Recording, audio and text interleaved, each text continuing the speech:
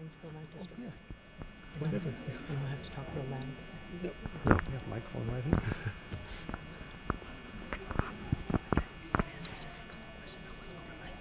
Yeah. Oh, yeah. Mhm.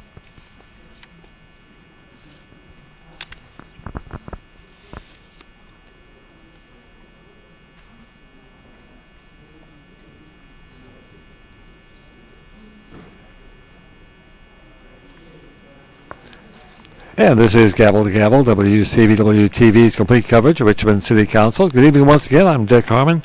Welcome to our second meeting of the month of October.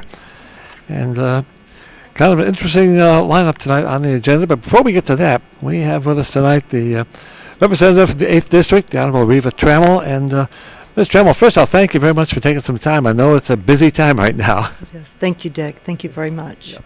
And you got a lot going on. It seems like you always have a lot going on in the 8th District. There's meetings, there's all kinds of stuff.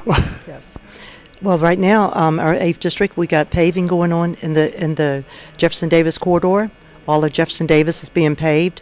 Let me see, we got paving going on in the Woodstock area, McGuire area, and we've got drainage problems being addressed, and they're being taken care of on Chapel Drive and some other areas too.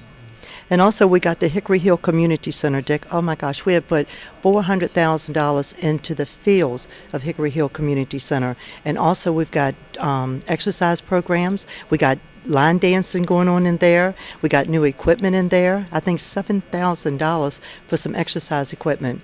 And it's only $15 a month to join. And I'm going to join. And that's open to anybody in the 8th District or anybody in the city or what? Anybody, yeah. We need people. Come on over. So I can come down and learn how to line dance. That's right. You can come over and line dance with us. And exercise, too. We got new treadmills coming, the exercise bikes, all kinds of things.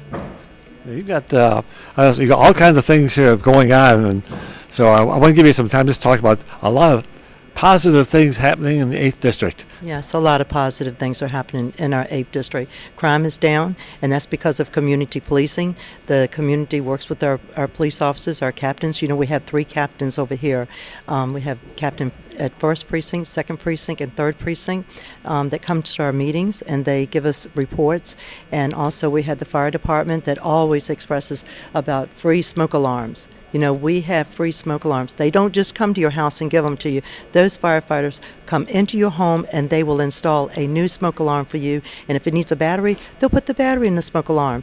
And if you call 646-1526, that's 646-1526, you can set up an appointment, or if you like, you can just go to the nearest fire station, tell them that you need them to come to your home and, check your smoke alarms. And they will come there, and like I said, they'll put up a new one for you. Just today, as I was coming to City Hall, I saw the firefighters, the men and women over there on Fairfax Avenue, and they were knocking on doors to see who needed a smoke alarm. And there's a side benefit to a smoke alarm. Not only is it a very safe thing to have in your house, but also you get a reduction on your homeowner's insurance if you have a smoke alarm. That's right, Dick. And remember, those smoke alarms, they save your life and your pets, and they will save your home if it's working. I mean, why have a smoke alarm that's not working? So what else is going on in the 8th District? Right now, we're talking about adopting a street.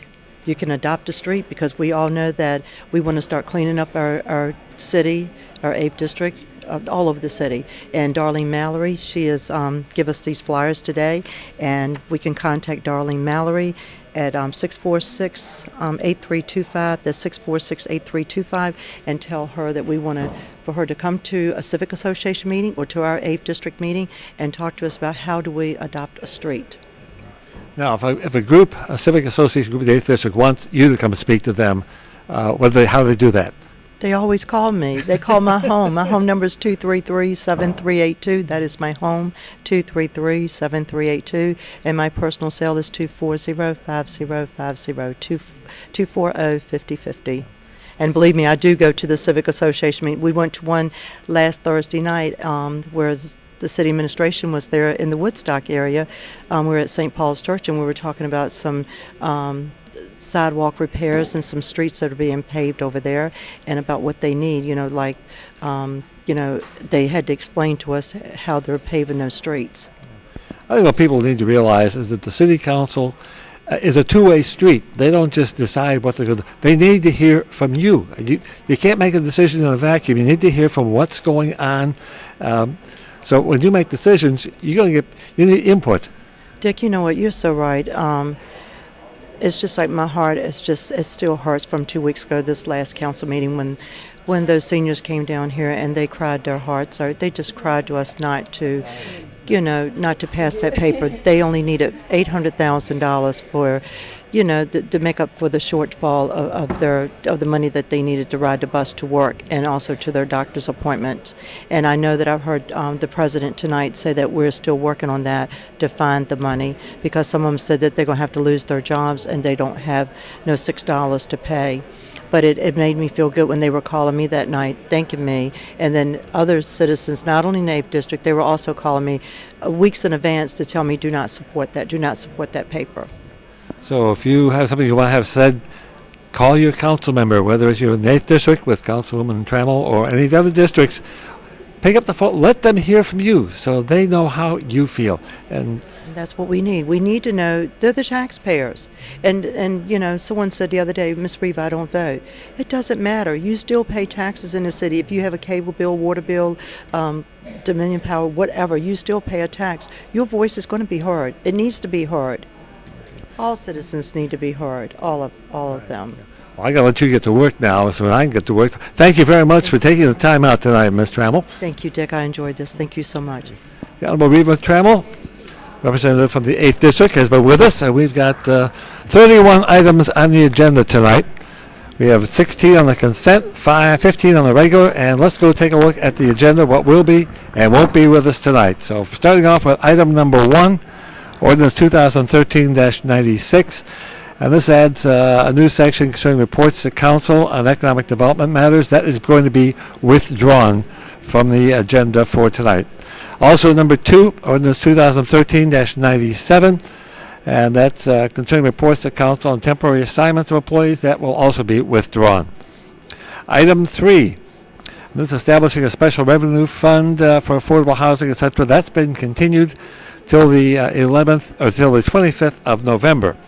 Item 4, Ordinance 2013-154, and that is one that's going to be moved to the consent to the regular agenda. There's a lot of discussion about that, a large crowd here tonight, and this is the paper that to amend and ordain for the purposes of and to the extent now or hereafter permitted by or required by law, recognizing same-sex marriages that have lawfully occurred in other states, etc. Now, what this paper is all about, this is a what-if paper. If the Virginia General Assembly recognizes same-sex marriages, then Richmond will not be standing in the way of benefits, insurance, equal protection, etc. So this is a paper that is contingent on the state legislature passing a paper recognizing same-sex marriages. That is what this paper is about in layman's terms. It may be a little more complicated than that, I'm sure it is, but that's as I can explain it in layman's terms. That has been moved to the regular agenda. Item 5, Ordinance 2013-171, special use of various properties at Croydon Avenue, McDonald Street, West 15th Street, for the purpose of retail use upon certain terms and conditions. That stays on consent. Ordinance 2013-175, that's declaring surplus 1722 Arlington Road. That's being continued till the 25th of November. Item number 7. This is Ordinance 2013-206, and this would concern the hours of Nina Abadie Festival Park. Currently, it's open 7 a.m. till 3 a.m. the following morning. This would now go to sunrise to sunset like all the other parks in the city. Item 8, Ordinance 2013-208, and this is a special use of 2501 Monument Avenue. This would be imposing a condition on special use of such property, a 150-person attendance limit on all reception events. Item 9, this is transferring $394,855 from the school planning and construction project, and this providing for installation of technology infrastructure at the new Martin Luther King Jr. Middle School. That's being continued till our next meeting on the 11th of November. Item 10, Ordinance 2013-217, and that is adding a new section reflecting amendments to Virginia Code. This concerning certain permits to the city's master plan. That's being continued until the 25th of November. Item 11, ordinance 2013-218, concerning vacant building registration. That one stays on consent. Item 12, ordinance 2013-219, and this would concern partial tax exemptions for rehabilitated and replaced residential and multifamily structures. This would provide the residential real estate has been subsequently rehabilitated by replacement or renovation would not exceed total square footage of the rehabilitated structure by more than 100%. That stays on consent. Item 13, this amends the pay plan. Various classifications, that stays on consent. Item 14, Resolution 2013-R206. This is supporting the application for an allocation of $10 million through VDOT revenue sharing to provide maintenance and construction assistance to certain transportation products. Item 15, Resolution 2013-207, and this is a recognition. It recognizes the Department of Parks, Recreation, and Community Facilities, its employees, Richmond residents, and area mountain bike enthusiasts for their efforts toward the development and designation of the Richmond region as a ride center. Item 16, Resolution 2013-R208, requesting that Amtrak and VDOT provide roll-on, roll-off service for bicycles at Main Street Station and other stations. That stays on consent. Now, we get to the regular agenda. Ordinance 2013-112. This is the Captain Buzzy's Beanery paper. And the amendment that went to it was that they would, after 1 year, if they are granted this, after 1 year, they have to come back and present again to the City Council. That one, we don't know how that one's going to go, but that will stay on the regular agenda. Item 18, Ordinance 2013-161, and this is disposition of funds from the sale of real estate, etc. That's being continued till the 25th of November. Item 19, Ordinance 2013-180, and this is a disposition of funds from the sale of real estate and certain insurance products. That's being continued till the 25th of November. Item 20, special use at 1110 Grove Avenue, for the purpose of permitting up to 7 multifamily dwelling units. That's continued till the next meeting on November 11th. Item 21, Ordinance 2013-207, and that is amending request by a city auditor for audits and projects for the purpose of setting forth a process for which the council may require that an audit or project be removed from the city auditor work plan and canceled. That's been continued for 4 weeks until the 25th of November. Now, items 22, 23, 24, and 25. These are all concerning the papers for the Franklin Street, Main Street Station project. All those are being moved to the consent agenda. So that's all 4 papers. Now, items 27, 28, 26, 27, and 28. These are what I'm calling the ballpark stadium papers. One of them would lease certain retail property at 3003 North Boulevard. That's the Diamond. One's a release of easement for the purpose of parking located at the Diamond. And one is authorize the acquisition of the property. These papers, looks like, are going to be continued for 2 weeks. The council wants to see what the lease agreement is going to look like before they decide they're going to sign off on these papers. So it looks like, well, it didn't have a formal vote because it didn't have enough people at the meeting to get 5 votes in favor of continuing. It now looks as though they will be continuing these papers for 2 weeks. Item 30. This is reversing the decision of the Commission of Architectural Review. And this is about windows at 2200 Monument Avenue. That's being continued until the 25th. And then item 31. It's requesting the school board provide the council with a 3-year plan to improve academic achievement, etc. That's being continued till the 25th of November. So, where do we stand now? Okay, we started out with 16 items on the consent agenda. 2 have been withdrawn, 4 continued. 1, the same-sex marriage benefits paper, is being moved to the regular agenda, and 4 papers are being moved from the regular agenda to the consent agenda. So we now have 13 papers left on consent agenda. We have 9 remaining originally than the 4 being moved from the regular agenda. So 13 papers on tonight's consent agenda. Regular agenda, we started out with 15. 6 have been continued. 4 are being moved to consent, and those are the Franklin Street, Main Street Station papers. Then we have 1 being moved from consent. That's the same-sex marriage benefits paper. So we now are down to 6 papers, and then these 3 ballpark papers. It appears we will have those 3 continued, so we will be down to just 3 items on the regular agenda, but 3 very interesting items. And as I look out there, I see pretty close to a packed house here tonight. Which papers they're here for, we'll be finding out in just a few minutes. Citizens comment period. We have 6 speakers for tonight, varying from cold temperature transportation to downtown economic development and others in between. And on formal awards and recognitions, there'll be 4 given tonight. 3 are for retirees. Kenneth Wiggins, retiring after nearly 42 years. He's a custodian with Department of Public Works. He'll be receiving an award tonight as he retires. Gail Tully, project manager, information system development analyst. She's retiring after nearly 30 years. And Barbara Sladen, executive director of the Offender Aid and Restoration of Richmond.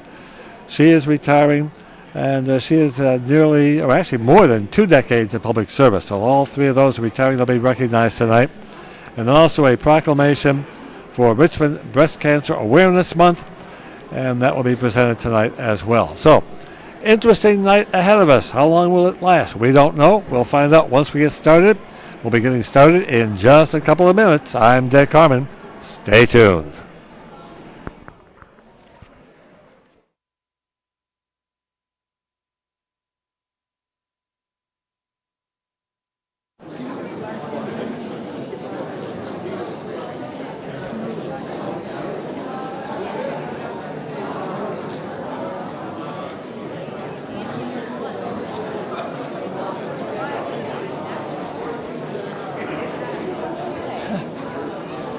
Good evening, ladies and gentlemen. We have 5 members of council at the dais. I see at least 1, if not 2 more, making their way down. So we're going to go ahead and call this formal session of Richmond City Council to order. As always, we will begin tonight with an invocation. This is going to be by the Reverend Rosalind Battle of New Deliverance Tabernacle. And after that, we'll immediately follow with the Pledge of Allegiance, if members would please rise.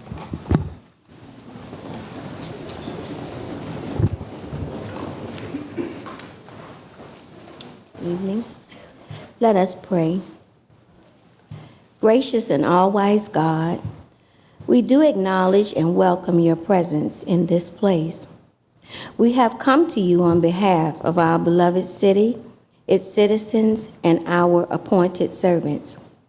We come asking that your strong hand would guide and govern every aspect concerning the matters that will be introduced for consideration, those which will be deliberated upon, as well as that which will be decided upon during the course of this gathering. We pray that you, dear God, will help us to deal justly, and that we will be more inclined to act rather than to react, and that we would speak to truth rather than argue about personal opinions. We pray, great and gracious God, that this time will be fruitfully utilized to carry out the business of our beloved city to your glory, and that you will be pleased with all of its outcomes. It is for your precious name's sake that we do pray. Amen. Amen. I pledge allegiance to the flag of the United States of America and to the republic for which it stands, one nation, under God, indivisible, with liberty and justice for all. Thank you. If you please be seated.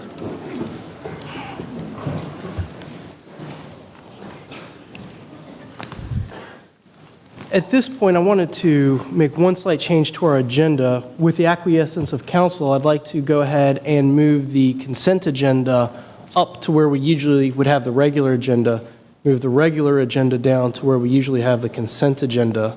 thereby giving folks that are here for a paper on the consent agenda a chance to get in and get out, and folks on the regular agenda a chance to still have their fair say. Any objection to that? All right, seeing none, that's what we'll be doing. Madam Clerk, if you'll help me remember that when we come to the appropriate time. Now, would the clerk please read the appointments and reappointments on tonight's agenda? Would you like for us to read the emergency evacuation, Mr. President? Well, seeing as we're so crowded in here tonight, that's probably a real good idea. And why don't we do the citizen guidelines too, please? Sure. Council evacuation and chamber evacuation announcement. Upon activation of the emergency alarm systems, all persons should immediately exit the building. Please use the exit to the left and right front of the council chamber, the east or west stairway outside the rear doors of the chamber. Please do not use the escalators or elevators. After exiting the building, proceed to the assembly area bordered by Clay 8th and 9th Streets. Citizens and employees should assist visually and hearing impaired visitors with exiting the building. Citizen Speakers Guideline. Citizen wishing to speak during public hearing and/or citizen comment period generally have 3 minutes to speak. Persons appearing before council are not allowed to campaign for public office, promote private business venture, use language of a personal nature which insults or demean any person, include comments directed at public officials or staff members that are not related to their official duties. Address all questions staff members directly. All questions are to be directed to the President of Council. Failure to adhere to the guidelines may result in speakers forfeiting in the remaining time and future disciplinary action as necessary, which could include barring from attending any future meetings of City Council for a period of 6 months.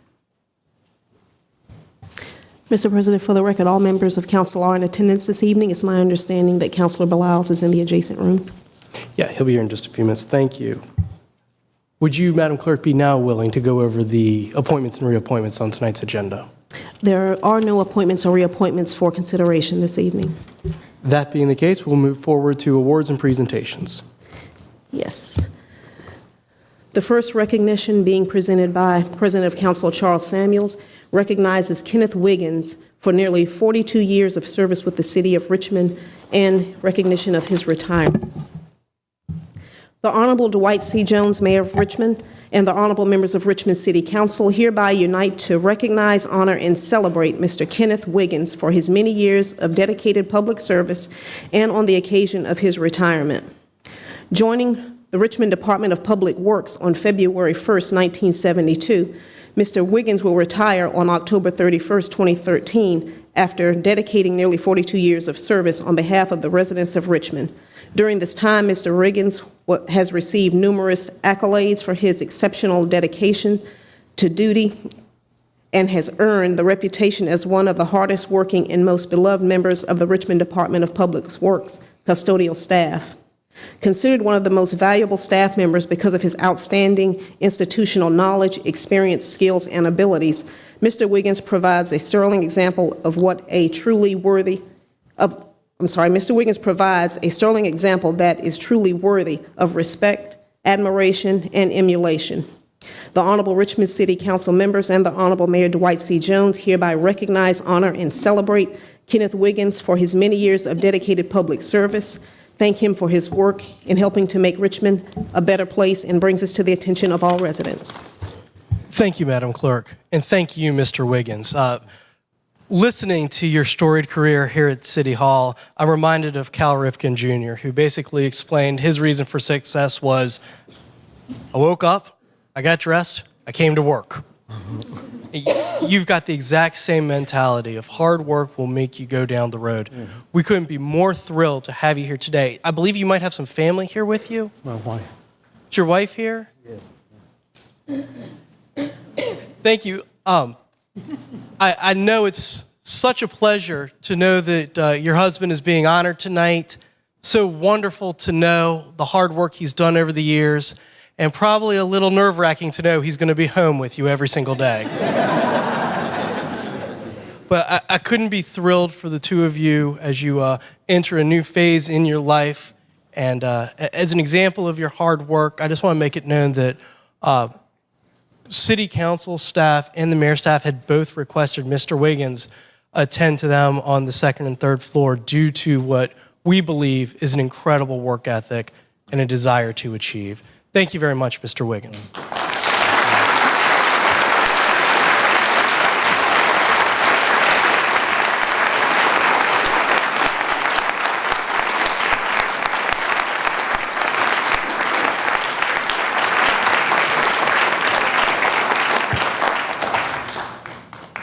Mr. Wiggins? Mr. Wiggins. Could you return for a moment, please?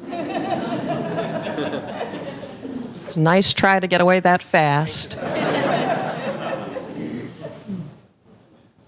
Mr. Wiggins, on behalf of the mayor, I want to say that I didn't see you in the office most mornings because you were there way before I was.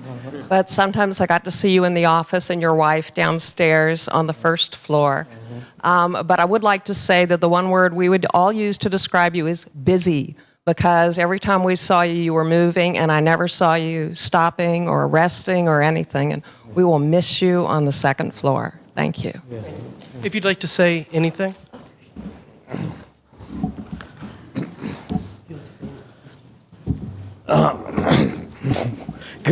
Good afternoon. Impressive I be here, and I would enjoy the whole time I was working with this city. I enjoyed working with the city, and the staff and my supervisors, that they were nice, and the people, the public I work with, they were very intelligent, and I enjoyed working with the city when I was here. Thank you very much.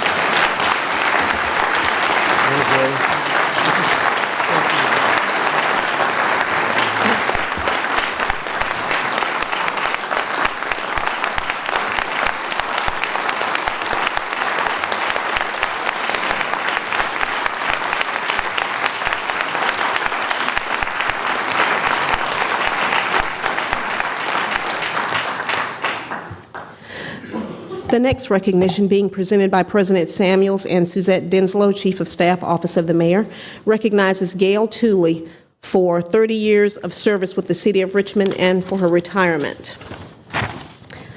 The Honorable Dwight C. Jones, Mayor of Richmond, and the Honorable members of Richmond City Council hereby unite to recognize, honor, and celebrate Ms. Gail Tooley, Information Systems Developer, Analyst, and Project Manager for the Richmond Department of Information Technology, for her dedication to public service on the occasion of her retirement. Joining the Richmond Department of Information Technology in 1983, Ms. Tooley retires at the end of October 2013 after providing nearly 3 decades of public service. During the past 30 years, Ms. Tooley has successfully assisted nearly every level of information technology development, programming, and project management. This has included her work on thousands of projects, both large and small, that have been crucial to the technological foundation and the bloodline upon which every office and department of Richmond government operates. Known for her process analysis skills, Ms. Tooley is heralded for being result-oriented and has earned the reputation for her attention to detail and quality. Richmond City Council and Mayor Dwight C. Jones hereby recognize, honor, and celebrate Ms. Gail Tooley for her dedication to public service on the occasion of her retirement, and thank her for her work in helping to make Richmond an even better place. Ms. Tooley, I couldn't be more thrilled to thank you for your years of work with the city. I think it's a testament to your love for city that you are willing to do this day in and day out. I can tell you from personal experience that on her watch, I've never gotten the blue screen of death on my computer. and I really do thank you for the work that you've performed. We're sorry to see you go, but we understand that at some point, even you want to look at something besides a computer screen. So thank you very much. Thank you.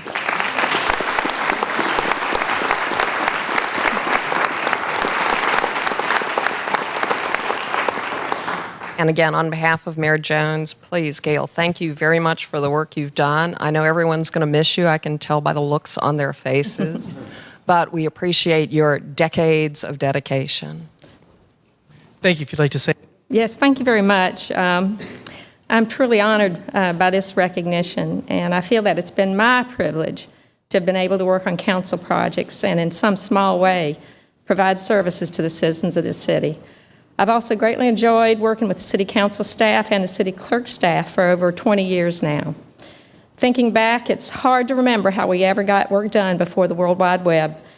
But it was in the mid-1990s, before the internet, that former city clerk Edna Keys-Chavis asked us to automate her tracking cards and reduce the amount of manual workload in her office. We created the clerk's tracking system to do just that, but citizens still had to come to the City Hall to electronically search for documents. After the arrival of the internet around 2002, we rewrote the tracking system so citizens could search legislation from anywhere using an internet browser. We added formal council meeting details and standing committee meeting details to the web at the same time. Since then, we've added the boards and commissions application, informal council meeting details, and on-demand audios and videos to the website. I'm very excited about our next big project going forward, which is to implement Granicus meeting management software. Granicus will bring internal efficiencies and provide more transparency to citizens than we have in the past. I regret that I won't be here to see it deployed, but I assure you the project's in good hands and making good progress. I would also like to assure you that my co-workers, especially Yovo Scoro and Sharon Ho, in particular, will continue to support council projects as they've been doing so for several years now. They are currently heavily involved in the Granicus deployment project and serving in our project team. Thank you again. I'm very honored, and all I can think of is, wow, what a wonderful memory to take it with me into retirement. Thank you.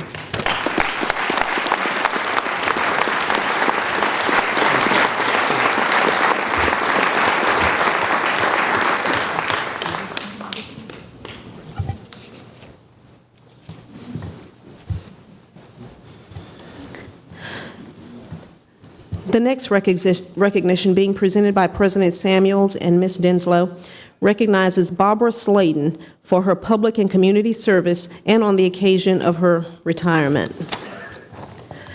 The Honorable Dwight C. Jones, Mayor of Richmond, and the Honorable members of Richmond City Council hereby unite to recognize Ms. Barbara Sladen for her public and community service on the occasion of her retirement as the Executive Director of Offender Aid and Restoration of Richmond. Dedicated to public and community service, Ms. Sladen served dutifully as the Executive Director on the nonprofit organization Offender Aid and Restoration of Richmond from 1990 to August 2013. During her more than 2 decades of leadership, Ms. Sladen excelled in supplying the stewardship and direction needed in providing pre- and post-release reentry programming for individuals returning to community life after incarceration in the Metro Richmond area. In this capacity, she was successful in coordinating efforts with local and state programs, services, and facilities. Richmond City Council and Mayor Dwight C. Jones hereby recognize Ms. Sladen for her public and community service on the occasion of her retirement and thank her for her work in helping to make Metro Richmond region an even better place. Ms. Sladen, after that many years, all I can tell you is every client I have that's gone through OAR comes out a better person. Your work in the community, your work with ex-offenders has been remarkable.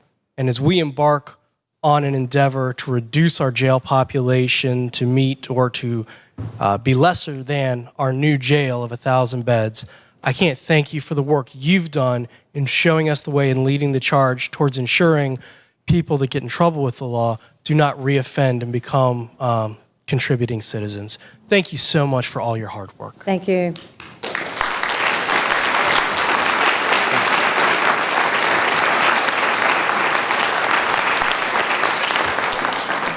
Ms. Sladen, on behalf of Mayor Jones, thank you for the work you've done for 2 decades, 2+ decades. Yes. And in my college days, I was an OAR volunteer, so I know very well how important the work is, and the job you've done in this city is phenomenal. So thank you very much. Thank you.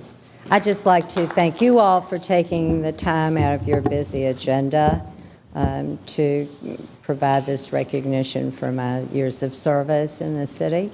I feel somewhat guilty about being recognized because I can truthfully say I'm probably the only person I know who loved every minute of my job, every minute of working with our clients, and I'd just like to encourage you all and everybody here to try to learn more about the reentry process and about the struggles that these clients go through. and understand how it's difficult sometimes for them to cope with them, and they do need services, and they need a support system, long-term support system.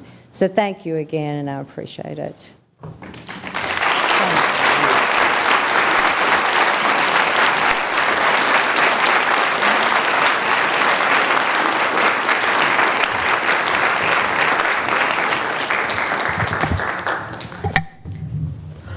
Our next recognition being presented by Council Vice President Ellen Robertson recognizes October 2013 as Richmond Breast Cancer Awareness Month. Breast cancer is most commonly diagnosed breast cancer is the most commonly diagnosed and second leading cause of cancer death among women. It is estimated that about 1 in 8 women born today in the U.S. will develop breast cancer at some point during their life. As an effort to bring awareness about the disease, the National Breast Care Awareness Month was established in 1985. The devastating personal losses, costs, and consequences to our families and community as a result of this disease are tragic, profound, and far-reaching. In recognition of National Breast Care Awareness Month, and in order to further increase public awareness and support families, the medical communities, and organizations in helping to detect, prevent, fight, and cure this disease, the honorable members of Richmond City Council and Mayor Dwight C. Jones hereby jointly proclaim the month of October 2013 as Richmond Breast Cancer Awareness Month.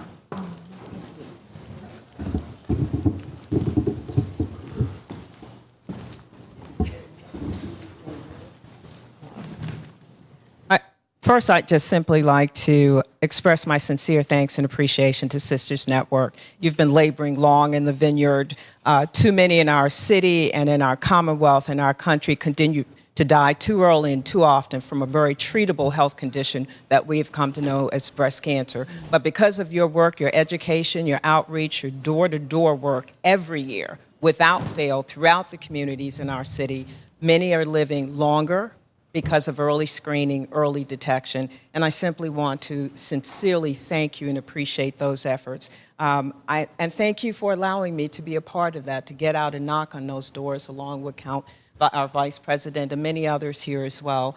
You've stayed the course, and because of that, the numbers are declining, but the battle's not over. And I know that you know that because you continue to do the work, both in terms of education and outreach, but also providing support to survivors on an ongoing basis. And I sincerely thank you on behalf of the citizens of the city of Richmond for your extraordinary work to break the silence around breast cancer, ensure that we early detect, that we live longer, quality lives. Absolutely. Thank you.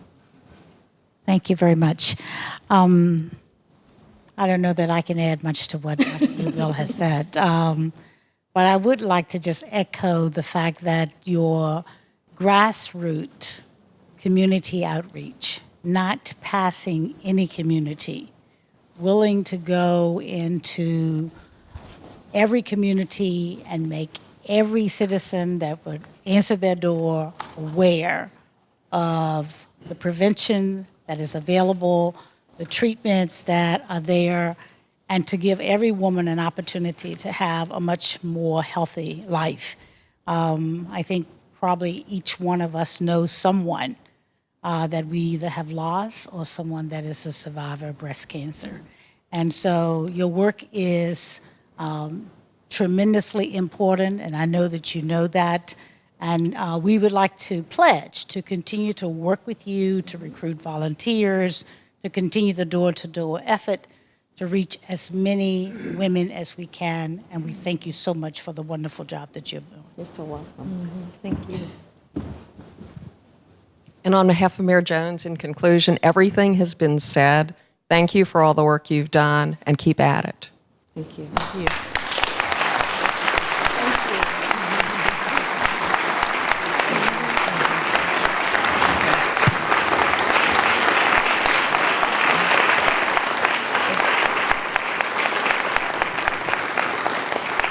Thank you very much. Our national creed is, in strength there is power, and in power there is change. And the city of Richmond, I started along with some other breast cancer survivors, Sisters Network. And in 2001, the city has helped us make a change. Women are coming forward and saying, yes, I am a survivor, and we're seeing women live longer and live better. So I just want to say, on behalf of Sisters Network, Richmond, Virginia, thank you to the councilwomen who walk with us door to door every year, who never turn me down, to the mayor who always answers our calls. And we just want to say that we hope we make a difference in the city, and we will continue to work with you. God bless you. Thank you.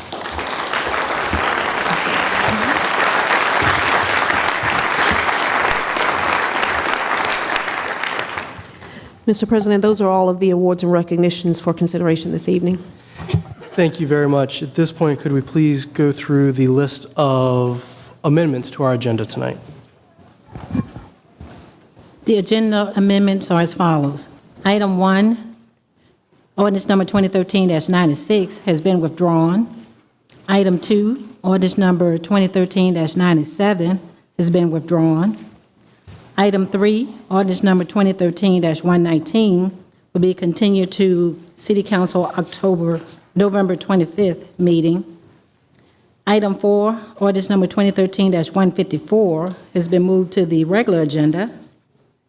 Item 6, ordinance number 2013-175 will be continued to City Council November 25th meeting.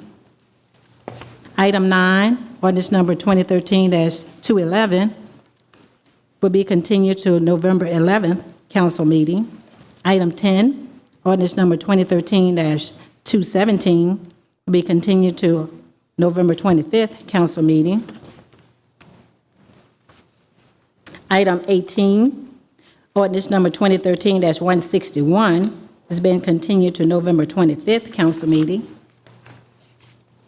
Item 19, ordinance number 2013-180 has been continued to November 25th council meeting.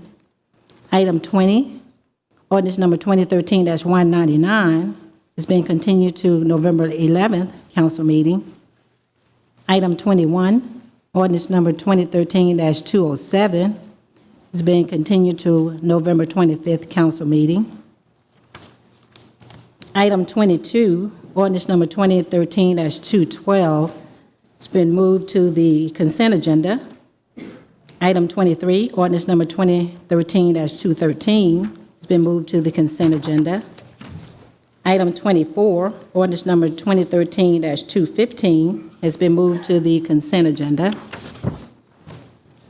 Item 25, ordinance number 2013-216 has been moved to the consent agenda.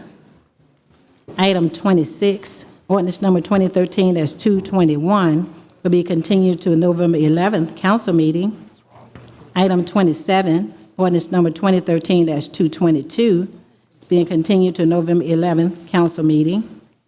Item 28, ordinance number 2013-223 will be continued to council November 11th council meeting. Item 30, resolution number 2013-R202 is be continued to November 25th council meeting. And item 31, resolution number 2013-R205 will be continued to council November 25th meeting. Mr. President, those are all the amendments I have for the agenda. Thank you. Any additional amendments or changes to the agenda? Seeing none, Madam Clerk, would you please call the question? Ms. Mosby, can you make the motion to amend the agenda as read? So moved, Madam Clerk.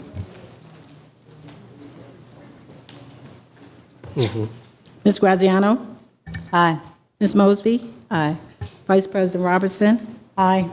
Mr. Agelesto? Aye. Mr. Hilbert? Aye. Ms. Trammell? Aye. Ms. Newbill? Aye. President Samuel? Aye. The amended agenda is before you. And let me just make a note to council members. If you have a green copy, is that the confusion I'm seeing? Okay, the green copy is in fact off. The blue copy is correct. What Madam Clerk read was correct, but there is a erroneous green copy floating around. Don't worry about that one. All right, so the amended agenda is in front of us. As I said, we were going to go forward to the consent agenda first. Madam Clerk, would you please give us a review of the items on tonight's consent agenda? Yes. The consent agenda items are as follows. Item 5, resolution number 2013-171, to authorize the special use of 309, 311, 313, 313 and a third, 313 and 2/3, and 315 Gordon Avenue, 310 and 314 West 15th Street, 1514, 1508, 1506, 1504, and 1502 McDowell Street for the purpose of retail use. Item 7, ordinance number 2013-206, to amend City Code Section 26-457 for the purpose of changing the current hours of Nana Abbey Festival Park from sunrise to sunset each day of the year. Item 8, ordinance number 2013-208, to amend ordinance number 2013-156-154, which authorizes special use of 2501 Monument Avenue for the purpose of a museum for architectural and design and a lodging unit to impose a condition of 150-person attendance limit for all reception events. Item 11, ordinance number 2013-218, to amend City Code Section 14-15 concerning vacant building registration for the purpose of reflecting amendment of the Virginia Code, Section 15.2-1127. Item 12, ordinance number 2013-219, to amend City Code, Section 98-132, for the purpose of providing that residential real estate that has been substantially rehabilitated by replacing or by renovation, or that the construction of the addition for residential use makes exceed the total square footage structure by more than 100 feet, 100%.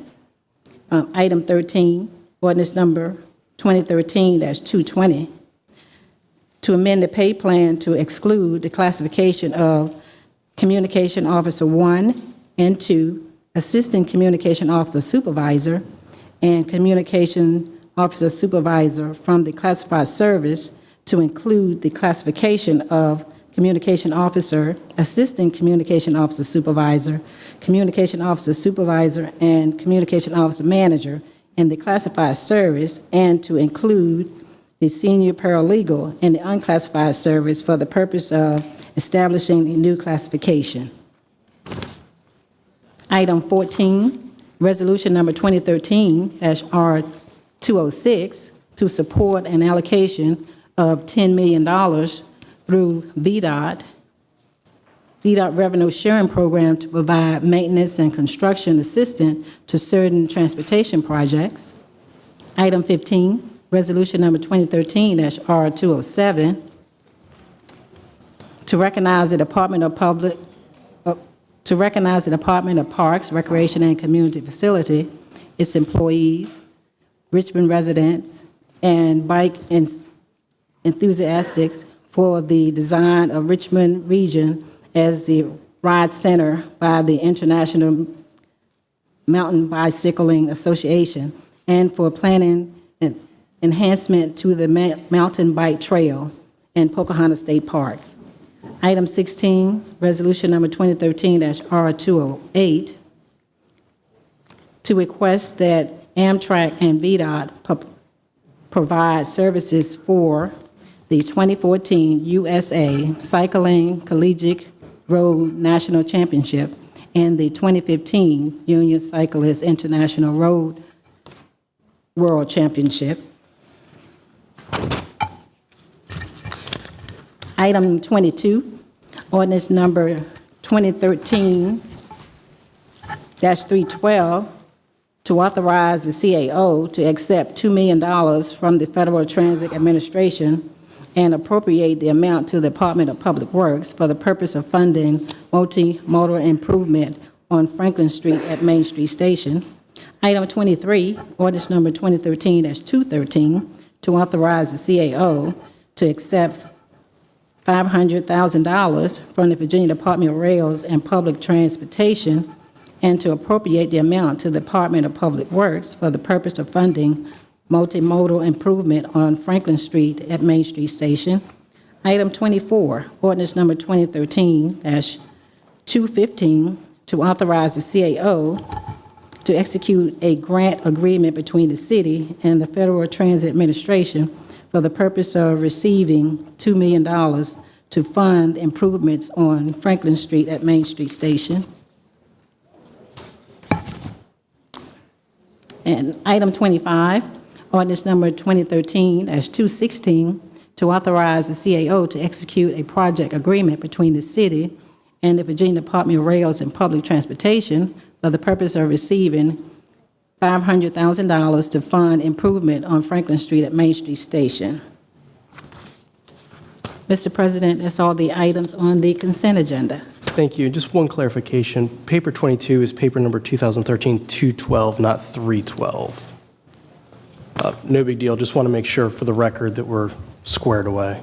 Oh, okay. Thank you. Thank you. All right. Are there those tonight who wish to speak in opposition to any of the items on the consent agenda? Everyone who wishes to speak in opposition, please form a line behind Mr. Dorsey. Mr. Dorsey, if you'd be so kind as to identify the paper you're speaking in opposition to. Well, as you know, that there are a lot of papers on the consent agenda, so I probably will reference what they're about. I guess we can start with ordinance number 2013-206. My name is Christopher Dorsey. I'm speaking in opposition to a number of items, even items that I may not get a chance to speak about, considering that there are a large number of papers on this consent agenda. I think we need to do something better with the houseless population in the city of Richmond than just when we don't have any room for the jail in the jail for the homeless population, than just saying that they can matriculate over to the festival park. We need to have a real solution other than just keeping parks open sun up to sundown, which they're public parks. They should be open at that period of time anyways. The ordinance number 2013-220, and I'm just going to read it, and this might speak for itself, and this might be all I have time for. To amend the pay plan adopted by Ordinance 93-117-159 on May 24th, 1993, to exclude the classification of Communications Officer 1, Communications Officer 2, Assistant Communications Officer Supervisor, and Communications Officer Supervisor from the classified service to include the classifications of Communications Officer, Assistant Communications Officer, Supervisors, Communications, include the clarification of Senior Paralegal in the classified service for the purpose of establishing new classifications. If there's anybody up on this panel who can explain what that means, I would be interested. I don't have any idea what any of that means, and I doubt you do, and if you did, you wouldn't have written it in such a inexplicable manner. Let's see. I think there's a number of other things here that contains a lot of money. Ordinance number 2013-219 to amend reordained city code concerning partial tax exemptions for rehabilitated and replaced residential multifamily structures. I think that needs more explanation. I'd like to hear some discussion, actually. I'd just like to hear some discussion from council, because I know that most of this is not going to do any good for the people, and I think that you all should have to explain yourselves. Thank you for your time. Thank you, Mr. Dorsey. Next speaker, please. I'd like a point of order. I'd like to find out something here. Ordinance number 20. Sir, I'm sorry. I know who you are, but if you wouldn't mind introducing yourself for the record. My name is Charles Evans Hughes, named after Chief Justice of the United States. Big lawyer, and I'm a Johnny House lawyer. On this ordinance 2013-154, I was back there reading it when you were talking. Did y'all postpone this, or is it for some other date? Or is it you speak on it tonight? 2013-154? Yes. I'll be happy to answer your question as soon as I turn to the correct page.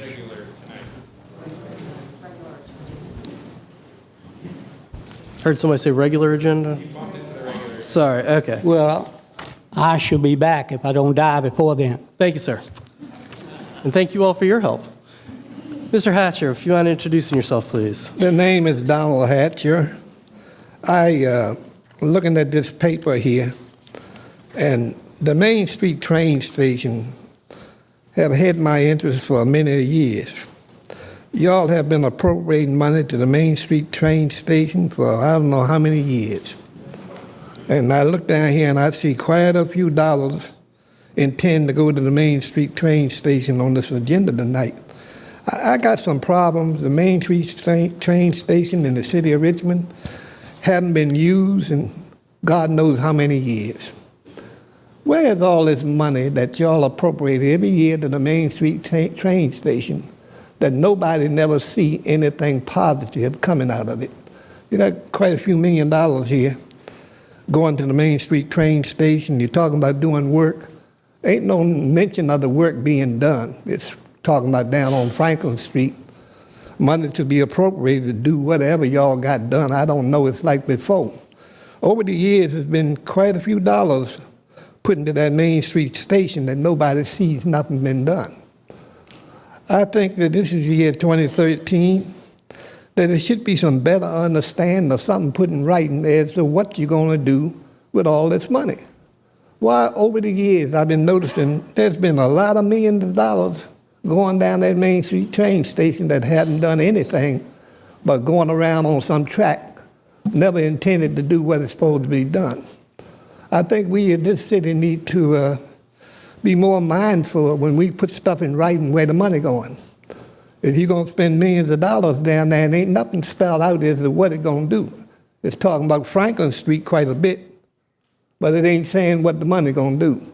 So I think it should be some better understanding of what that money going to do. I understand that there's some more train stations in Virginia now going to come through the city of Richmond. If I remember some of the talk in Richmond, the trains can't leave Main Street train station going over so many miles an hour, going out to the county where the trains will be loaded. And that puzzles me why we are sending money out to the county and omitting the city of Richmond. In other words, we're always giving everything away in Richmond to everybody else, and we benefit a little from it. I'd like to see some better ideas. Thank you. Thank you, Mr. Hatcher. Are there those that wish to speak in favor of any item on the consent agenda? All right. Seeing none, bringing it back to council for any discussion. I see Mr. Agelasto, then I see Ms. Trammell. Mr. Agelasto. Great. Thank you, Council President. I just wanted, since there are a number of people here, there's two resolutions that I introduced that deal, one with the International Mountain Biking Association's designation of the Richmond region as a ride center. And I think this is an important designation, since our region is one of only 12 in the world to receive that designation.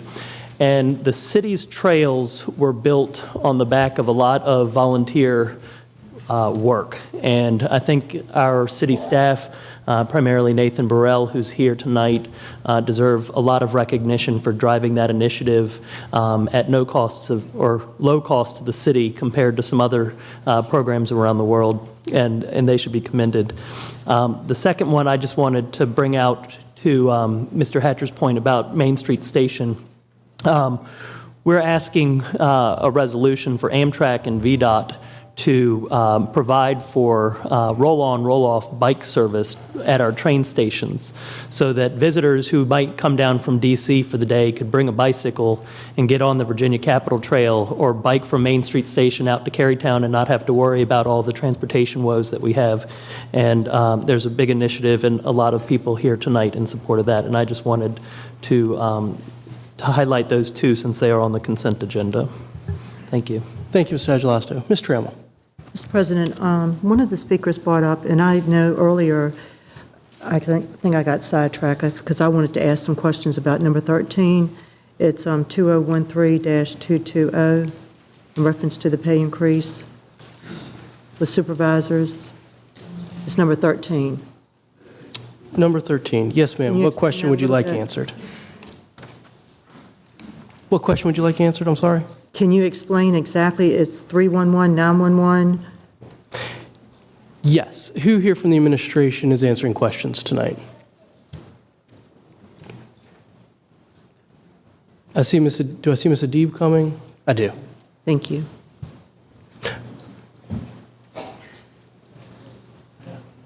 And Mr. Rosen, I didn't mean to ignore you when I saw Ms. Adib stand up. I'm Fred Rosen with the Department of HR. This paper primarily creates a broadband program in the communications, 911. It merges communications officers and seniors into a broadband communications officer, and then it increases the pay range for the supervisors. So that's with the 911, though, right? Yes, ma'am, 911.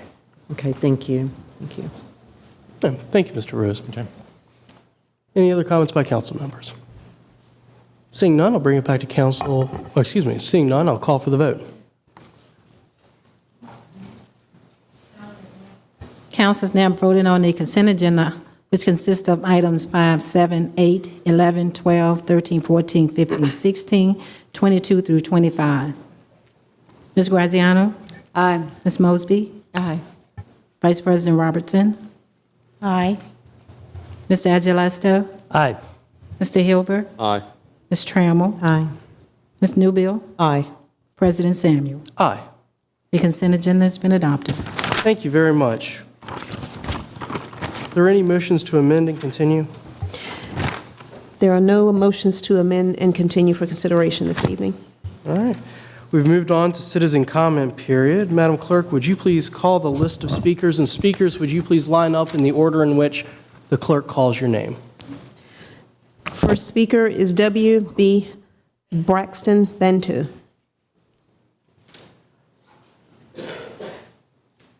Madam Clerk, if you'll go ahead and call all the names, please. Fatah Muhammad, George Robinson Jr., Donald Hatcher, Brian McGaney. Those are all of the speakers that I have. I believe... I'm sorry, Mr. Chris Dorsey. And Rodney Peterson. So the order I'm looking for is... I'm sorry, Mr. President, forgive me. Sure. There is Mr. Rodney Peterson as well. All right. So first speaker would be Braxton Bantu, please. Mr. Braxton Bantu, please. Good evening, Honorable City Council. I'm W.B. Braxton Bantu, a.k.a. Scott Leader Bat, and I'm here to speak briefly and to give thanks, which would be in order for the new cold temperature site that's located at 505 North 9th Street. And I give thanks to DSS or City Council or whoever was responsible for bringing about the new cold temperature site that replaced the one at 6 Mount Zion Baptist Church. There was an article in the Richmond Times-Dispatch and the current Richmond Free Press. However, there are some glitches that need to be worked out, and I'm willing to meet with these ladies, Ms. Groom and Ms. Northington, again at an Edgewater Millennium Future President meeting. We met October 23rd, the opening date of the new cold temperature site. The conditions have to be 40 degrees and below with wind chill factor. but one of the glitches that was omitted was inclement weather. And such a day may be coming this coming Friday, November the 1st.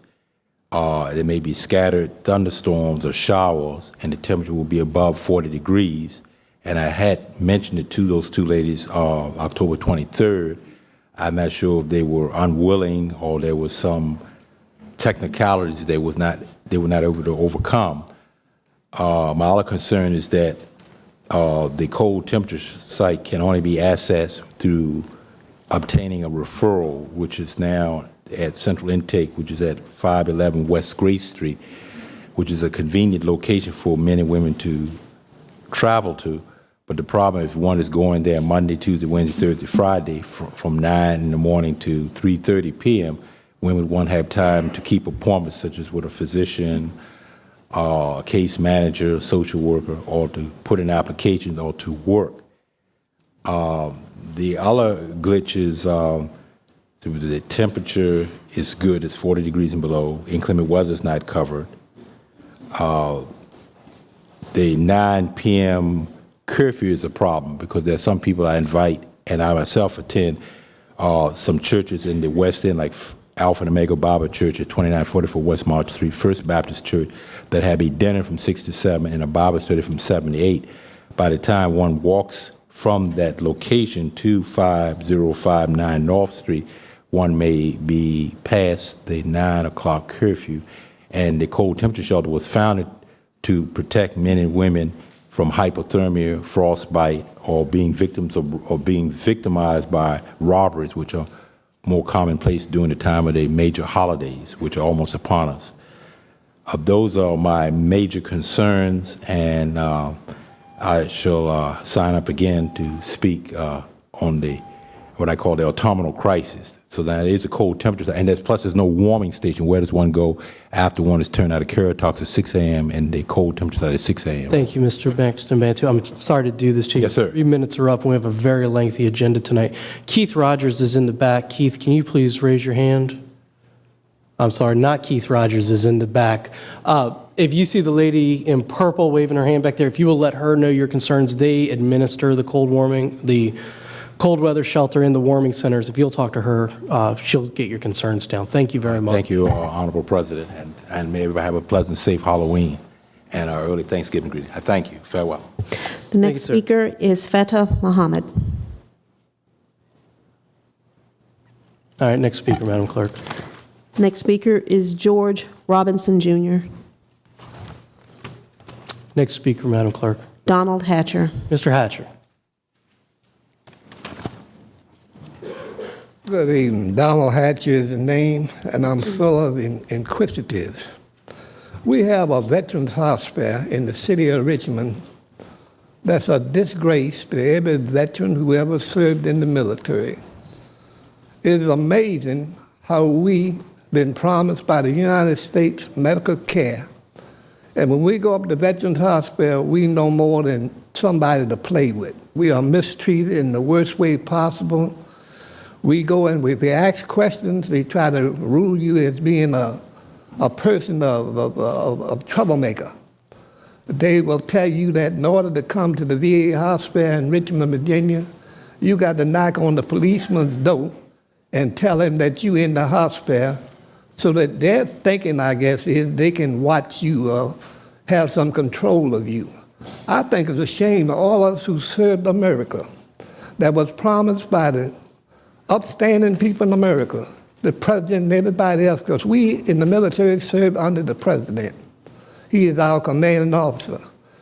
And when this military rules mistreat veterans, and to this day they're still doing the same thing. I've been on television for the last 4 weeks talking about the deplorable conditions of how they treat veterans at the VA hospital in this city. And I feel that it's the responsibility of everyone who sits on this city council to make sure the veterans who live in the state of Virginia get treated like they're supposed to. You got a bunch of white women working at that hospital, most of the doctors. I asked the question, how many black doctors work in that hospital? And as a black person, I feel as though we as blacks do have some disadvantages when it comes to medical personnel or medical conditions. I think it's deplorable that we got a city council that allow the Veterans Hospital in this city to be in a deplorable condition and how they treat blacks. I'd like to point out to you that in Vietnam, it was put on the records in Congress that over 65% of the troops on the front line were blacks. Ain't no way 15 or 14 or 13% of people in America being black should add up to 65% on the front line. We have served this country in every war it ever been. The Civil War, the British-American War, every war it ever been, we have served as blacks, Americans, with honor. And why is it now we can go to the VA hospital and be mistreated in the way we are? It's a shame, and this city has a responsibility to see that that doesn't happen to us. You got a director up there now that think he's dealing with slaves. And I'm just deplorable. I've served this country. I served for 30 months in Europe, where my life expectancy in 1957, 58, and 59 was only 12 days. Well, none of us in Your Germany time was is going up. to see Thank the ocean. you. And it's something wrong that we in this city Thank you, Mr. Hatcher. Your time is up, sir. Conditions. They got to be changed. Thank you, Mr. Hatcher. Yeah, but we need to do something. Somebody needs to say something about it. They don't need to keep walking around still in slavery. Sir, I appreciate it. And that's While the gotta stop council it, has sir. no control over the federal government or the VA hospital, I do know some people over there. I will personally make a phone call. Well, they are.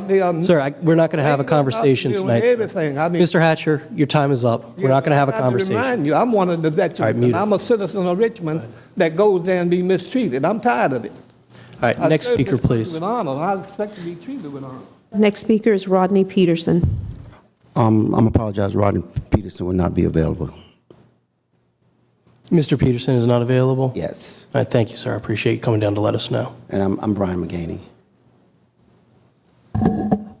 You want to speak in... No, I'm Brian McGaney. I am on the docket to speak. That is correct. Mr. McGaney is speaking in the place of Mr. Peterson, who was unable to come down tonight. I see. Go ahead, sir.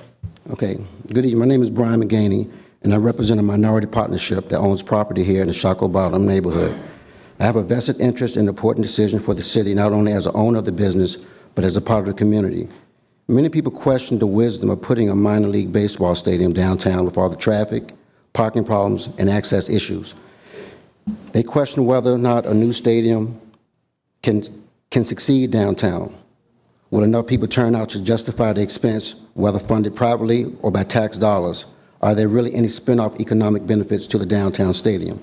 I challenge you all to research other cities' downtown stadium development in recent years in cities like Memphis, Oklahoma City, Greenville, South Carolina, amongst others, and the answer will be a unanimous yes.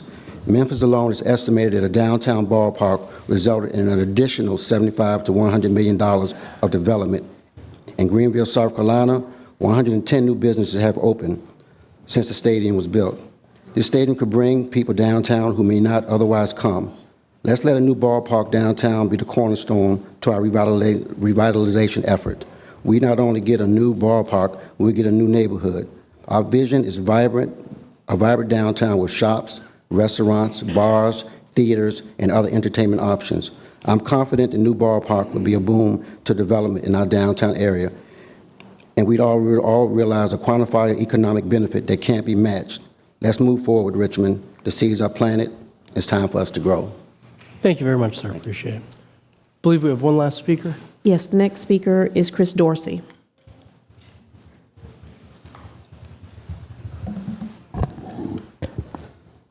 Good evening, citizens of Richmond. My name is Chris Dorsey. I'm going to talk quickly because I don't have much time.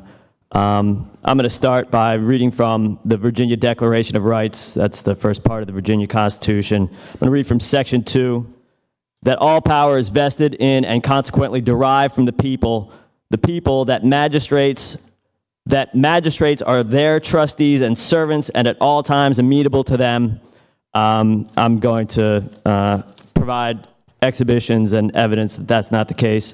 This is a letter to Christopher Piper. He's the manager of Virginia elections. This was sent by one of my associates. Dear Mr. Piper, and this is regarding the 2012 general elections.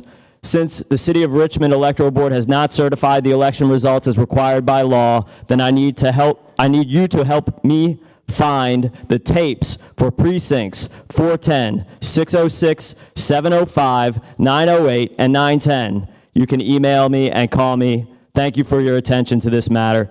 Here is the response from Mr. Piper.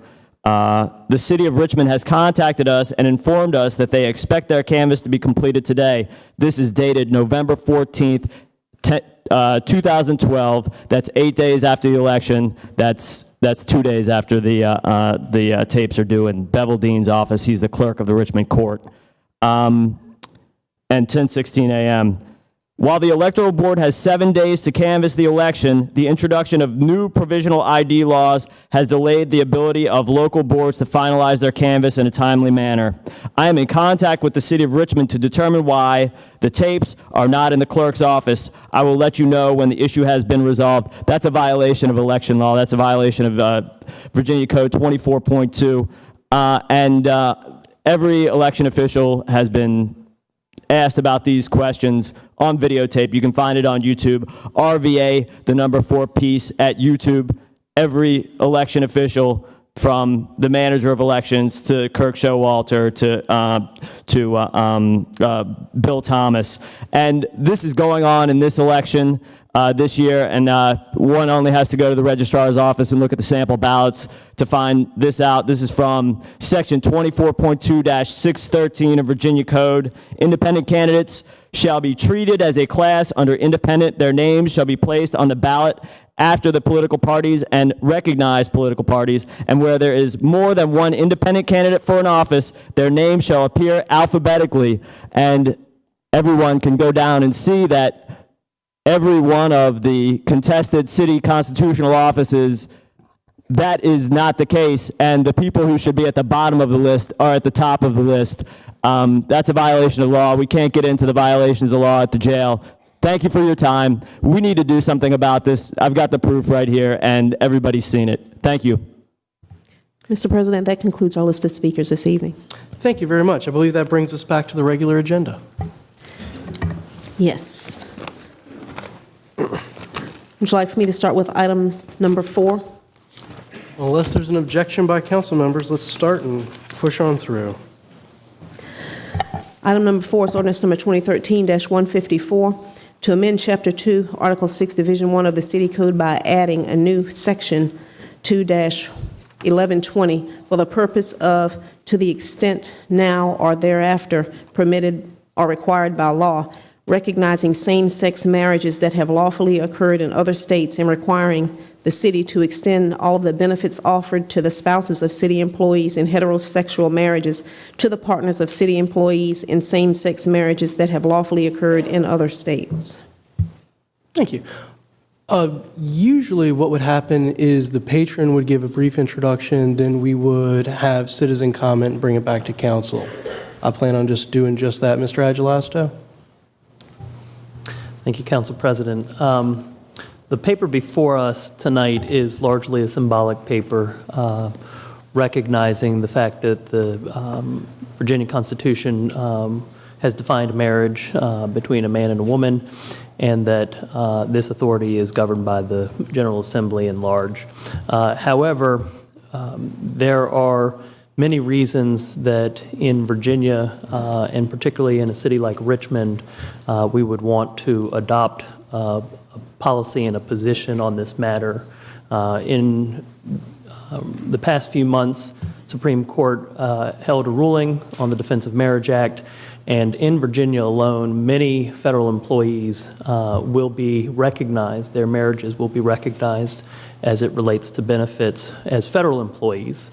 Granted, that doesn't impact the state of Virginia, nor does it impact the city of Richmond. However, it creates for a dynamic in our state that is undergoing significant legal challenge. In the city of Richmond, we are in a position where we can take a look at our employees and what we believe is a position of equality and justice for them, and making sure that they all know that they are valued, and if given the opportunity, the city we'll do the right thing by extending benefits to our employees. It also makes us a little bit more of an attractive environment for recruiting talent and having people move to the city. Currently, the private sector, through various other qualified adult programs, can extend benefits to domestic partners and same-sex couples. That's the private sector. The public sector doesn't have that same leeway. And all we're doing is saying if and when that becomes authorized, that we will immediately adopt it. Thank you, Mr. Agelasto. Are there those in the audience tonight that wish to speak in opposition? Mr. President, just one thing. Parker, can you just, like explain the last line that what you just said? Because some people are calling me even before 6 o'clock thinking that we're voting on this tonight, so it would go into effect tonight. Can you please explain that just a little bit better? So we are voting on this tonight. However, based on language that has been written into the ordinance, it cannot be implemented until such time as the General Assembly takes action. Does that answer your question, Ms. Trammell? I wonder if it answers the citizens that have the questions.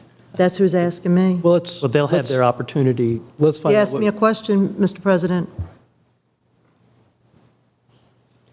I would prefer council members hold their questions for each other until the citizens have had a chance to ask, because we may have to answer a lot of questions tonight.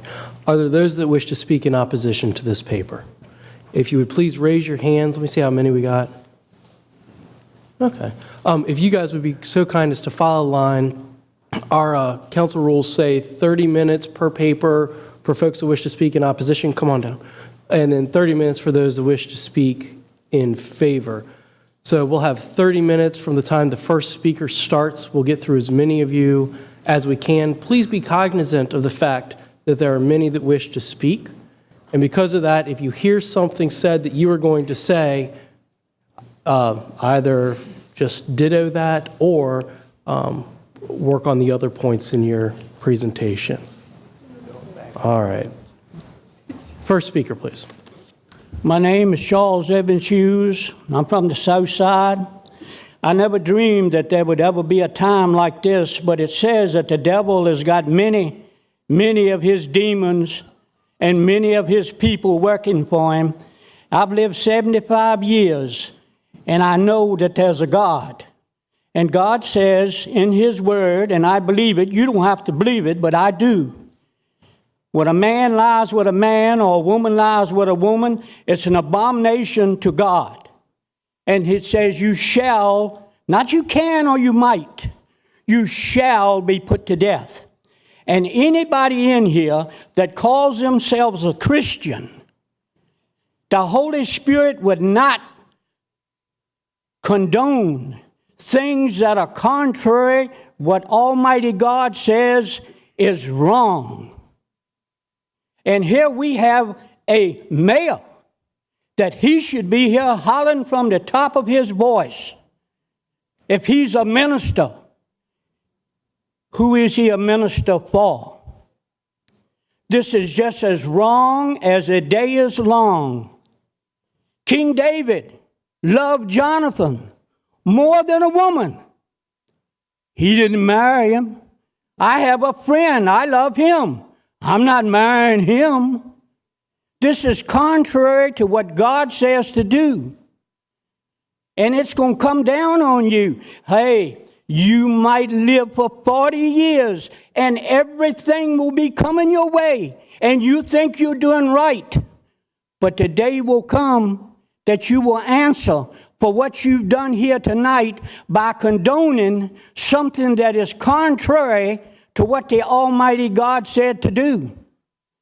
If you was my child, you wouldn't even think of doing anything like that because you would have been taught when you was a little baby that you do what the Lord says to do, not what you say to do, because the devil will get in you and cause you to do all kinds of things.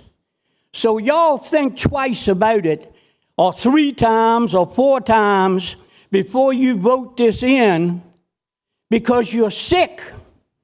You are sick mentally, physically, and spiritually. And you might think I'm some old nut up here talking, but I've lived long enough to see when people are wicked and do the wrong things, they die. Hitler, Mussolini, Stalin, all of them were ungodly people. Where are they today? Where are you going to be? They lived big. They thought they had it made. They had it made, all right. God is up there. He's everywhere. And He's watching. And He'll let you do anything you want to do. He's not going to grab you. He's not going to grab me. But He'll put the words in my mouth to speak what He's written. And He wrote it. It's an abomination. And why y'all would ever bring it up, the devil has got to be in you. Y'all can laugh at that all you want to. Your time is up. The devil is in you. Thank you. Y'all's time is up. And folks, just to be clear, I failed to mention this. Applause isn't allowed at this point, only during awards and presentations. And I keep that rule for everybody. Members of council and repeat visitors will know that I'm a pretty big stickler for it. Mr. Hatcher. Yes, Donald Hatcher again. The world is in one hell of a fix. Now you telling me you sitting up here in Richmond talking about maybe putting in a law that it's all right for two men to be laying in the bed playing with one another. The foolishness at some point need to be stopped. You got enough homosexuals molesting young kids today. The law need to be put to a point where the foolishness stops. God didn't create no man to be laying up in no bed, rolling over no man, talking about something in love. The foolishness at some point need to be stopped. But we live in America. The world's population is something like 15% white. It seems like white folks in the world have went crazy. You think it's all right to be hugging some man, making love to him in the bed. Well, why don't you just go out and kill all the women and you won't have to worry about no man having no love with a woman. The foolishness at some point need to stop. Is two men going to be able to make a baby?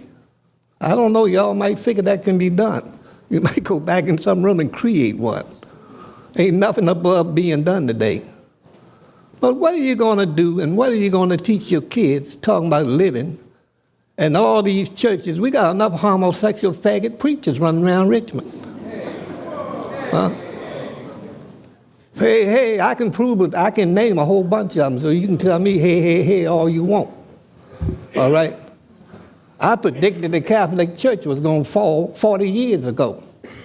All them homosexual priests and all. And then the Catholic religion came out of Africa. Huh? Y'all been playing the game with the Bible and everything else. When we look back, and I look back and see all the wrong been done to me, as an American man, served this country, done everything I was supposed to do, and every time I look, well, we got a special law for you, you know you black. Well, I got some special laws for white folks who think that I'm supposed to be mistreated. You stole everything in America from my people, the American Indian. Ain't no question about it. You got white folks ain't nobody never heard of talking about they was in the Indian tribes. Do you think we don't learn nothing with the foolishness y'all done? Here it is, 50-some years later, you still got school books in the schools that shouldn't even be being in that taught. Now you're going to go find some old homosexual mess and bring that in everybody's family. You got enough weak families in America today. But y'all can do whatever you want. There's a God. At some point, he's going to step in and start seeing how many he can kill. Your time is up. Thank you. Real funny. Next speaker, please. Good evening, Mr. President, members of the council. My name is Amanda Jay. I'm with the Virginia Catholic Conference, and I represent Bishop Francis DiLorenzo, who is the Bishop of the Diocese of Richmond. I just want to say that this is really not the appropriate time or forum to be deciding this matter. It's a matter for the General Assembly or the judiciary to settle, and at that time we hope that the council will, of course, comply with appropriate law, but it's really slightly absurd to be debating a matter that really won't have legal effect and won't actually extend benefits to anybody that it purports to want to be extending benefits to. So thank you. Thank you. Next speaker, please. Good evening, Council. My name is Dr. Angela R. Jones. It kind of stung me when you started talking about this resolution here. The real truth is, instead of worrying about benefits if it happens for same-sex marriage, most of them have been found to be hypnotized. So the benefits found that need to be explored are mental health, not same-sex marriage, mental health. Most of them that you call gay have been hypnotized at early ages, and it's been proven. So what will we do with the masses of homosexuals or gays that get dehypnotized? Hypnotized at 3, dehypnotized at 40, you can't even read. So what will we do with them? This is what you should be talking about right here, and not maternity leave for 2 men because they adopt? Maternity leave for 2 barren women? Come on. Next speaker, please. My name is Brenda Levy. I live in Bon Air, and thank you for allowing me to speak here. Virginia's marriage amendment bans recognition of any legal status that would approximate the design, qualities, significance, or effects of marriage, to quote from the amendment. Dillon's rule is the cornerstone of American municipal law. Under Dillon's rule, a municipal government has authority to act when the power is granted in the express words of the statute, when it's implied, or when it's somehow deemed essential. And I don't see where same-sex marriage benefits fit in here. People who favor same-sex marriage say that it's about love. Well, I love my brother. I am not allowed to marry my brother. It's not because haters discriminate against me or because I'm being treated as second class or I'm somehow unequal. And the same is true with homosexual and lesbian relationships. Marriage is very specific. Men and women are sexually compatible, and in an ideal world, first they marry, then they create and raise children and allow society to continue on by hopefully producing upstanding citizens. There is no future for society without it. And of course, things do not work out perfectly. We've gotten confused because of easy divorce, illegitimacy, and educational and media campaigns to normalize homosexuality and lesbianism.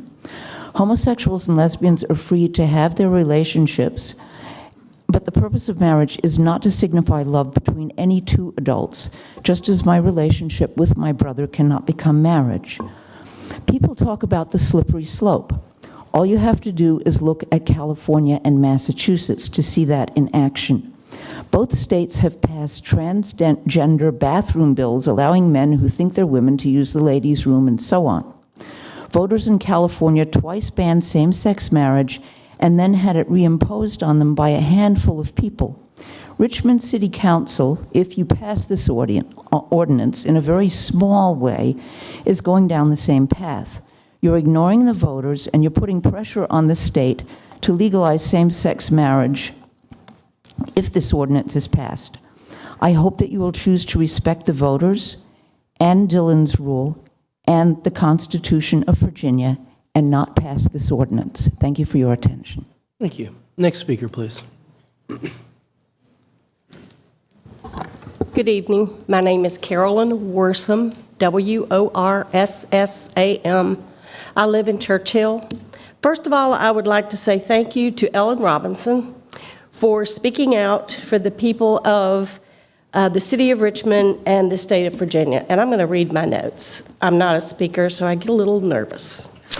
Okay, I'm here tonight to express my opposition to our ordinance 2013-154. Virginia is one of 2 Dillon rule states. So why are you putting the cart before the horse?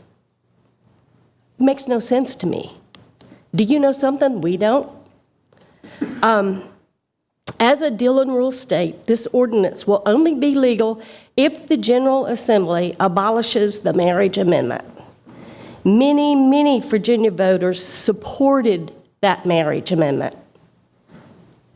What is your motive? Money? Power? By introducing and voting for this ordinance, you will be asking those of us who know and believe this country was founded on biblical principles. You are trying to force us to sin against the very God who says marriage is between one man and one woman, and laying with a person of the same sex is unnatural and a sin. And that is mentioned in the Bible many, many times. You're also asking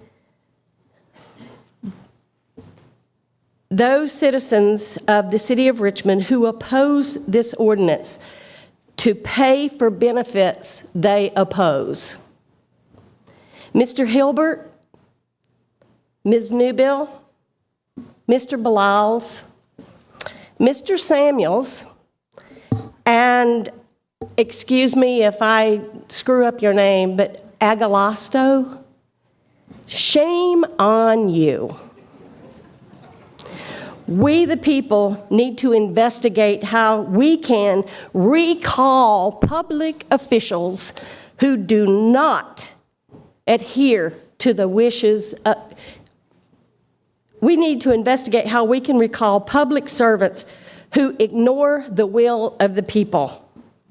Just to let you know that I am not an insensitive person, I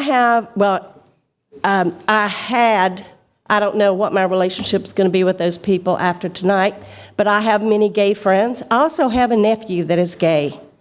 I love my nephew, and I like the friends that I have, but I don't condone their lifestyles, and I certainly will not have to pay for their sins. I ask you to vote no on this ordinance. Your time is up. Thank you very much. Thank you. Next speaker, please. Good evening, President Samuels and Vice President Robinson and other members of the council. My name is Karen Imes, and I'm a resident and a citizen in the city of Richmond and the South Side. I wanted to ask, when is it that our vote or my vote doesn't count? I voted in the last election when there was a bill before the city. Did I want to see same-sex marriage be recognized? And I voted no. I vote no again today as we're considering this particular ordinance before our city. And reasons I'm voting no is because I want to state it's unnatural, first of all. Secondly, it's against nature. It causes confusion, a great deal of confusion, because that's what I'm sensing right here, right now in this room and in our city. Also, it's not good for our children. It's against the state law, as I've already mentioned, and it's also against our state constitution. I would say if those that are same-sex and same-sex relationships want to get together, that's their right. But don't make it legal and don't bring us into making a decision for the people of the city of Richmond when it's already been voted no. Thank you.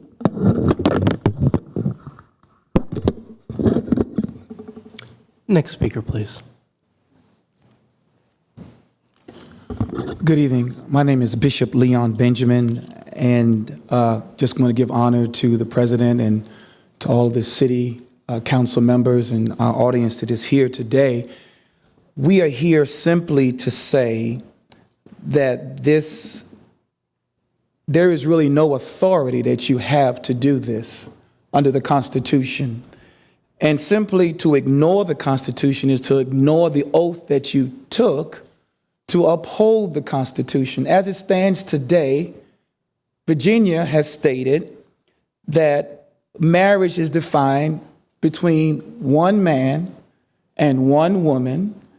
And back in 2006, it stood, Defense of Marriage Act, and we all stood our ground and made our voices heard.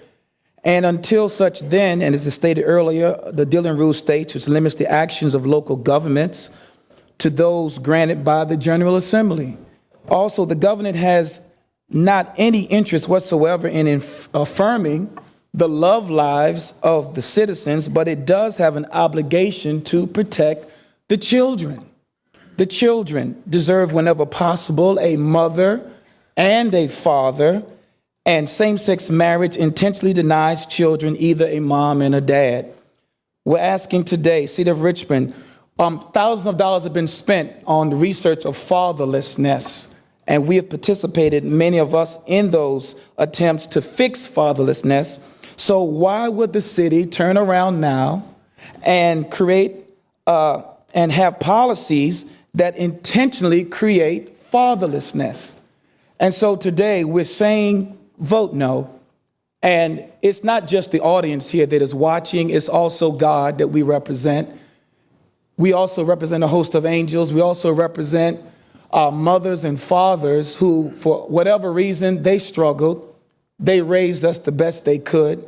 But they believed, at least they believed, that one day it would be better for us. Why would we sit here today and not say anything and just allow a policy that will not even have any effect, any basis whatsoever, because the Virginia does not even acknowledge same-sex marriage?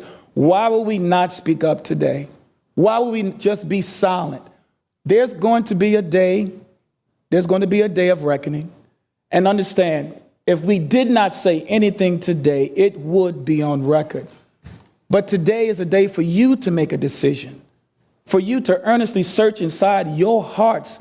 And why would you ever put your children in a situation where they would have to make a decision that only adults can make? You have a choice today to make a decision to say no to this ordinance. Your time is up. Thank you. Thank you so much for your time. Thank you. Thank you, sir. Next speaker, please. Good evening. My name is Gilbert Wilkerson. I'm Reverend Gilbert Wilkerson, Mr. President, members of the council. The gentleman says that this is a symbolic gesture. And I'm thinking sometimes the more I live, the older I get, I think that politicians think that the American citizens are just plain stupid. When you tell us that this is symbolic, nothing's symbolic when you add an ordinance for something like this.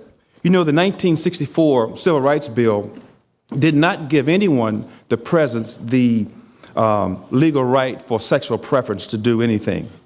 This is not a civil right for people. Sexual preference is not a civil right. I am black. I have a civil right. That's my civil right. I was born black. People choose to have that sexual preference. They choose to be gay. They choose to do all kinds of other stuff. But I don't choose to be black. I was born black.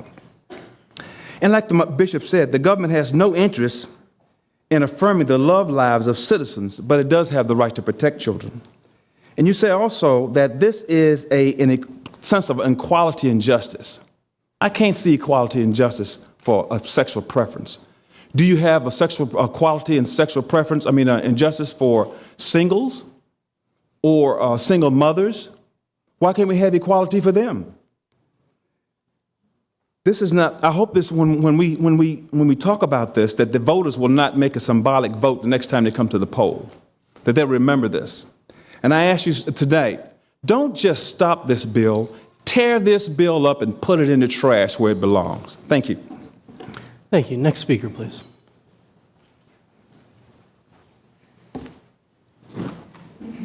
Good evening. My name is Marjorie Harrison. I'm a resident of the North Side. The proposal and passage of this ordinance has been characterized as symbolic. I would agree. This ordinance is symbolic of misplaced priorities. It's symbolic of a lack of sound governmental foresight, of a politically correct posing, and this and many other things that tend to pass for municipal representation today. I think it has been evident just from remarks that have been made so far this evening that this is a provocative ordinance, it's a divisive ordinance, and it's foolish. It is foolish. A decision to defy our state constitution and unilaterally redefine marriage to extract additional public revenue that is in sore supply for the benefit of a small minority is in itself a narrow and self-serving action. And it is not in the best interests of families, children, and the community at large. Marriage, as established from the beginning of the world, is the essential foundation of all civilization. We live in a time today when we already see the chaos that ensues where there is family breakdown, and to further weaken it by subsidizing same-sex marriage is, again, very foolish. This will further distance us from providing for the needs of our children, our community's children, and denying the inherent value of fathers and mothers in the home. I stand here today as a mother, as a wife, as a concerned citizen. I love the community of the city of Richmond. I love the state of Virginia. I have served my community in many capacities as a professional nurse, as a mother, as a member of my community, and I ask you to please vote no on this ordinance. Thank you. Thank you. Next speaker, please. Mr. President, Council, I would like to thank you for your patience this evening as I see. Can you state your name for the record, I'm sir? sorry. Yes, I can. My name is Randy Sechrist, and I'm from the West End. I want to thank you because as I see, it's easy for me to stand here and be directly critical of you. So I want to thank you because I've looked through the rest of the agenda and it is mind-numbing in its detail. So I know you guys have a lot of work to do. I want to say that my opposition to 2013-154 is on a moral ground, but I also believe that it is directly in spirit and in detail in opposition to the Constitution of the state of Virginia, has already been stated. We are in desperate times. We need to be strengthening families, not pursuing paths that will cause families to be torn apart, to be different, and to be destroyed. We need to be strengthening families in our city, and we need to be putting our efforts there. I was privileged to go back to the video recording that was made on January 2nd, 2013, in this very chamber. And I watched as council member after council member stood right here with their family, with their wife and with their children, with their brothers and their sisters. And I heard you say directly, clearly, I do solemnly swear that I will uphold the Constitution of the United States, the Constitution of the state of Virginia, and that you will do that to the very best of your ability. I witnessed your sincere oath. Tonight I ask you to honor that oath. Yes, sir. Hi, my name is Ron Gallagher. I own property in the city on the south side and pay taxes here. And I'd like to simply, again, two things to thank you, as Randy said earlier, and I also want to ditto what he said about the Constitution. You've listened to a lot tonight. I agree with some of the things that have been said, particularly by the calm or rational statements that were said about what this kind of legislation has the capacity to do to families. I'm opposing it on the grounds that I think it's ridiculously illegal because of what the Constitution says. And I think it's not even a thinly veiled attempt to provide leverage on the court system. We all know that there's a lawsuit against the marriage amendment. And to enact legislation that has no power to be enforced unless other legislation is passed is patently ridiculous, in my opinion. I don't mean that you are ridiculous, but to pass this legislation is ridiculous. All it is a mechanism to provide leverage on the General Assembly and on the court system in this upcoming trial. That's not why the citizens of Richmond elected you to this office. You weren't elected here to pass symbolic legislation. That's not what people expected, I think, when you were elected. That's not what you're here for. That's not what people want. If the majority of the citizens of Richmond wanted you to have this legislation, they would have been the ones bringing it to you. They don't need to have that shoved down their throat from you by a special interest group where we have a lot of loud, well-funded minorities that are promoting an agenda. I'm against the agenda morally. I totally agree that it's against the family unit. It attacks the stability of families. I've been a counselor for a long time, and strong families and stable families are the most important asset we have, the most vital asset we have in this country and in this city. And when we enact legislation that attacks that, then we're going against what is good for the population. Please vote no on this ordinance. Thank you, sir. Show of hands for those that are here to speak in favor of this ordinance. All right. There's a lot of folks here. If you all will please line up. Once I see Mr. Davies, I'm going to ask you to do me a favor and let the gentleman behind you speak first. What I'd like to do is see how many there are. Again, I gave the other side 30 minutes. They took 28. I'm going to hold it to 30 minutes as well. It looks like there's enough where if everybody keeps it to under 3 minutes, we'll be fine. Say the same thing I said before. If you hear someone that said the same thing, you're going to say, consider dittoing. Yes, sir.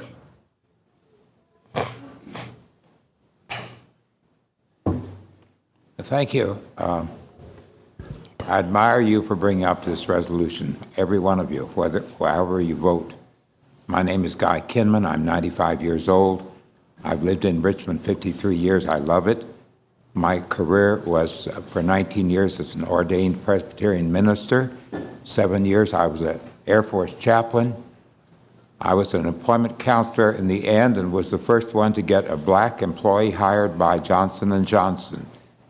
And that's the thing of which I'm most deeply proud, when the Supreme Court said that we should be open on such things. It's amazing what our country has been going through the last generation, and I wish I could face the crowd here as well as you, and I'm open to be invited to any meeting of any church and to be there and have people ask me. I was married to a wonderful woman for 10 years. She was the director of the Humanities Center of the Richmond Public Schools. Sam Banks was her follower. People in this room know him. All right, this is what I want to say.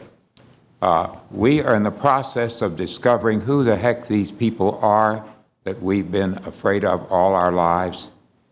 And our country has been gradually finding that we did not need to have somebody that was forever in the ditch, an untouchable. We were invisible in the 85 years, and so you could imagine anything you wish about us. But gradually, through the last few years, you have discovered that we are human beings. We don't have to stand and give us, say we're gay. We don't. You can just, you've noticed, and that's the reason you are recognizing this. You have noticed that you have employees that are wonderful employees, and they love somebody. The fact that it took so many generations for us to reject our old idea makes you wonder, what in the heck was this all about? This was what it's about. When a boy begins for the first time to be attracted to a girl, up to that time, he was just having fun with boys mainly. No parent said he had to be attracted to that girl. He was under no pressure. He did it on his own because it was his instinct. It was given him by God. And what we always kept secret from the majority, but we'll tell you now, is that there have been people who found that their journey was in fulfillment through somebody of the same gender. I'm sorry, sir, your time is up. So we are discovering that we're human beings. You are discovering we're human beings. We all have so much to offer each other. Thank you. Thank you very much, Mr. Kinman. Mr. Davies. My name is Matthew Davey. How are y'all doing this evening? I'm first going to speak as a resident of Richmond and born native of Richmond, and as a heterosexual. in favor of this measure. If I may, I would like to ask the audience questions by show of hands. What I would first like to ask is how many people were deeply offended by some of the comments that were just made?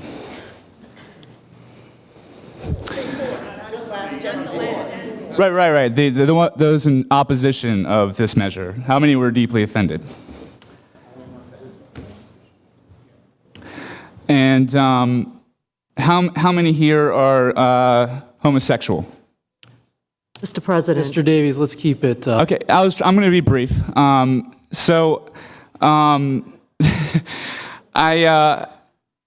point is that this is an idea. Yeah, we are a Dillon Rule state, but obviously this is an idea that Councilman Agelasto and a few of you might agree on. That if and when the change that is possibly going to come. Should we follow in the footsteps of other states that are allowing for same-sex marriages to occur and recognize them, then we'll be in a position to already allow them that freedom. And just in closing, I mean, some of these people that want to address civil rights and such, I mean, and this is kind of a bold comment, but if you're going to not allow someone the freedom of to be a homosexual and to get married, it's just the same as saying black people have to be slaves. So I mean, or telling them they can't be free. And I'm sorry, but that's just how I feel. And I think everyone has a freedom to do as they wish, and in certain regard. And I don't think that we should be held against our wishes to marry, if we are homosexual. And, as my father always says, jokingly, he says, they should have just the same right to be just as miserable as the rest of us. Thank you for your time. Thank you, Mr. Davies. Next speaker, please.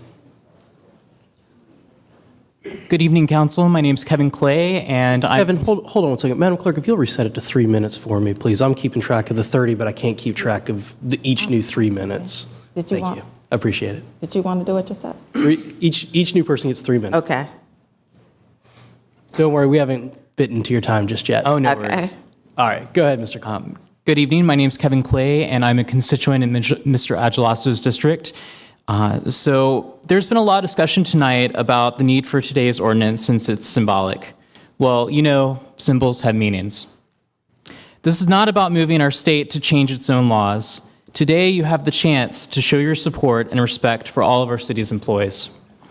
This is about continuing to build the foundation for a city government that reflects the diversity of the community it serves. Fair workplaces enhance reputation, increase job satisfaction, and boost employee morale. Here in Richmond, we talk a lot about making the city a better place to live, to work, to play. We talk about Richmond being a place for creatives, an arts and cultural hub, a welcoming place. According to Community Marketing, a clearinghouse for research on the gay and lesbian marketplace, the friendly reputation of a destination ranks in the top motivators for people to come to a city. There's a positive economic impact in making our city a more welcoming employer. As a lifelong Richmonder and a member of the LGBT community, it has been very uplifting to see President Samuels, Mr. Agelasto, and Mr. Hilbert move this ordinance forward without being asked, but simply because they felt it's the right thing to do. It is my hope that the council can show a unified voice tonight in supporting this ordinance, as we are all part of one community. We are all Richmonders. Thank you for your support. Next speaker, please. My name is Jim Hill. I'm one of the city's gay employees, and I'm a resident of the city.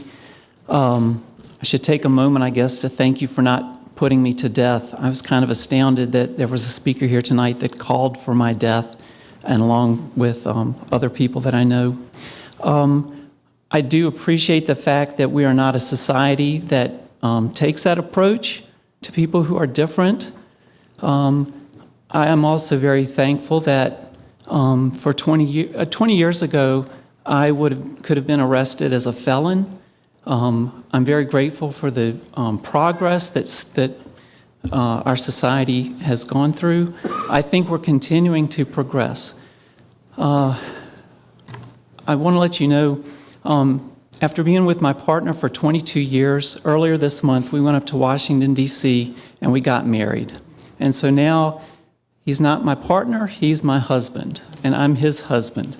And the number of people that came together to celebrate this event, surrounded by friends, family, church members, it was such a joyous thing. You've heard a lot of speculation and theories by people who I don't think have the background to understand.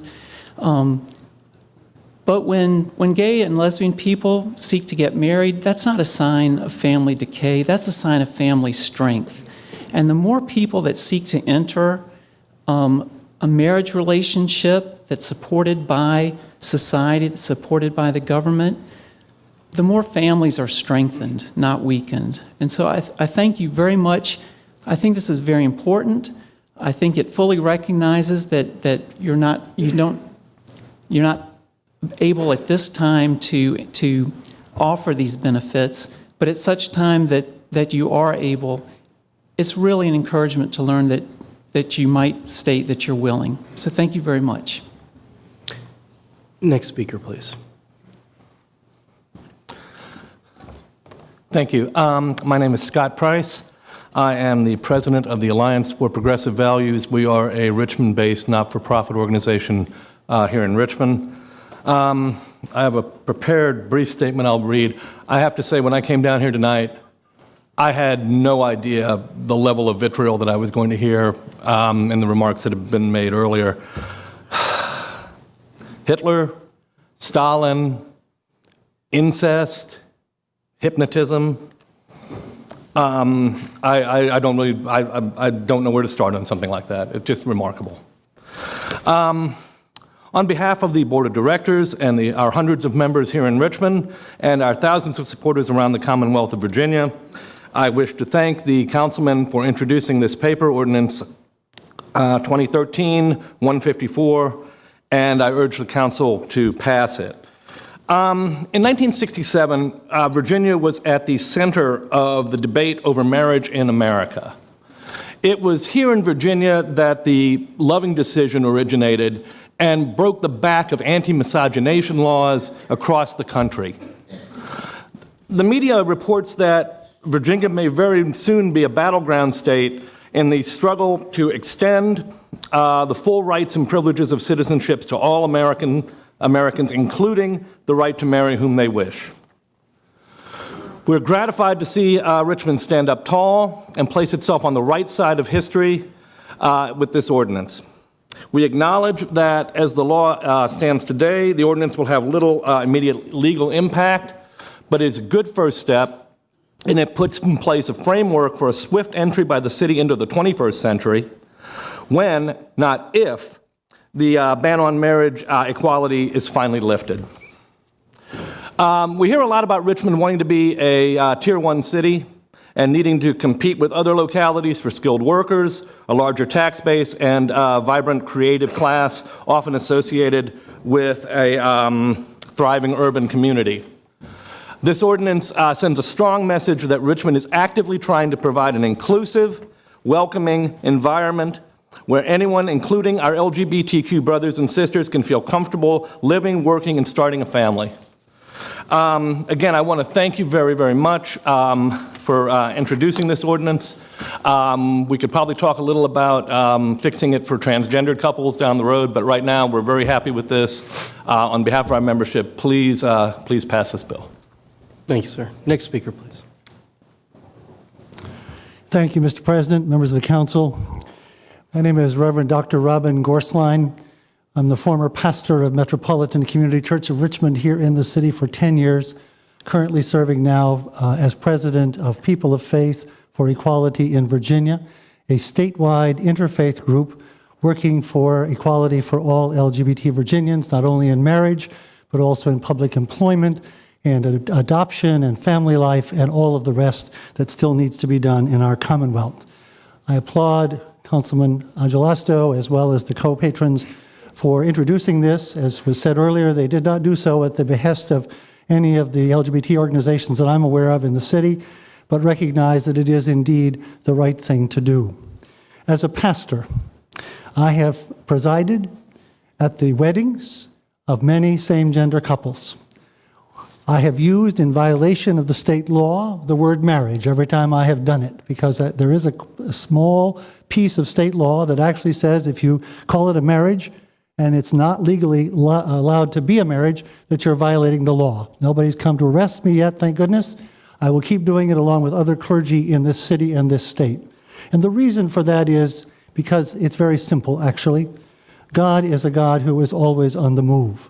God is not locked in a book. God is not locked in one spot or one time. If he were or she were, we would still have marriages where there were more than one woman to each man. We would still have, as was just referred to, the fact that interracial couples could not marry. In fact, we would have laws that didn't allow black people to marry at all. All of that and much more is in our history, both in our religious history and in our national history and in our state history. And the fact is that it is changing because God continues to move and get us to move. So I'm here speaking on behalf of a coalition all across Virginia, many colleagues here in Richmond, clergy colleagues and lay people as well. Rabbi Creditor here is from Temple Bethel with me tonight, and others. We represent an interfaith coalition. The last thing I want to say is I also know quite a number of your employees. Mr. Hill just spoke. There were quite a few members of the congregation I served. I know that they really would appreciate a symbolic vote over no vote, because they'd like to know that not only in their own supervisor or in their own fellow employees that they're cared for, they'd like to know that their city and their mayor, their council and their mayor want them to have equality in all respects. Thank you again. I urge you to vote yes on this ordinance. Thank you, sir. Next speaker, please. Good evening. I'm Beth Marshak, and I live in the 5th District. I'm also the chair of the board for the Gay Community Center of Richmond. And in 1975, I was one of several founding members of Richmond Lesbian Feminists, which is an organization that's still active today. I'm very grateful that I live in a country that believes in the separation of church and state. And I'm grateful to live in the state that was the first state to adopt a statute of religious freedom. And I think it's important for us to continue to recognize and understand the importance of those things that are true of our country and that are true of our state. So I'm obviously urging your support of this ordinance. And one of the main reasons is that I think it is so important to the city workforce to know that everybody is recognized and important, and that the city, both the city council and the mayor, support the full diversity of that workforce. And this will do that. Even though it doesn't cause something to happen legally, it sends a very powerful message to those workers. It also sends a message to other citizens of Richmond that the city is taking a very strong, positive position in terms of diversity.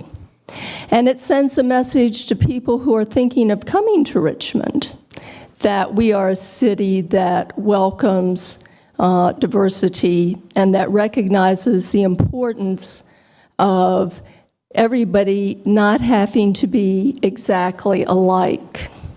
Our differences are a lot of our strength, and this ordinance helps to recognize that. So again, I hope that all of you will vote in support of this, and I thank those who introduced it. Thank you. Next speaker, please.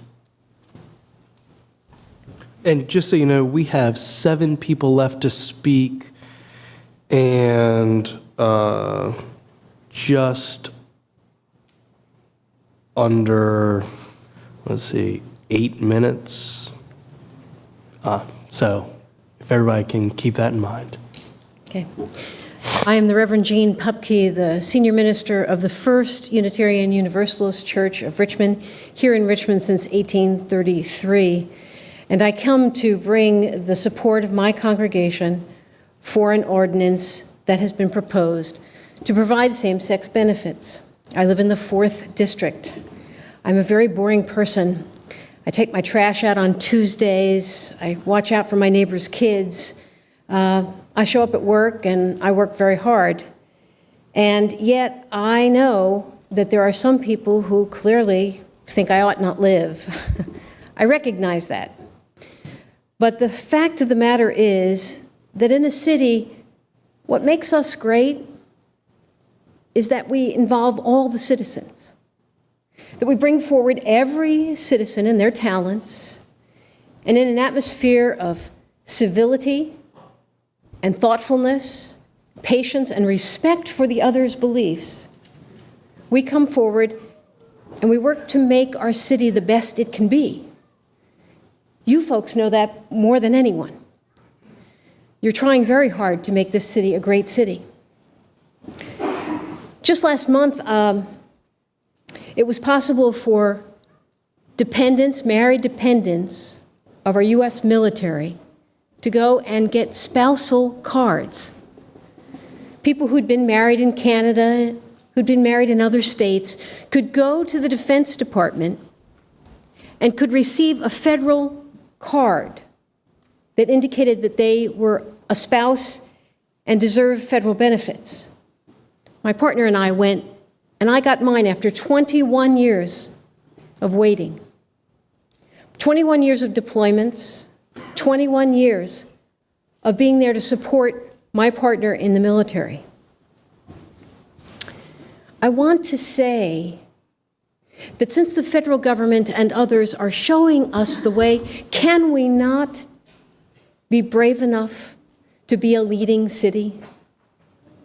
Can we not be clear enough about where we are going to say we are against discrimination of all forms for all citizens?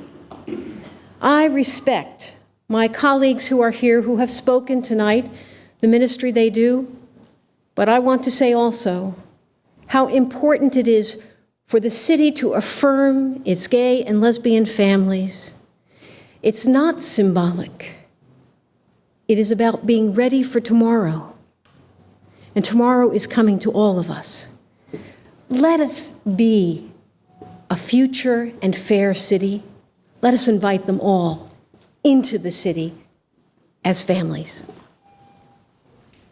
Next speaker, please. And folks, it looks like still we have 6 speakers left. It is 8 minutes until the end, so if anybody wants to get together with a friend to figure out which is going to speak for whom, that's fine. Mr. Parrish? Yeah, James Parrish, representing Equality Virginia, the state's advocacy and education organization for gay, lesbian, bisexual, and transgender Virginians, and I'm going to keep my remarks short so the other people have the chance to speak. Obviously, our community supports this effort, and we appreciate, even if it is symbolic, that it's recognizing our community. But as part of Equality Virginia, I want to point out 2 things tonight. As part of the community, I think our community stands in agreement that some of the slurs used earlier on this floor in front of this council are highly offensive and shouldn't be used. And secondly, to remind the council that in 2006, 70% of Richmond voters voted against the so-called marriage amendment. So I think it's very clear that the majority of Richmond voters support the freedom to marry and would support an ordinance like this. Thank you. Thank you, Mr. Parrish. Mr. Harrison. My name is William A. Harrison, Jr. I live in the 5th District. I'm the president and executive director of the Richmond Gay Community Foundation. A few weeks ago, I attended a news conference that was held here at City Hall, and not all the ministers were from Richmond, but they were all bitterly opposed to this paper that we're considering tonight. And when I listened to them talk, I got a cold chill up my spine. And it wasn't because they were talking about me, but it was because they transported me back about 50 years to when I was a child growing up in Southside Virginia, and white ministers went around trying to convince us with the same arguments that God sanctioned racial segregation. It was exactly the same argument. And I share that with you because we know more, no matter what anybody here said today, I know I am one. Nobody chooses their sexual orientation or their gender identity any more than we choose the colors of our skin. And we would never justify mistreating someone because of their race or their gender. I know that doing the right thing is not always easy. It's real hard sometimes. But I share with you, if this was a paper that was being introduced to you back in the 50s, when it was absolutely legal to discriminate against black people, the same way it is in Virginia to discriminate against gay and lesbian people, would you see it as somebody else's problem? I'd like to think that you'd stand up, as difficult as it would be, and take a stand for what is just and what is right. Thank you. Thank you. Next speaker, please. Hello, I'm Rhonda Henning Davis. I'm a member of the 2nd District, and I will keep it very short. I support this paper, and I hope that you will pass it because I think inclusion is very important in our city, and I just wanted to say that. Thank you. Thank you. Folks, we have 6 minutes left, and there's 3 of you. I can either give you 2 minutes each or... I only need a couple seconds. My name is Mark Peterson. I'm in favor of this ordinance. A lot of the opposition was saying that this would tear down families, but I think we'll do the exact opposite. This is a paper that will build families and keep them stronger. Thank you. Next speaker. Hi, my name is Liz Marshall. I'm from the 5th District. I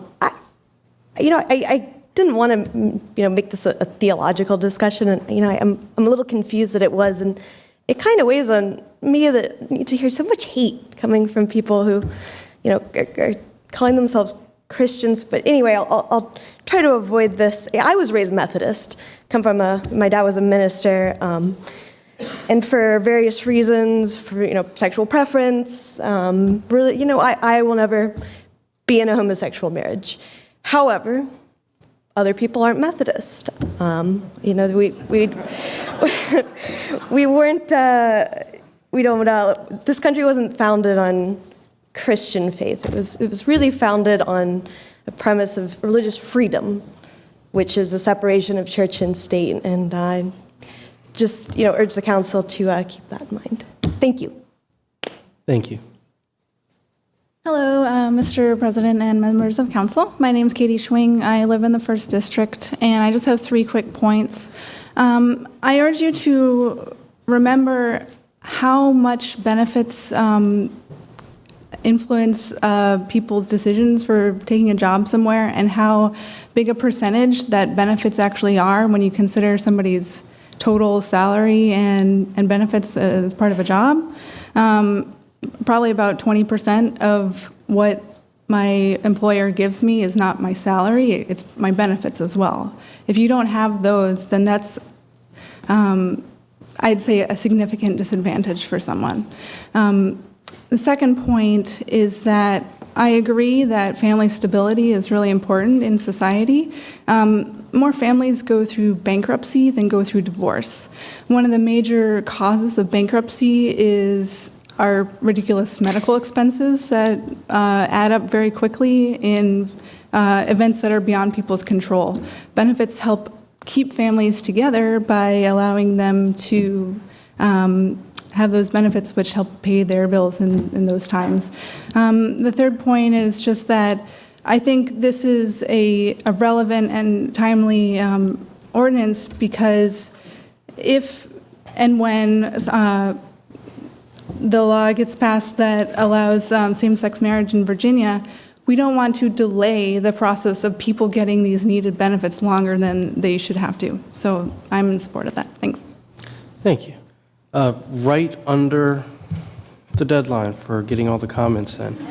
Now that we've had public comment both for and against, I'll bring it back to council for any discussion. I'll remind council members that we are each by our own adopted rules allowed 5 minutes, and we can't speak a second time until every council member has been provided the opportunity to speak. Seeing no comments, Ms. Mosby? I'd like to thank both sides for coming down and telling us how they feel on the situation. I heard a lot of things. I heard we all are human beings. We have so much to offer each other. I heard all want to know they are cared for. I heard everybody is recognized in the workplace. I heard our differences are a lot of our strengths. I heard the law should involve all the citizens. I heard that we should be brave enough to be a leading city. I heard that we are a country that is based on the Constitution of separation of church and state. I heard that we have freedom of religion. I heard that we should stand up for what is right as if it were a black issue years ago. That's what I heard. I'm not going to talk about what I heard prior to this group. What I am going to say is this. I believe that I'm going to first ask a question. I need to know how many out there need health insurance. Not that you may already have it, but how many of you need health insurance? Okay. The issue that I'm having is that health insurance is needed for everyone. I don't understand how we've gotten to the place where we keep doing the sector thing. I believe that if you're married or you're not married, you need health insurance. I believe if you're gay or lesbian or you're straight, you need health insurance. So I guess I'm trying to understand, based on the statements that were made, why do we keep fighting in sectors instead of all of us coming together and saying, government, we need health insurance? I believe we'd make more noise. We'd get a lot more done. We keep fighting the black issue. That's already done. Civil rights have already happened. I fought for ex-offenders. Why? Because I wanted the ex-offender to be on the same playing field as those that don't have the ex-offender issue. Not that they would get the job in front of you, but that they would be on the same playing field, because I believe that's equality and that's fair. I do not think that anyone on a job should not be able to get health insurance. I have a friend. She's gay. She's gay, y'all. I'm not. I'm straight. When I move, she moves, just like that. That's how I love her, because she's my friend. It has nothing to do with her preference. It has nothing to do with mine. I love her person. And I believe that I'm charged by God to love her. That's what I believe. And I'm not voting for this paper. Why? Because I'm not voting for it to be a sector. I believe we all should get together and fight for everyone to have health insurance. It is not fair for the person that is not in the same-sex marriage situation to not be able to get health insurance. That is not fair. If me and my friend Colleen sit back there, and when I worked at Verizon, I was able to put her on my health insurance because that's what Verizon allowed. And you know why I did it? Because she needs health insurance. Not because she's my lover, but because she needs health insurance. We have got to get to the place where we can work together instead of these isolated boxes apart. We would get so much done if we would put things to the side and say, you know what, I don't care if you're gay, I don't care if you're straight. What I do know is that we need health insurance. And we're going to go at the laws just like that. Hand in hand, we're going at the laws and tell them we need health insurance. We need to be able to choose who we leave our pension to. What happens to the pension? Does it go back to the government? What happens to it? We need to begin to fight for what we're saying we need. And stop bickering and fighting because I'm different, you're different, so what? That's between God and you. That's an individual thing between you and your God. What I'm saying is we have got to learn to do what I believe that God wants us to do, and that is work together and begin to help one another get the things in this life that we need. We want to be a leading city? Then that's what we lead in. We lead in taking each other by the hand, the gay, the straight, the married, the unmarried, the sister, the brother, the black, the white. We lead by that. And stop leading in this sector place that we want to lead in. I am not voting for this. I'm asking all of you, this big number that I see tonight, I'm asking you all to come back and let's fight about us all having health insurance. Prior to January 2nd, I didn't have any. I didn't have any health insurance. I had to go to the parent planned hood, the different places trying to give me some health insurance. Now my sister back here that doesn't have health insurance is trying to follow the same suit that I followed. No, y'all. We need to work together. We need to build each other up and start encouraging each other and stop tearing each other down. If we're going to be leaders, let's be leaders. And let's fight for the thing that we all say we need. Health insurance. Let's fight for it. Thank you. Thank you, Ms. Mosby. Next, council member, anybody else want to speak? Yes, Mr. Hilbert. President. Thank you, Mr. President. I'm a co-patron of this paper, and there was there was mention tonight of a final judgment, and it's going to be concerning, I think, for all of us, myself included, to take an account of what we've done while we're here on earth.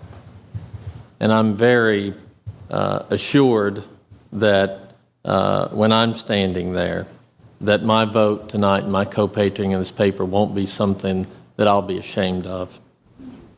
Will be something that where we're expanding compassion to our fellow human beings and judging our employees on the job that they do and nothing else. You know, back in the 1980s, we heard about the homosexual agenda, that this was somehow, that there was this devious plot to undermine the basis of our society.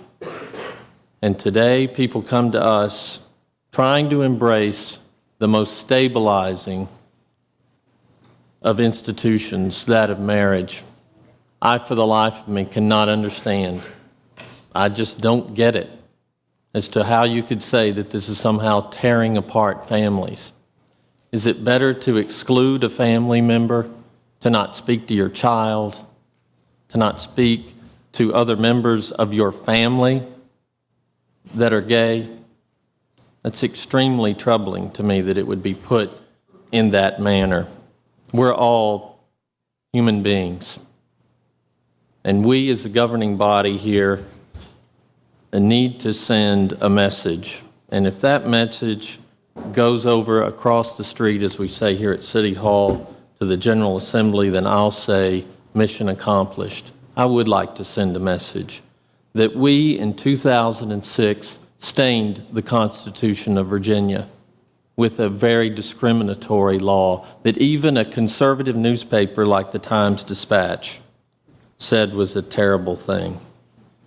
We put into for our Commonwealth, something that was the founding fathers of our nation said that we were going to be a tolerant and welcoming of all in Virginia and in the United States.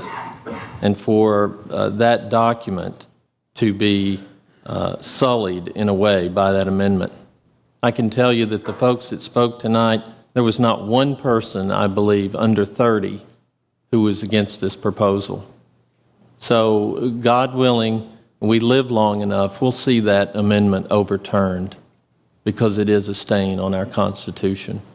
In this body, I am confident in us that we will pass this ordinance, and then one day people will have, as my colleague talked about, health insurance. So I appreciate my colleague, Mr. Agelasto, on leading on this issue. It was not an easy one, and I thank him for that, and I thank my fellow co-patrons.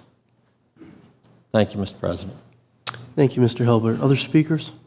Ms. Trammell? Thank you, Mr. President. I just want to say that I appreciate what my colleague Michelle Mosby said, because she and I have had this conversation, and it's not about who is straight, who's gay, or who whatever. That's not what we're concerned about. We're concerned about everyone having health care. Because believe me, I did not have health care until I got my seat back in 2006. So I know what it was like not to have any insurance, not to be able to go to a doctor, because I didn't even have really a job. But it's just and we're not saying anything about we don't want everyone to have health care, because, Chris, we do. And I know that some people are very passionate on both sides how they feel. But this council, we're not saying that we care about who is who or who does what. That's not per se our business. Because what you do in your home or what you do, that's behind closed doors, that's up to you. We don't have any control of that. But what people are telling me, if y'all want to make new laws for the General Assembly, why don't you go run for that seat? Why did you run for this seat to be back on City Council? Why are you putting the horse before the cart before the horse?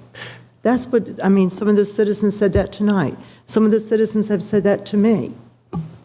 Let the General Assembly do their job. What kind of message are you council members sending out to the General Assembly when 2 weeks ago, look what you did to those poor citizens that came down here and cried their heart out for $800,000, not for luxury or anything like that, but so they could get to their jobs and get to their doctor's appointments. $6 one trip for Caravan.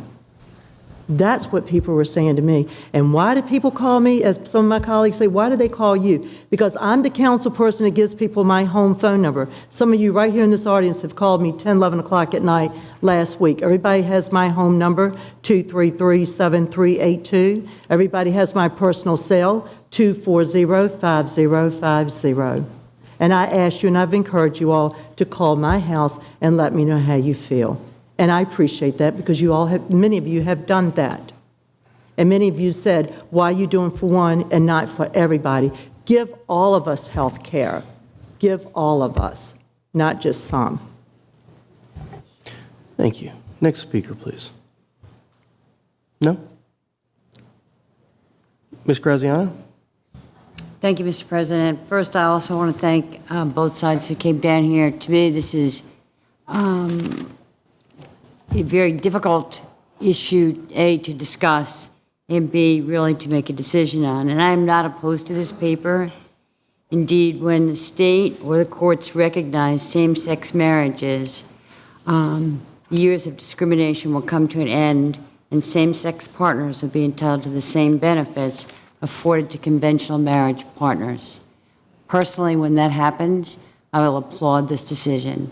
And I'm sure Richmond will be positive in dealing with this and will recognize the law and extend benefits to all legally married couples. I do not, however, consider it good policy to pass an ordinance, not a resolution, a law, that cannot be at the present time enforced, one that in the future will be required anyway. If City Council wants to send a message, then I feel we should introduce a resolution. If we want to put something in code that's a law, then I feel we should pass an ordinance. And for that reason, for the first time in 9 years, I'm going to abstain on this paper. Thank you. Thank you, Ms. Graziano. Before I see Mr. Agelasto's hand up, but before any speaker speaks twice, I give everybody else a chance before we start going second times around. All right. Mr. Agelasto. Oh, I'm sorry, Dr. Newville? I didn't see a hand. No, whichever route, Mr. President, is fine. Do you want to speak? Sure. Okay. I, too, would like to thank all of those who've come down this evening. As I look at this organization, the City of Richmond and its employees, a little less than 4,500 individuals who would be eligible for benefits, I'm wanting to ensure that within this organization that we accord to all of our employees the benefits due and certainly directed per the laws of our Commonwealth. While it is absolutely clear that our Commonwealth has not passed a law pertaining to same-sex marriage and according of benefits. This paper stipulates that at such time that that occurs, that in fact this locality will observe that law and ensure that the spouses, and we have, like I said, a little less than 4,500 employees, maybe a little less than 2,500 of them enrolled, and a little less than 300 of them who are exercising their right to have spousal benefits. At this time, same-sex persons cannot do that in our Commonwealth. And so for me, this local government and its employees is our concern.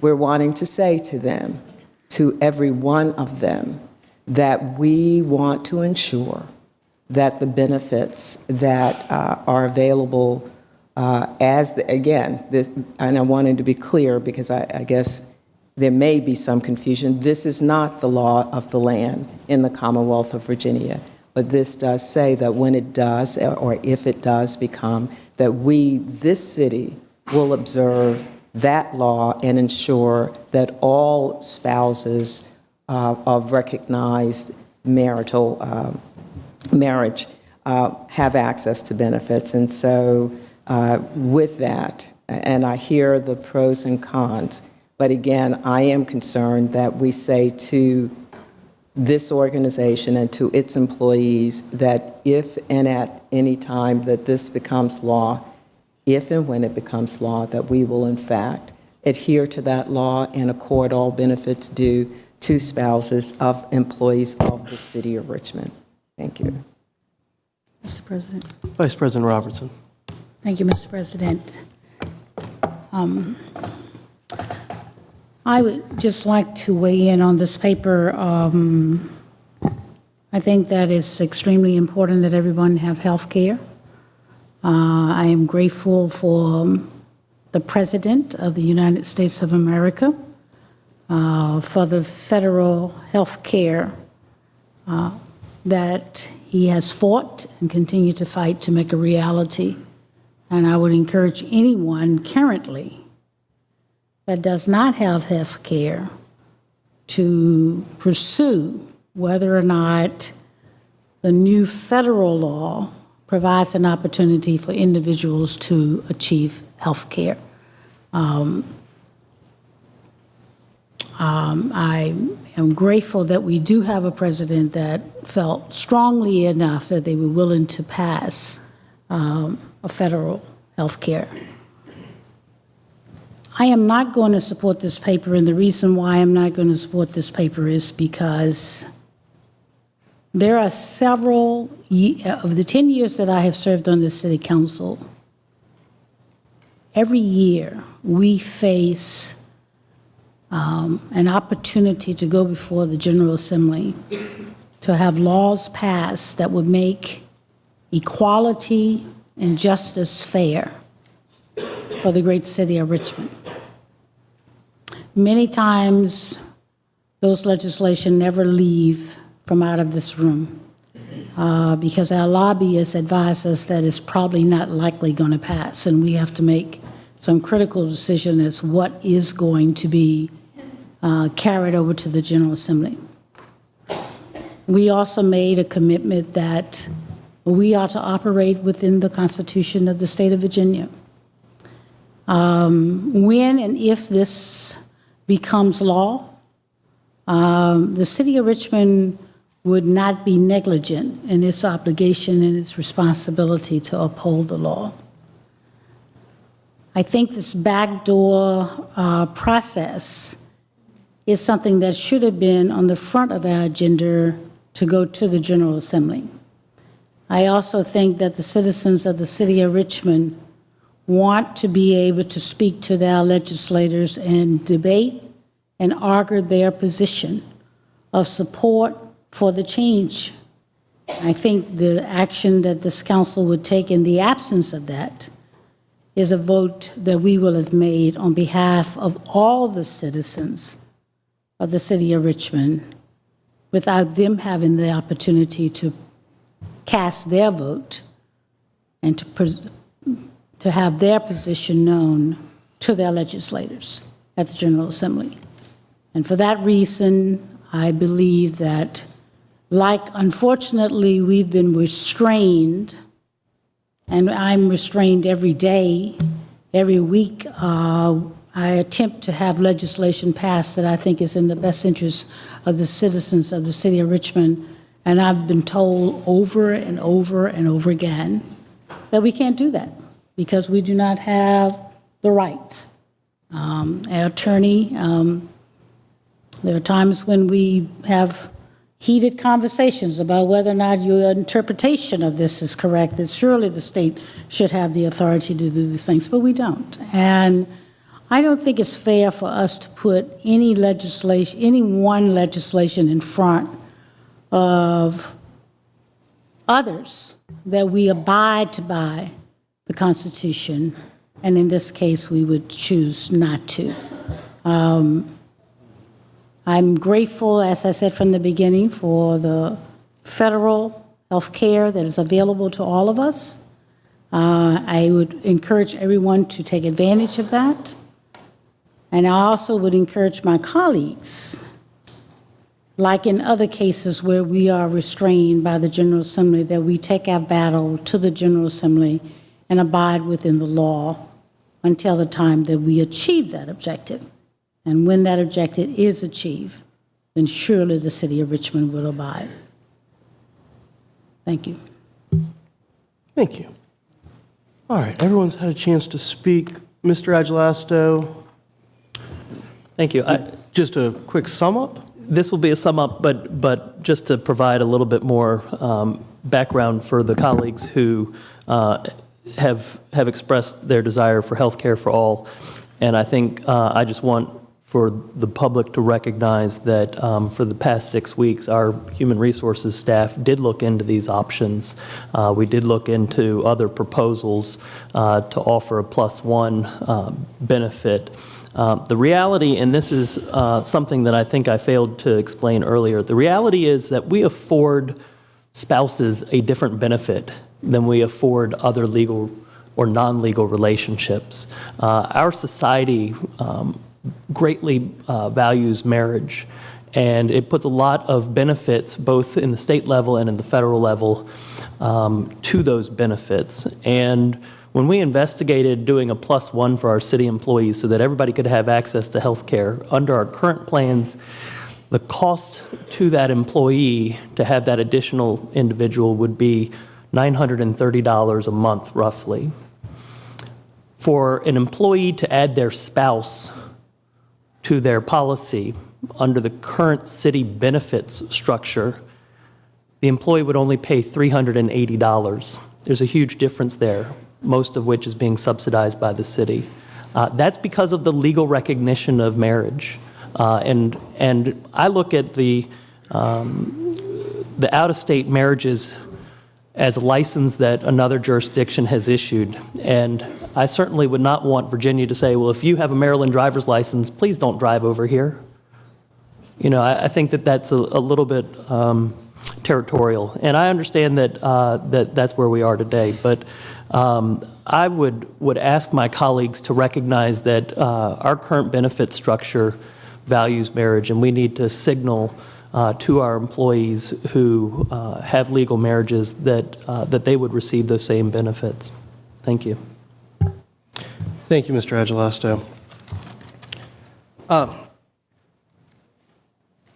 I've never done a survey in my district of a percentage straight, gay, married, not married, that kind of thing. But in 2006, 80% of second district residents voted against the marriage amendment bill. That was out of a total of nearly 6,000 votes cast. Mr. Parrish pointed out 70% of the city of Richmond voters opposed the marriage amendment in 2006. That was out of over 52,000 people. Dillon's Law does not prevent future planning. A few years ago, we passed some regulations regarding private liquor stores. We don't have a private liquor enterprise in Virginia. We have an ABC government-run enterprise in Virginia. But we know that's coming. And when it comes, the city of Richmond's ready. From day one, there will not be an ability to do certain things that would cause detriment to our neighborhoods based on our future planning. Plans we made now to benefit the future. This is not exactly the same, but it is substantially similar. For those reasons, I'm proud to support this paper, to patron this paper. And regardless of the vote, I want to thank everyone who came out tonight for voicing their opinion on it. I don't wish long meetings on anyone, but if I could get this many people down to every city council meeting, I would be absolutely thrilled. Thank you all for coming down tonight. Madam Clerk, please call the roll. Council is voting on item number 4, ordinance number 2013-154. Mr. Beliles? Aye. Ms. Graziano? Abstain. Ms. Mosby? No. Vice President Robertson? No. Mr. Agelasto? Aye. Mr. Hilbert? Aye. Ms. Trammell? No. Ms. Newbill? Aye. President Samuels? Aye. That paper passes with 5 votes. Thank you. Folks, I'm sorry, no clapping, please. I know there are people that are happy, I know there's people that are sad, but I've got to treat everyone equally. All right, now, can I hate to do this, I need to put a pause button for a second. Can I see a show of hands? Who has children here who still has to speak about a paper? How many people here are with children that need to speak about a paper? How many of those people are here about Captain Buzzies? All right, and all of you have children with you? All right. And how many of you are here about Floyd Avenue and have children with you? All right, I'm sorry to do this to the Floyd Avenue people, because there are kids that probably have a bedtime coming up. If we can do the Captain Buzzies paper next, please. And give us just a second, folks. We let everybody exit so we can actually hear what's going on. I'd appreciate it.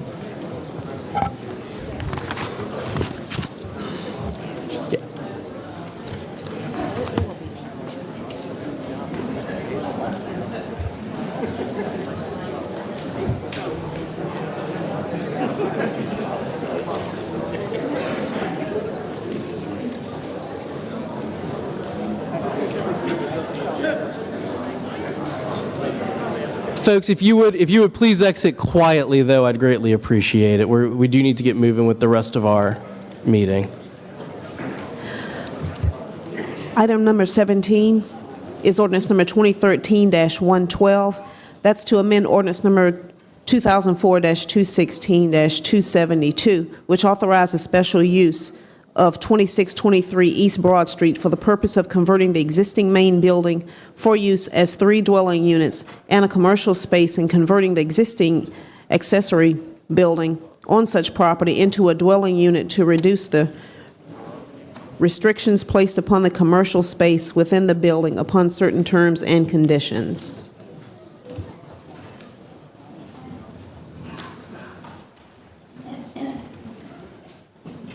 Thank you, Madam Clerk.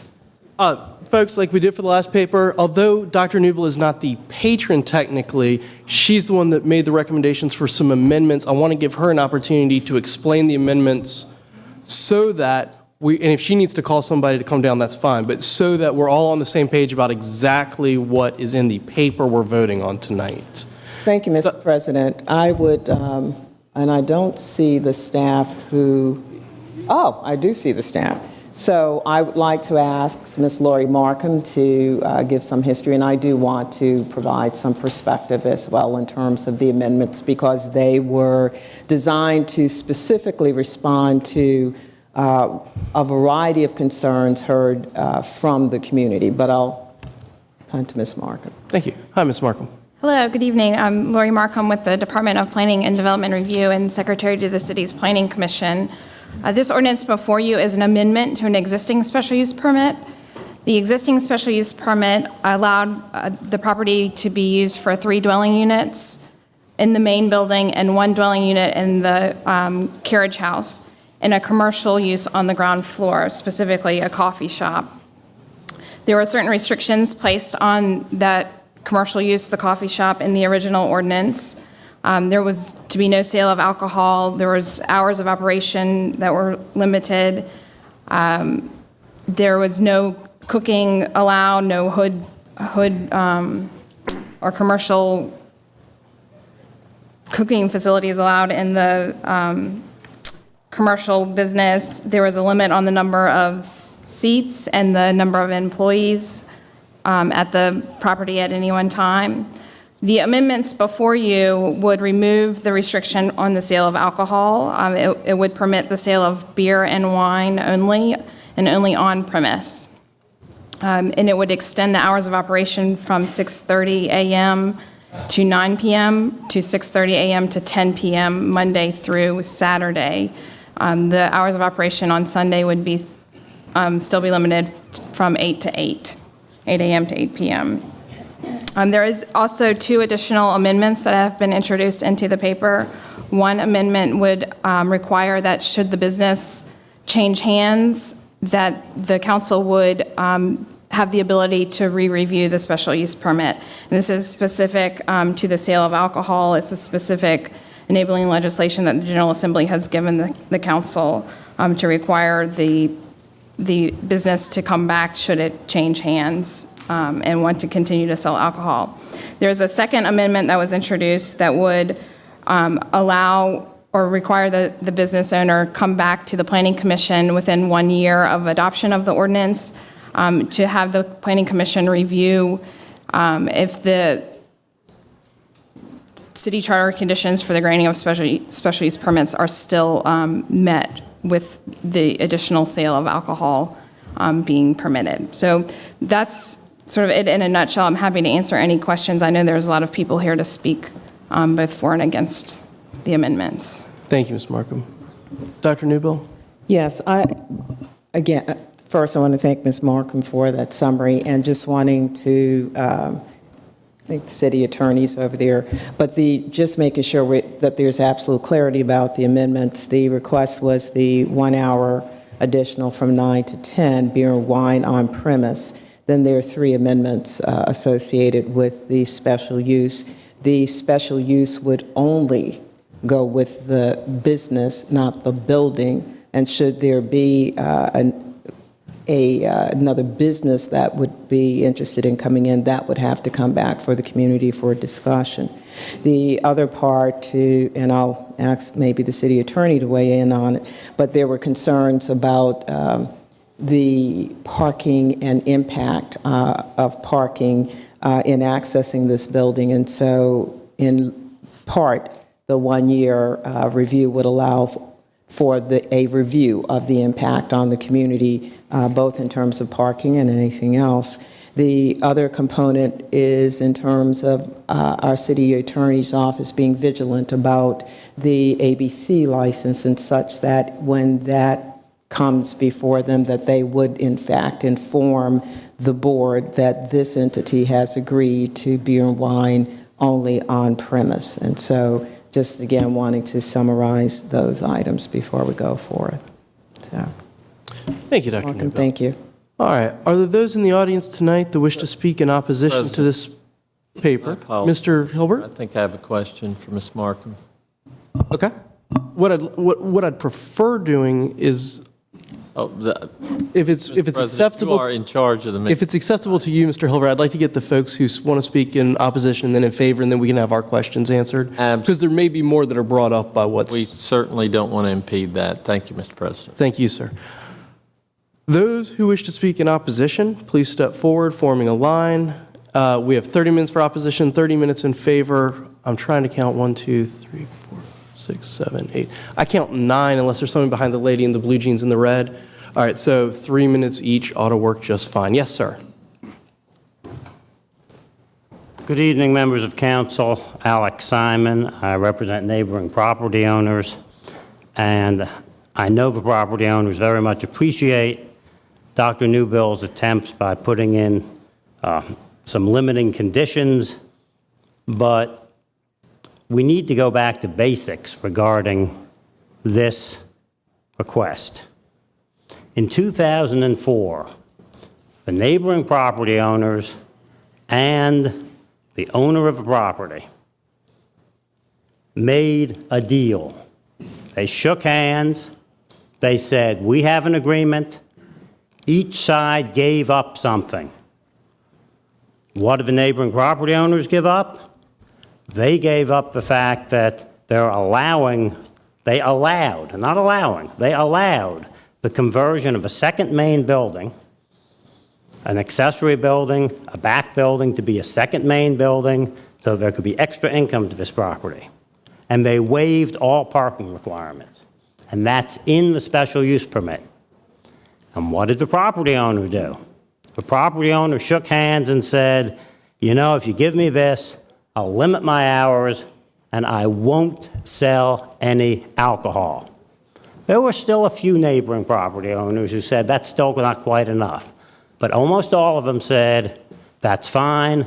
They made a deal. That deal was put forward in the special use permit, which this council approved, which governs what's going on at that property right now. What's changed? More families have moved into a solid R6 zone block, relying on the zoning and relying on the ordinance that the city passed for the one non-conforming use on the block. What else has changed? There's competition in Churchill from other businesses, but these businesses are zoned to allow alcohol in later hours. They don't need special use permits. There are plenty of places in Churchill to get a drink. Anyone who knows me knows I like to take a drink. That's not what this is about. This is about an agreement. And why is it important to you on City Council? It's important to you on City Council because you need to encourage property owners and neighbors to make agreements, and the only way you do that is if once they make that deal's enforced and people stick with it. That the business owner, the property owner, or the neighbors don't get to come back a few years later and say, oh, we want this thing changed. Peel off a few of those restrictions, or give us more restrictions. No, if you allow that. Time is up. Thank you. If you allow that, everybody will be before you. You'll be hearing more of these cases than you want to hear, instead of having people rely on the agreements that need to be enforced. Thank you. Next speaker, please. Members of City Council, my name is Lee Chen. My wife and I own property located 150 feet from Buzzy's for almost 24 years, where we raised our son. Living in Churchill that long, we've seen some really great changes, but this amendment is not one of those. 9 years ago, Howard and Karen Kelman, the building owner, wanted to develop 2623 East Broad Street as an alcohol-free coffee shop that they envisioned would be a gathering place for the neighborhood. Those were their words, not ours or the neighbors. They were so dedicated to the idea that a meeting was held in my home with about 30 neighbors. We were introduced then to Bob Buffington and Mary Ann Bullard, who served their signature Heavenly Delight coffee and Mary Ann's delicious homemade scones. In exchange, the Kelmans asked for our support to turn that carriage house into an apartment, extend business hours beyond 6 p.m., and waive all parking requirements. This is what we gave to him. This is what the Kelmans offered, and we all embraced the idea as stated in the 2004 SUP. To me, an SUP can be compared to a special favor, where like non-conforming businesses like Buzzy's can ask permission to set up shop in my R6 single-family zoning district. SUPs aren't a right, but a privilege, and it becomes a contract between the building owner, the neighbors, and the city. The Kelmans made an effort to meet the neighbors and put us at the top of their priority list, even before they submitted the SUP, because they needed neighborhood support. In contrast, fast forward to today. Sadly, we placed at the bottom of Bob Buffington's list. In February, he submitted an SUP application that was signed and paid for by the Kelmans as property owners to remove all restrictions from the building. The neighbors didn't even know that this was coming until early June, when required signs were hung on the building and the SUP was posted online. The applicant had 5 months to meet with neighbors as a group, but waited until just 4 days before the Planning Commission hearing to meet with us. At this meeting, 14 neighbors who attended his meeting asked the applicant about the disconnect between the submitted SUP that removed all restrictions and the claim that all they really wanted was beer, wine, and an extra hour. The response to this bait and switch was, well, if you don't like it, you should all move to Short Pump. These discrepancies, the applicant's evasiveness and hostile responses, made future dialogue extremely difficult. The Planning Commission voted against this SUP. The Churchill Association voted against the SUP and the later amended version, and a significant majority of the homeowners living within 150 feet have also voted against this SUP and the later amended version. How many more times do the neighbors have to say no? Please show your support and respect our right to have a voice in this matter and vote against SUP 2013-112 as amended. Thank you. Thanks, Mr. Chen. Next speaker, please. Good evening. My name is Mary Lindert. I live right next door to Captain Buzzy's. Before I bought my house, my realtor asked, how would I like to live next to a coffee shop? I told her that was great. I love coffee. Captain Buzzy's was a large part of what made me want to live in Churchill. She then asked, how would I feel if Captain Buzzy's were a bar? I told her I wouldn't consider buying because I did not want to live next to a bar with the problems that come with a bar. So in 2010, I bought a house in a neighborhood zoned R6 next to a coffee shop operating under a 2004 SUP, which did not allow alcohol sales. I felt protected by these ordinances and rules. What's it like living next to a coffee shop? Well, the honeymoon is a little bit dimmer. My initial enthusiasm has been somewhat tempered by reality. Parking can be a problem. The smokers have to go outside, and they're not always good about throwing their butts away. When they smoke on my stoop, the smoke goes into the house, and we do ask them to move. People who want to keep their cell phone conversations private come outside and sit on our stoop, and I need you to know we can hear everything they say. But a deal's a deal. I knew I was buying next to a coffee shop. I knew what the 2004 SUP allowed, and I would not go back and ask for further restrictions on the business because a deal's a deal. Now, in 2013, one side says a deal is not a deal. What happens if a coffee shop turns into a bar? All the negatives about living next to a coffee shop increase. Parking will be tighter for longer in the evening. There's more smoking with drinking. Alcohol changes people's behavior. Will people move off the stoop politely when their smoke comes into the house? Conversations are louder. Breakups are messier. Noise will be an issue. Captain Buzzy's wants to serve alcohol because he says he can't compete. The competition Captain Buzzy's now faces in Churchill are other bakeries who do not serve alcohol. They have good food, good service, and business owners who are there all the time. Bob Buffington knew the rules when he opened his coffee shop in 2004. In conclusion, this feels like a bait and switch by the city. Come buy a house in Richmond. The city has zoning laws. We have SUP ordinances to protect you, but the city can change them willy-nilly. Zoning is supposed to protect homeowners. I counted on this R6 zoning when I bought my house. And the recent Churchill rezoning kept this neighborhood R6. The 2004 SUP does not allow alcohol sales at Captain Buzzy's. I also counted on that protection when I bought my house because I really didn't want to live next to a bar. I urge you to reject this SUP. Please respect the zoning laws and the 2004 SUP. A deal's a deal until both sides want to change it. Thank you. Thank you. Next speaker, please. President Samuels, members of the council, my name is Neil Bangs. I live at 2621 East Broad Street. I want to bring your attention to something that happened 2 weeks ago. 2 weeks ago, the latest amendment was added to this SUP, the one I affectionately call the poison pill. And at the same time that amendment was being added to the SUP, the owners were very busy up in Churchill adding seating in Captain Buzzy's. Went in and counted, and in 2004 they were allowed 24 seats. In this SUP they are allowed 24 seats. I went in and counted, they are 45% over that 24 seats right now, even as we speak. And what I want to know is who's protecting the residential neighborhood? In 2004, they specifically gave up outside seating. The current SUP says no outside seating. Has anybody driven by Captain Buzzy's lately?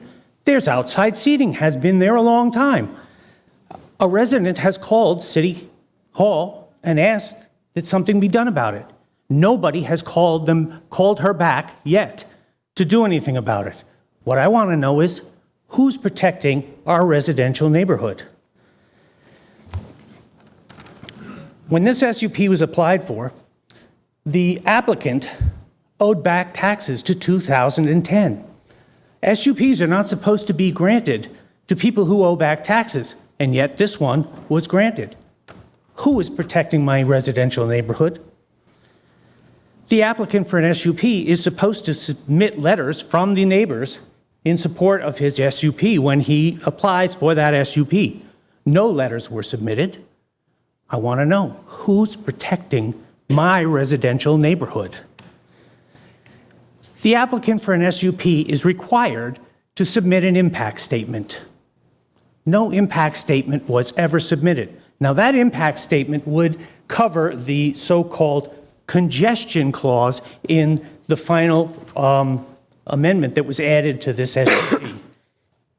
Since we have no baseline for congestion, I'm not sure how you measure congestion, but however you measure congestion, there's no baseline because there was no impact statement submitted with the original SUP. So again, I have to ask, who is protecting the residential neighborhood? Who is it that protects the neighborhood when the rules are not being followed? What I'm asking for you to do is to follow the rules and vote against this SUP. It's very flawed. Thank you for your time. Thank you, sir. Next speaker, please. Good evening. My name is Dan McGrath. I want to thank the council for allowing me to speak before them. I live within 150 feet of the business in question. Tonight I had a prepared statement that was going to run about 3 minutes. It was so close I didn't think it was worth it, and most of the material was covered previously by the other speakers, so I'm going to just trash that and not burden you any further. What I'd say simply is this, is that I would urge you to vote for this paper, only if you follow 3 caveats or 4 caveats. And the caveats would be, if you think zoning in R6 is irrelevant, then vote for this paper. If you think the SUP process is irrelevant, then vote for this paper. If you think duplicity in the SUP process is appropriate, then vote for this paper. If you think SUP creep is appropriate, then vote for this paper. If, however, you don't believe those are appropriate, if you believe, like I do, that property owners have rights and that the city code provides equality with property owners and residents, and duplicity is not to be tolerated, then I would urge you not to vote for this paper. Do not support this. Thank you. Thank you. Next speaker, please. Hello, my name is Nancy Winter. I live within 150 feet of the coffee shop in the 2600 block of East Broad. I asked City Council to say no to this proposal, as have the Planning Commission, Churchill Association, and 95% of nearby neighbors who've written petitions, letters of opposition, and attended many, many meetings to defend their homes and their neighborhood. Please vote no to changing the current SUP for a Churchill neighborhood located south of Broad. There are many reasons for your no vote. The quaint residential neighborhood zoned R6, the real estate tax base expansion our improved homes represent to the city, the value added of tourism, history, character, and architectural significance to the city of these beautiful old homes, the financial support residents give to businesses nearby, zoned by the type of business they are. We eat there, we go there. The meals taxes we pay as customers at the restaurants that are appropriately zoned and bars appropriately zoned. After my husband died of brain cancer, I moved from Short Pump. Actually, believe it, I moved from Short Pump to the city to 207 North 27th. That was in 2007. I had put my son through college and used my available resources to buy and renovate what was then a very rundown 1888 house just south of Broad. I'm part of the trend of people moving to the city for the cultural, historic, community, and educational advantages that it offers. A coffee shop across the street, like an earlier speaker, was a plus in my book. In my decision, I definitely wouldn't have bought there if there had been a bar or beer joint or a restaurant in an otherwise zoned R6 neighborhood. If City Council says yes to this SUP and the coffee owner's request to allow beer and wine to be served, a message will be sent loud and clear. City Council will be saying, don't move to the city. We will not protect your property rights, so don't move here. I urge you to vote no. Thank you. Next speaker, please. Good evening. My name is Michaela Worthington Adams, and I live at 2604 East Broad Street, just up the block from Captain Buzzy's. And I have to say that when he moved in at 2004, I really liked having a coffee shop there, even though I don't even drink coffee. My now husband is an addict and has been going there for quite a while. But I have to say that I feel the addition of beer and wine to this coffee shop will change the purpose of it and will also change the type of people that will be coming to his establishment. And they will start coming later in the evening when it will affect all of us who already have problems parking on our block, because the city, when they allowed Nolde Bakery to renovate, which is also a good thing, the city did not, unfortunately, demand that the developers put in enough parking for the number of units that are in the building. We have the same problem around the corner at the Patrick Henry School, St. Patrick's School, that was renovated into condos. There are 15 units in there, and once again, not enough parking. Captain Buzzy's is currently attached to a lovely row of homes called the Man Netherwood Row that I love looking at across the street. But they have a park behind those homes, so they also have no parking.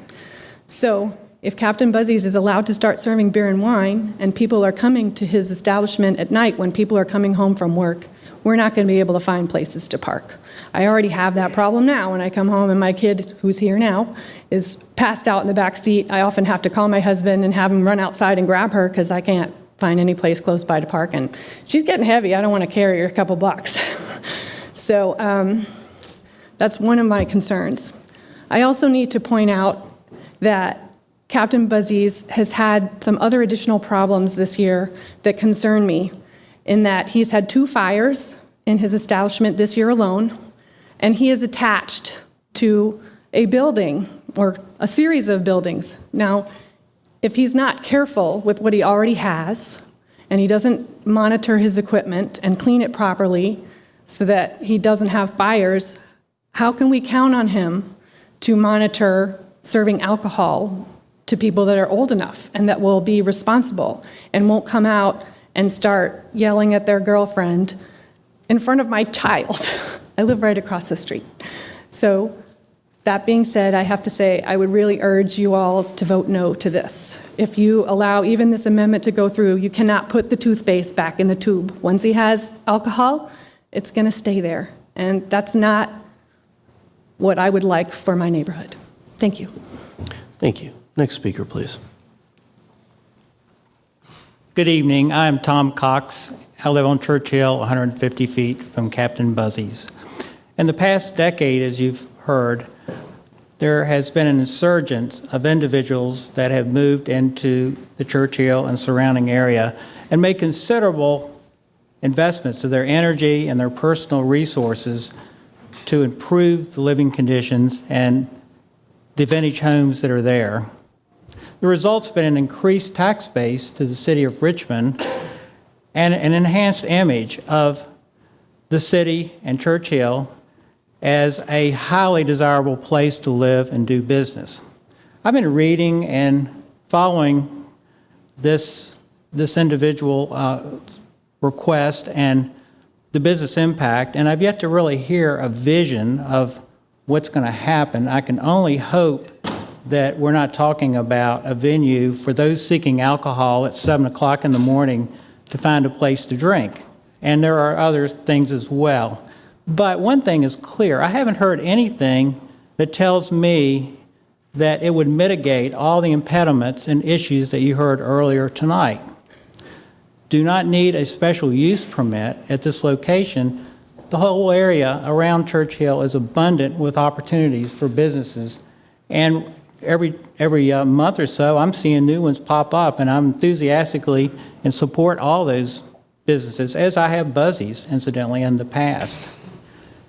It suffices to say that a vote no to alcohol, beer and wine, for this location is a win for those of us that live close to Buzzies and for the Churchill area. I mean, it will mean that we can continue to invest in our properties with confidence. It will mean that we can maintain this integrity of the residential area that has been worked hard to create. A vote no will be good for all the businesses in the surrounding area. It will mean that, as you heard, the trend will continue. The individuals will keep moving in, bringing their money, investing. It'll be lots more opportunities. A vote no will be good for the city of Richmond. That's the best part about this. It'll mean increased prosperity going forward as the opportunities that I just mentioned will continue. Thank you for the opportunity to speak, and I certainly plead for you to vote no. Thank you, sir. Next speaker, please. Good evening. My name is Amy Beam. I am a property owner within 150 feet, directly across the street from Captain Buzzy's Beanery. In truth, I enjoy living near a quiet, intimate coffee shop. There are only 3 groups that are asked for opinions on an SUP. They are the Civic Organization, the Planning Commission, and the homeowners within 150 feet. To be clear, all 3 have voted no.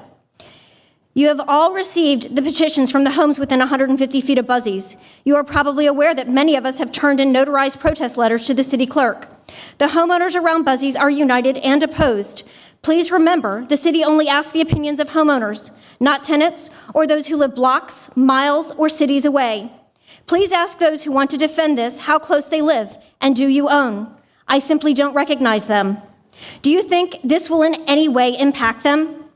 The Churchill Association has voted to oppose this SUP on July 16th and the amended SUP on September 17th.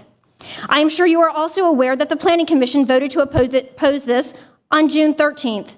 This SUP change is a special favor and not a right. How can you in good conscience approve it with such overwhelming adversity? All of the due diligence that the city requires for this decision in its SUP process are opposed. This should be such a simple decision.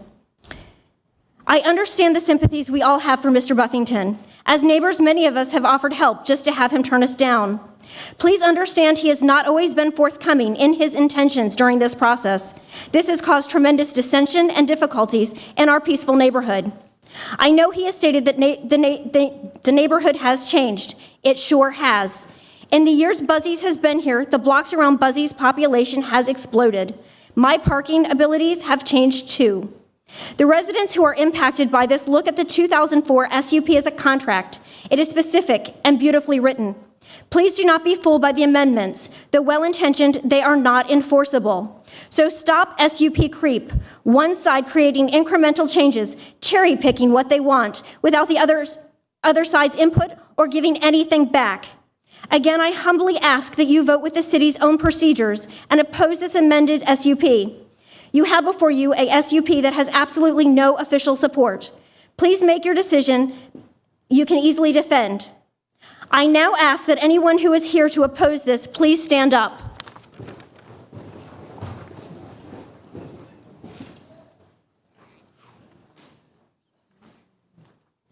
Thank you. I'm just going to be real brief. My name is Christopher Dorsey. I think it's very clear that the people have spoken. The people who are the neighbors who have to live with this decision. So I'm going to use a couple phrases that were thrown out. A deal is a deal. I don't like seeing neighbors abused by use of going back on deals already made. And it sounds like the cart was put before the horse, and some of these special use agreements have already been violated. So I oppose violating the city's own rules, and I oppose going back on deals. So I would oppose this, and obviously already more important people than myself have already opposed it. Thank you. Those speaking in favor, would you please form a line?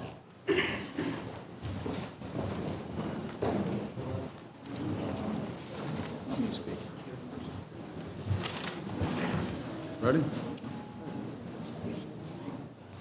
All right, first speaker, please. We're going to do the same thing, 30 minutes for those speaking in favor. Thank you. My name is Howard Kelman, and my wife and I own the building at 2623 East Broad Street, the building that Captain Buzz is located in. By the way, it has always been a commercial building. Previously... Mr. Kelman, I'm going to put you on pause for 1 second, get back the time that I take up. Would you please pull the mic a little bit towards you? Certainly. If it comes onto the slant, that's fine. It's fine. Okay, is this better? Much better, thank you. Okay, should I start from the beginning? That's okay. I'm going to spot you the 3 seconds. Okay. My name is Howard Kelman, and my wife and I, Karen, own the building at 2623 East Broad that Captain Buzzy's occupies. It has always been a commercial building, and prior to Captain Buzzy's, it was the Quick Check Market, which served singles, 40s, and single cigarettes. We purchased the building with the intent of providing the community with a historic development, apartments, and a store, a coffee shop in an area of Church Hill that had little or no neighborhood amenities. When our plans were circulated, one of the more concerned neighbors informed me that black people drank coffee, and I should know what that means. I knew what that meant then, and I still know what that means. The world and Church Hill are much different today. Commercial development has, with City Council's help, embraced Church Hill. WPA, Roosevelt, Dutch & Company are all very successful. And in full disclosure, my wife and I own and manage those properties as well. Proper Pie and Sub Rosa are also wildly successful, and we are not involved with those. And I imagine much of their success is because they have a commercial kitchen while Buzzy's does not. And that's regarding fire suppression. The building, by the way, is sprinkled in the event of a fire, okay? And that was something that was part of the SUP. In order to open Buzzy's, we went through the SUP process. We won, the world did not end, and yes, everybody drank coffee and continues to do so in Church Hill. With Buzzy's success came competition, and now there are many, many amenities. And if Buzzy's continue to be competitive, it will require this amendment be improved. We have a small, and yes, it looks big, but we have a small, volatile, well-organized, well-funded, and connected group of neighbors who are against this amendment, and they have the right to be. Many of them, though, through falsehoods, revisionist history, and misrepresentation, have taken this beyond the pale. I myself have not spoken publicly before this, and I have chosen not to, but tonight I do. I have been threatened personally over this amendment. I have been maligned, over this, and I speak now. I only ask that City Council let Church Hill to continue to embrace business, family, and amenities. Vote yes, and let's just pass this. Thank you very much. Thank you. Next speaker, please.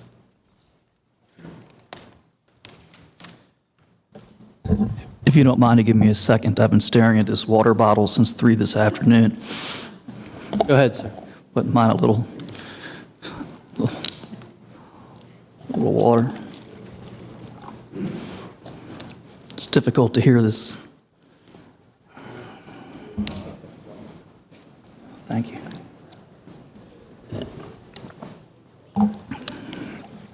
Members of council, I am Bob Buffington, owner of Captain Buzzy's Beanery in Church Hill, and thank you for allowing me to speak.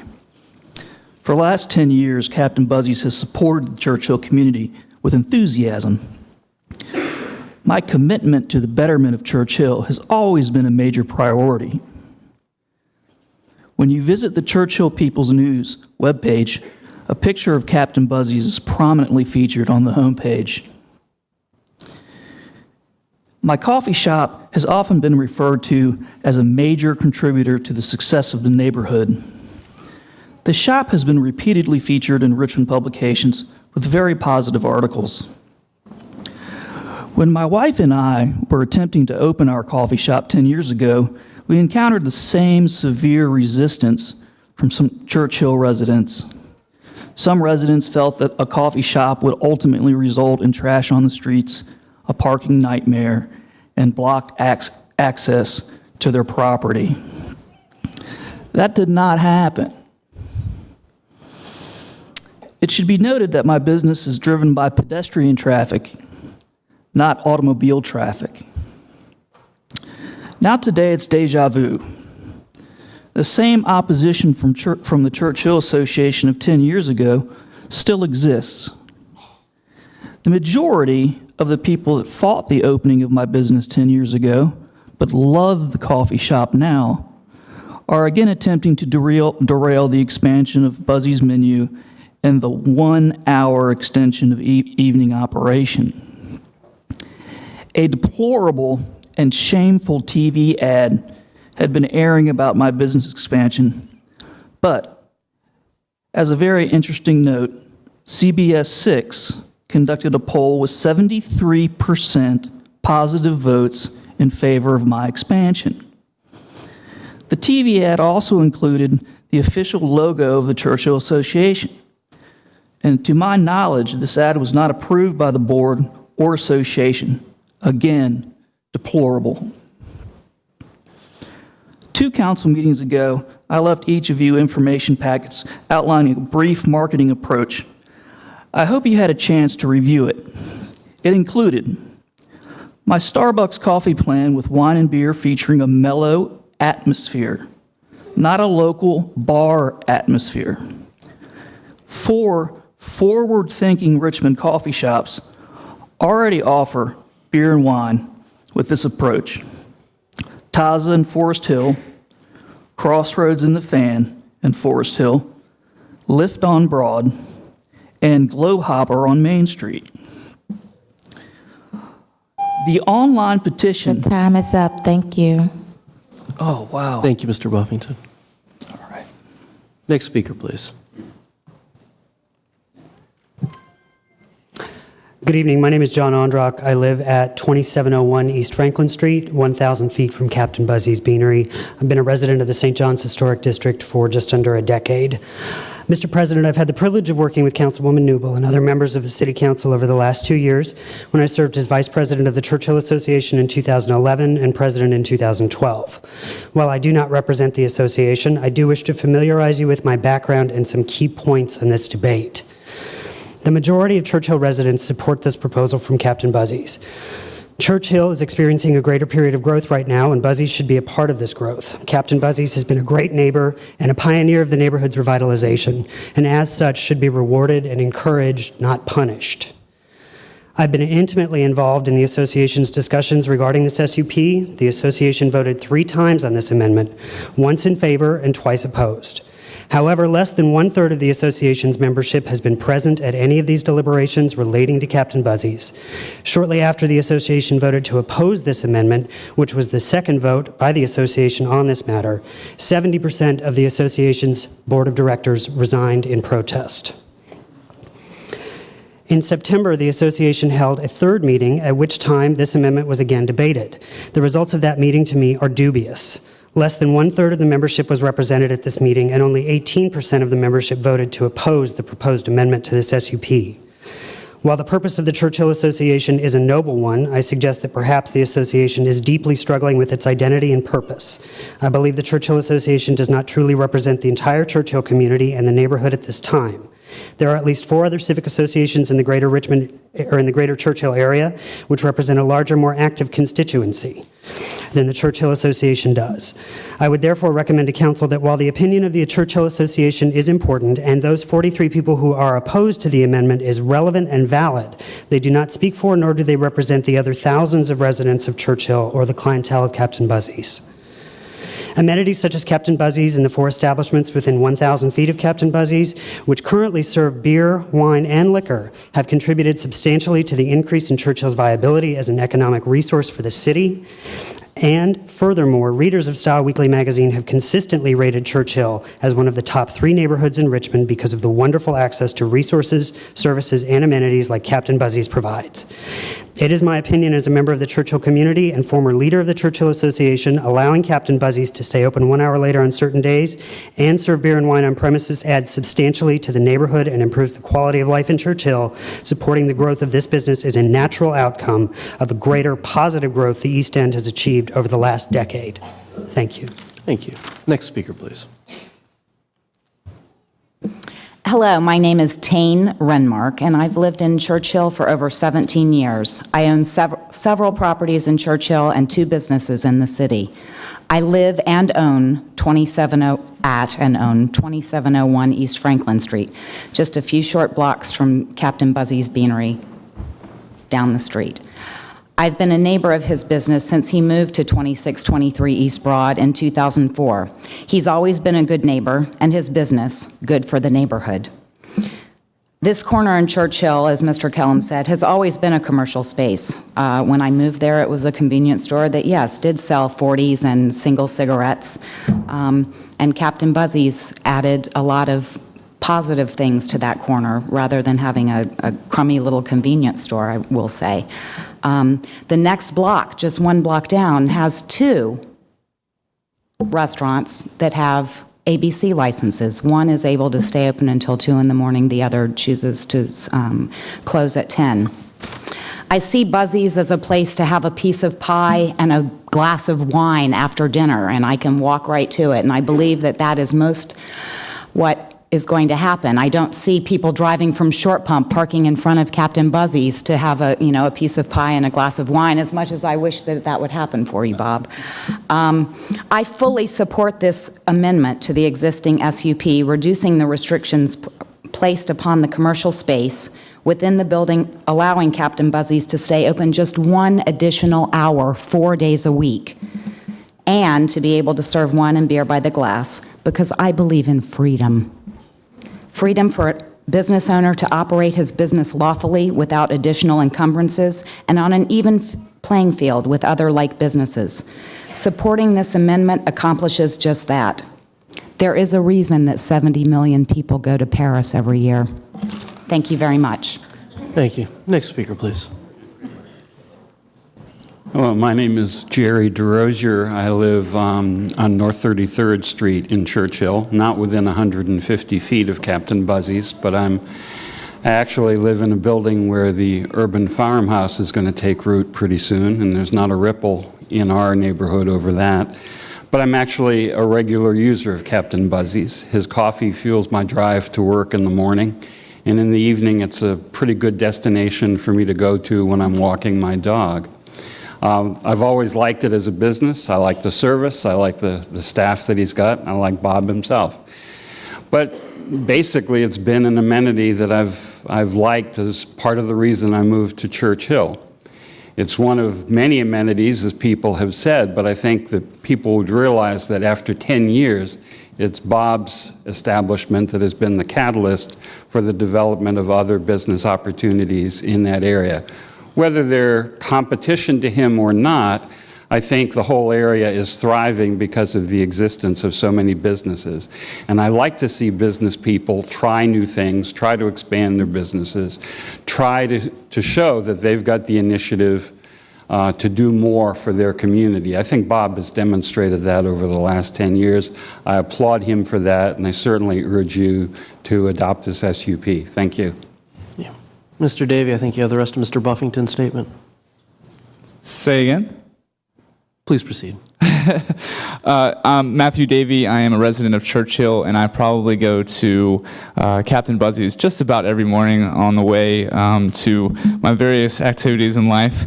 I want to speak on progress.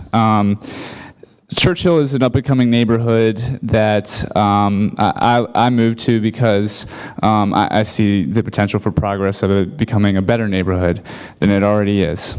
I want to talk and relate it to Shockoe Bottom, if I can. It was, once zoned an industrial neighborhood, and now in the 1990s, it was about 760 residents, I believe, that lived in Shockoe Bottom, and it now has 14,000 residents. And most of whom are young professionals. Where are those young professionals going to go move once they decide to have families? Churchill is a close idea that could be that home. And just my notes. A block away, there's a bar open until 2 a.m. that serves beer and wine and liquor. That place is the Hill Cafe. Globe Hopper is less than 5 minutes away. They serve beer and wine. Now that Captain Buzzy's wants to compete in this obvious commercial corridor, which is Broad Street, just as Robinson and Main Street are to the Fan, why should Captain Buzzy's be restricted? And I just want to finish up what he wanted to say. Bob Buffington, the owner, he has 215 signatures that support the SUP. There's an editorial that says that they support the Captain Buzzy's SUP. It would enhance the Churchill neighborhood. I couldn't agree more. And the opportunity that Captain Buzzy's will retain and create jobs, as well as give them the opportunity to grow their business. The thing here is, you have to understand that you can't prevent a business from expanding its business plan. And I feel for the homeowners in the area, but at the same time, things do change. And, zoning laws do change, and you have to respect them if you're going to live in an urban environment. Thank you for your time. Next speaker, please. Good evening. My name is Karen Kalman. I'm Howard's wife. Just wanted to cover a couple things on a more personal family issue. Our daughter has high-functioning autism, Asperger's. She lives 1 block away from Captain Buzzy's. If we thought for a minute that she would be in danger because of wine and beer being served at Captain Buzzy's, we would not approve or help Bob get his wine and beer. But we believe in Churchill. We think it's a safe area, and I think it's an asset to the community for Bob to continue to be there. I don't drink coffee. My husband likes coffee. He can go get a cup of coffee. I can go get a glass of wine. My brothers are beer drinkers. When they come into town, I can take them with pride to Buzzy's because it's our place and it's a safe place away from home to have a little bit something afterwards. I'd just like to also say, to bring to your attention to the real truth of the small group of neighbors, well-organized and deep pockets, I must say, who are against Buzzy's having beer and adding to his coffee shop. They have submitted to you, which they talked about, a protest of proposed ordinance, and they have its individual papers signed. There are only 15 properties represented within 150 feet. There are 22 names, 16 properties. Only 15 of them are within 150 feet of Buzzy's. There are actually 48 buildings, properties within that 150 feet. As organized and as much money as they've spent and as much time as they've argued against Buzzy's getting wine and beer, where are the other, I forgot the number, 33 names or 33 property owners on this protest, the proposed ordinance, if they say they're 95% represented? This proposed ordinance only represent 15 out of 48 people. Against you've heard a loud minority, and I emphasize it's loud. You've all heard it. You've seen it on TV, but it's a minority. Please give Captain Buzzy's the right to pursue his ABC and become a more solid citizen in Churchill. Thank you. Next speaker, please. Good evening. My name is Doug Guru. I don't live within 150 feet of Captain Buzzy's. I live within 1 foot of Captain Buzzy's. I live at 2623 East Broad, and I share a wall with Captain Buzzy's coffee shop. It's been suggested to you previously that my views should count less because I'm a tenant.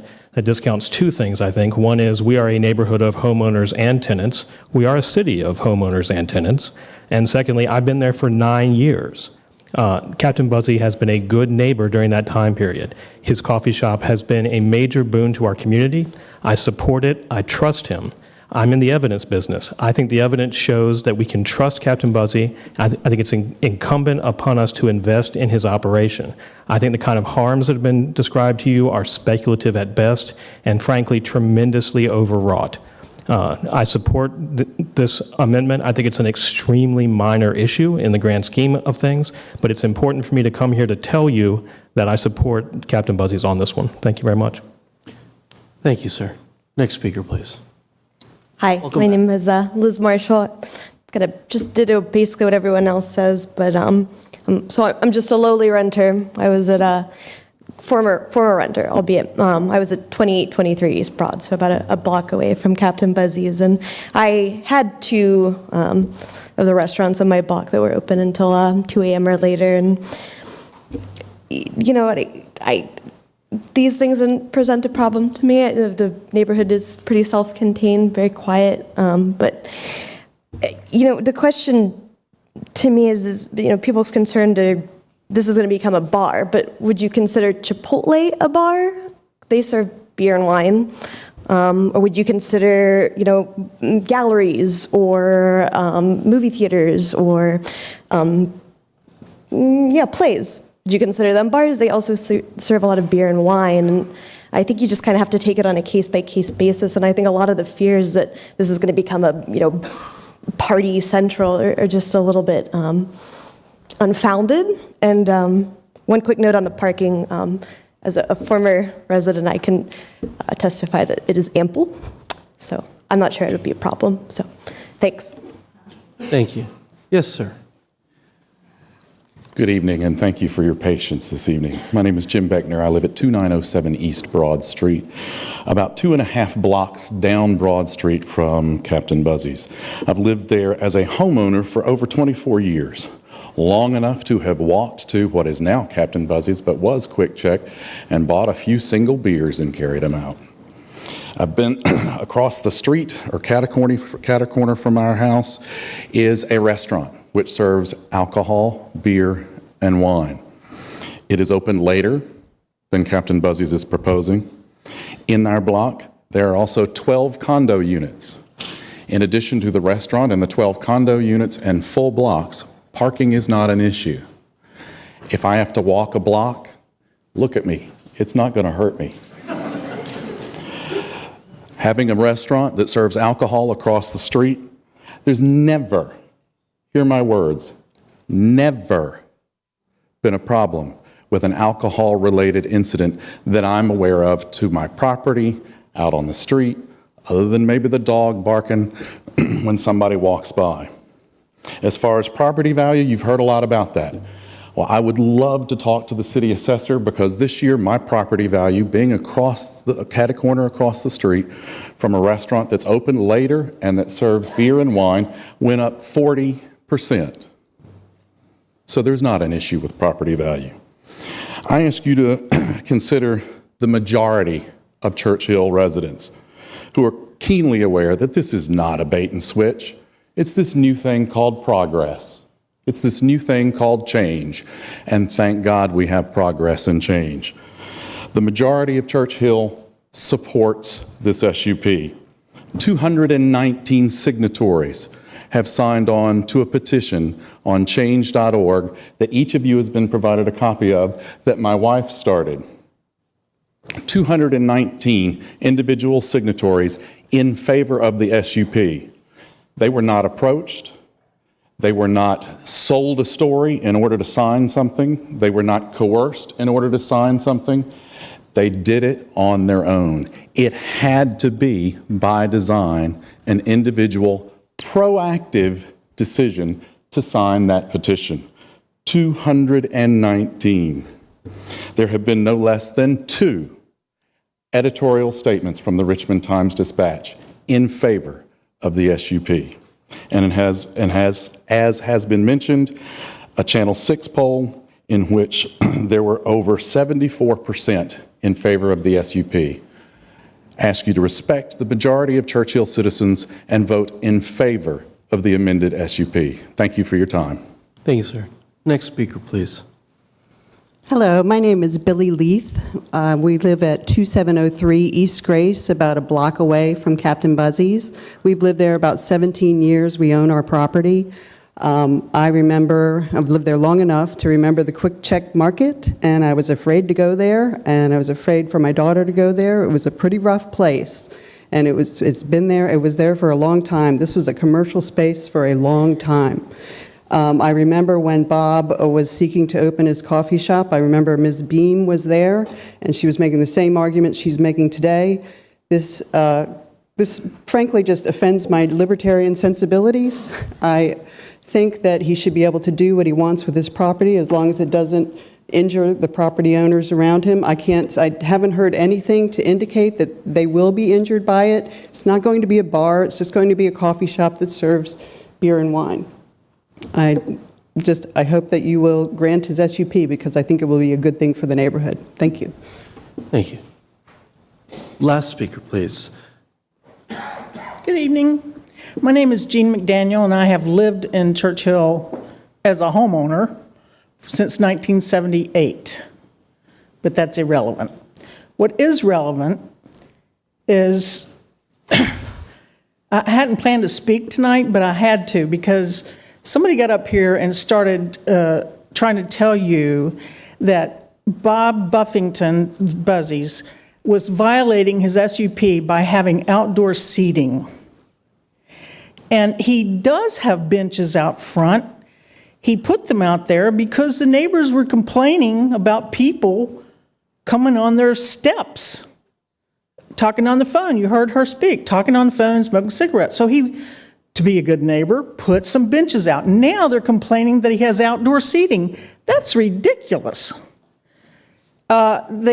I don't know if any of you members of council have seen the attack ad that was run. The people that put that together and paid for it are in this room tonight.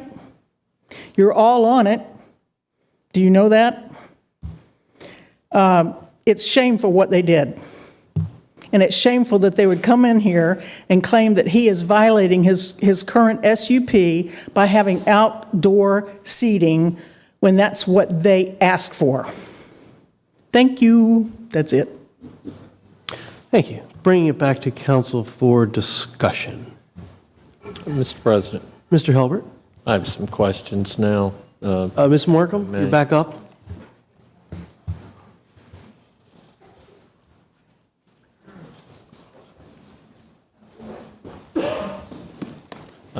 Good evening, Ms. Markham, and thank you for your work. I believe that you have a very difficult job in the city, and we were talking about city employees earlier, and I want to thank you for your service to our city. Well, thank you. You're welcome. There's been allegations here of, and I'm not sure that you know this, but I'm going to go ahead and ask that there's been violations of the current special use permit. Can you confirm or deny that that is the case? We have not gone out and done a site visit or investigation of the property recently. The current special use permit does prohibit the serving of customers outside. Okay. I don't know if the allegation was that it sounds like they were saying that seating. So is there a wait staff in this establishment, or do you buy at the counter? And I'm sorry here, maybe that's beyond your knowledge. I believe you buy at the counter, but the business proprietor would be better able to answer that question. Okay, would you consider a exterior seating where people aren't served to be a violation of the special use permit as it's currently structured? The current wording in the special use permit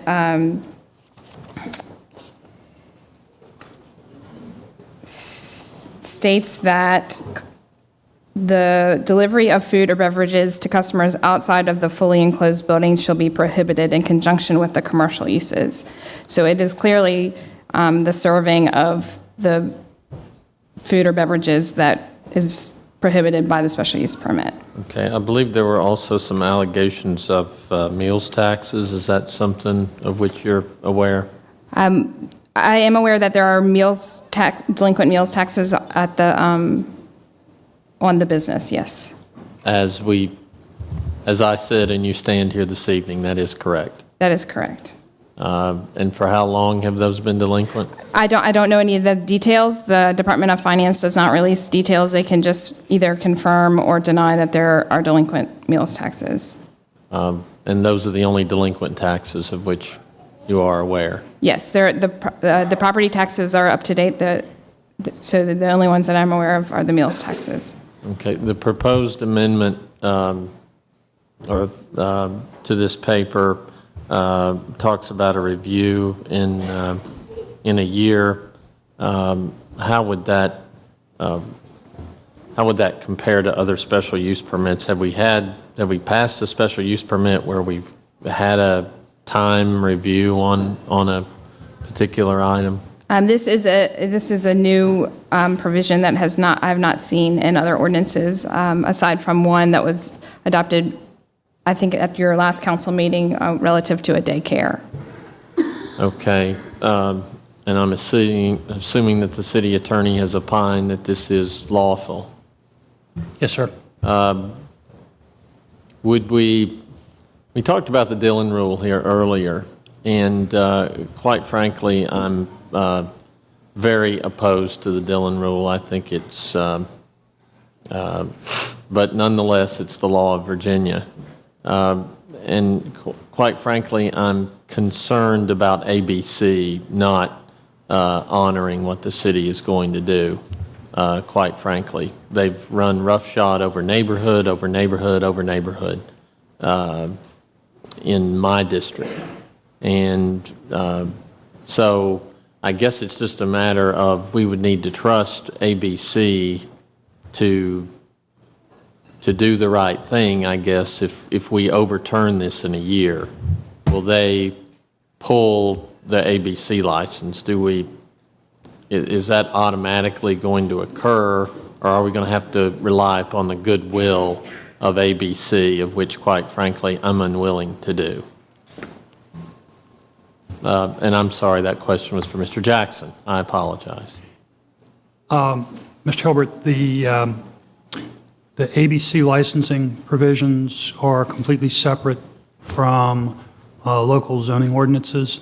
The Virginia Supreme Court has made it clear that even if a business is given an ABC license, it can still be forbidden to sell alcoholic beverages if that is a condition of its, in the particular case, conditional use permit.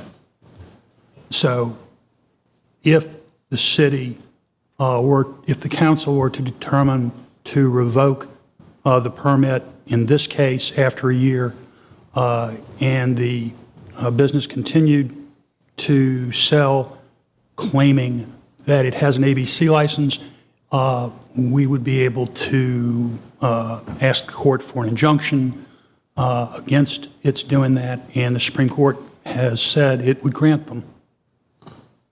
And this is something that is only applicable to a special use permit, that we can't rezone whole districts to say that you can't have a license here, or that the serving of alcoholic beverages, the sale and serving of alcoholic beverages is prohibited within a certain commercial district. I wouldn't go that far. I would simply say that because we're dealing with a special use permit, that the Supreme Court would say it can be enforced.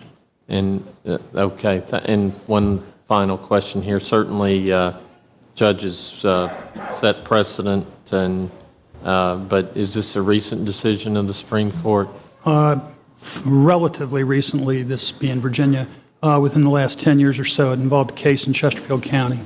Okay, so the makeup of the Supreme Court has changed, maybe 3 to 3 members, something like that, since that time. I'm really right.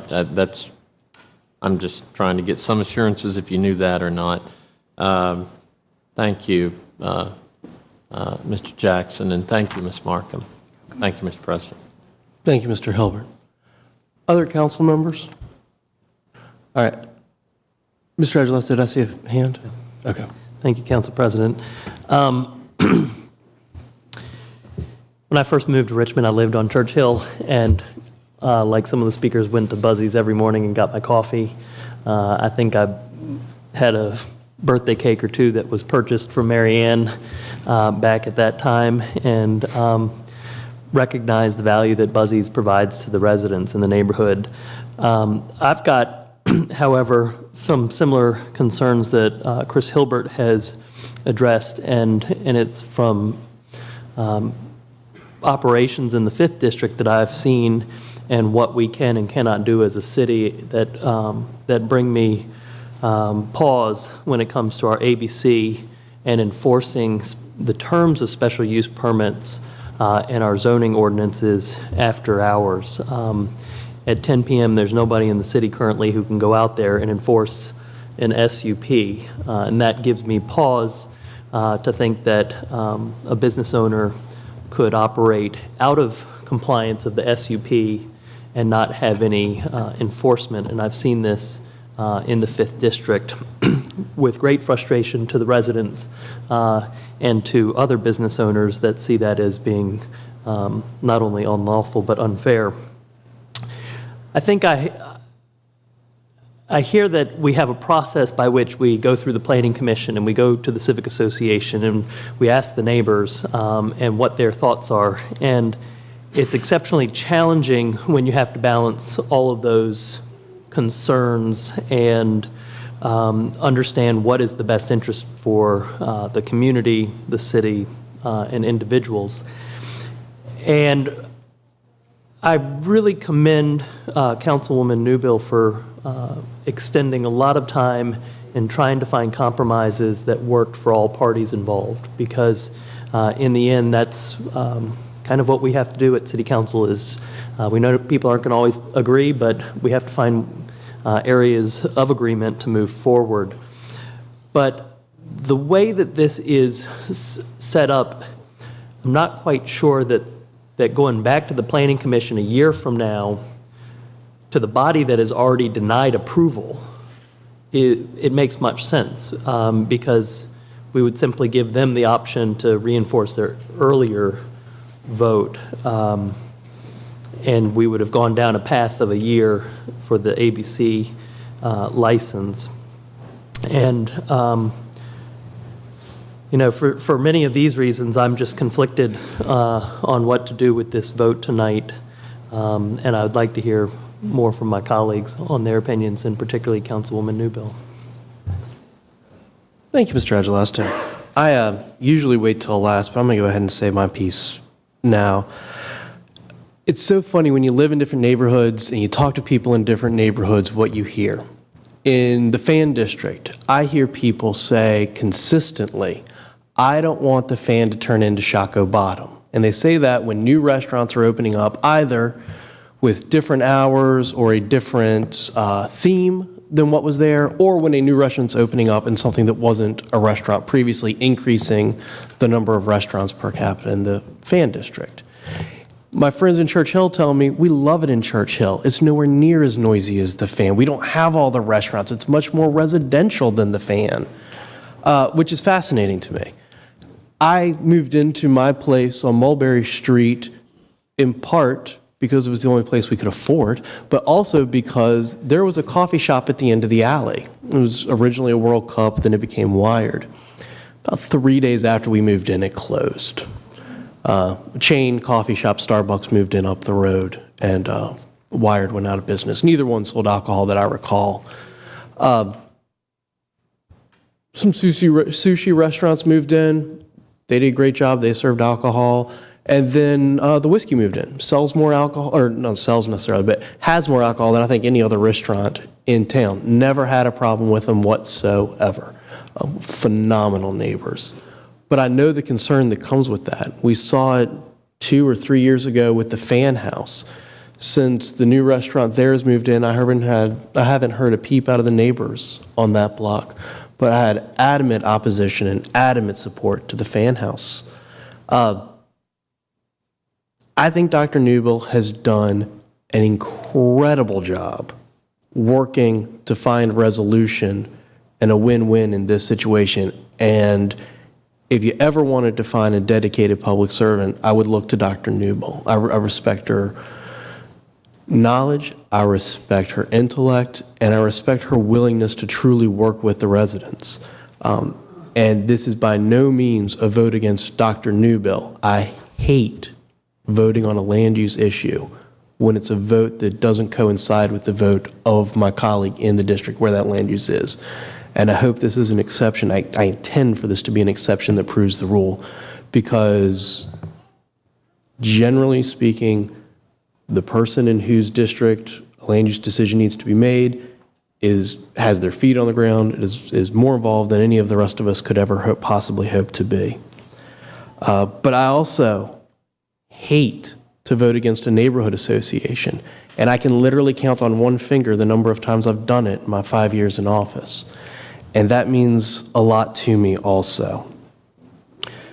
I've seen in the fan people come for SUPs, promising all sorts of things, and then finding out a few weeks later that the property is for sale, the building is for sale, the business is for sale. I'm not saying that's the case here. I'm saying it's what I've observed in other neighborhoods. I've had discussions with people in the fan, in Churchill, in Oregon Hill, in Carver, and in Jackson Ward. Are more late night or later night establishments a benefit or a detriment to building the neighborhood we want in that neighborhood, the type of neighborhood this neighborhood should become? The density of late night establishments or later night establishments does have an impact. It can be good, it can be bad. It truly depends on where the neighborhood wants to go. One thing I absolutely cannot stand is the comment, well, if you don't like it, move to Short Pump. Each of us chose our neighborhoods because we love them, we love our city. And in the fan, in Oregon Hill, in Churchill, in Carver Jackson Ward, it's a mixed use, mixed socioeconomic neighborhood. I have, if my count is right, had 86 neighbors in my 7 years in my home. And I was a tenant before then who was bouncing all around as well. So I understand both sides of that. We can't have one homogenous group be the neighborhood. We need mixed use. We need mixed income. We need all of that in our neighborhoods to make them work.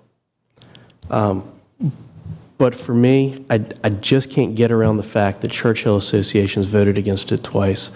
I can't get around the fact that the Planning Commission has voted it down.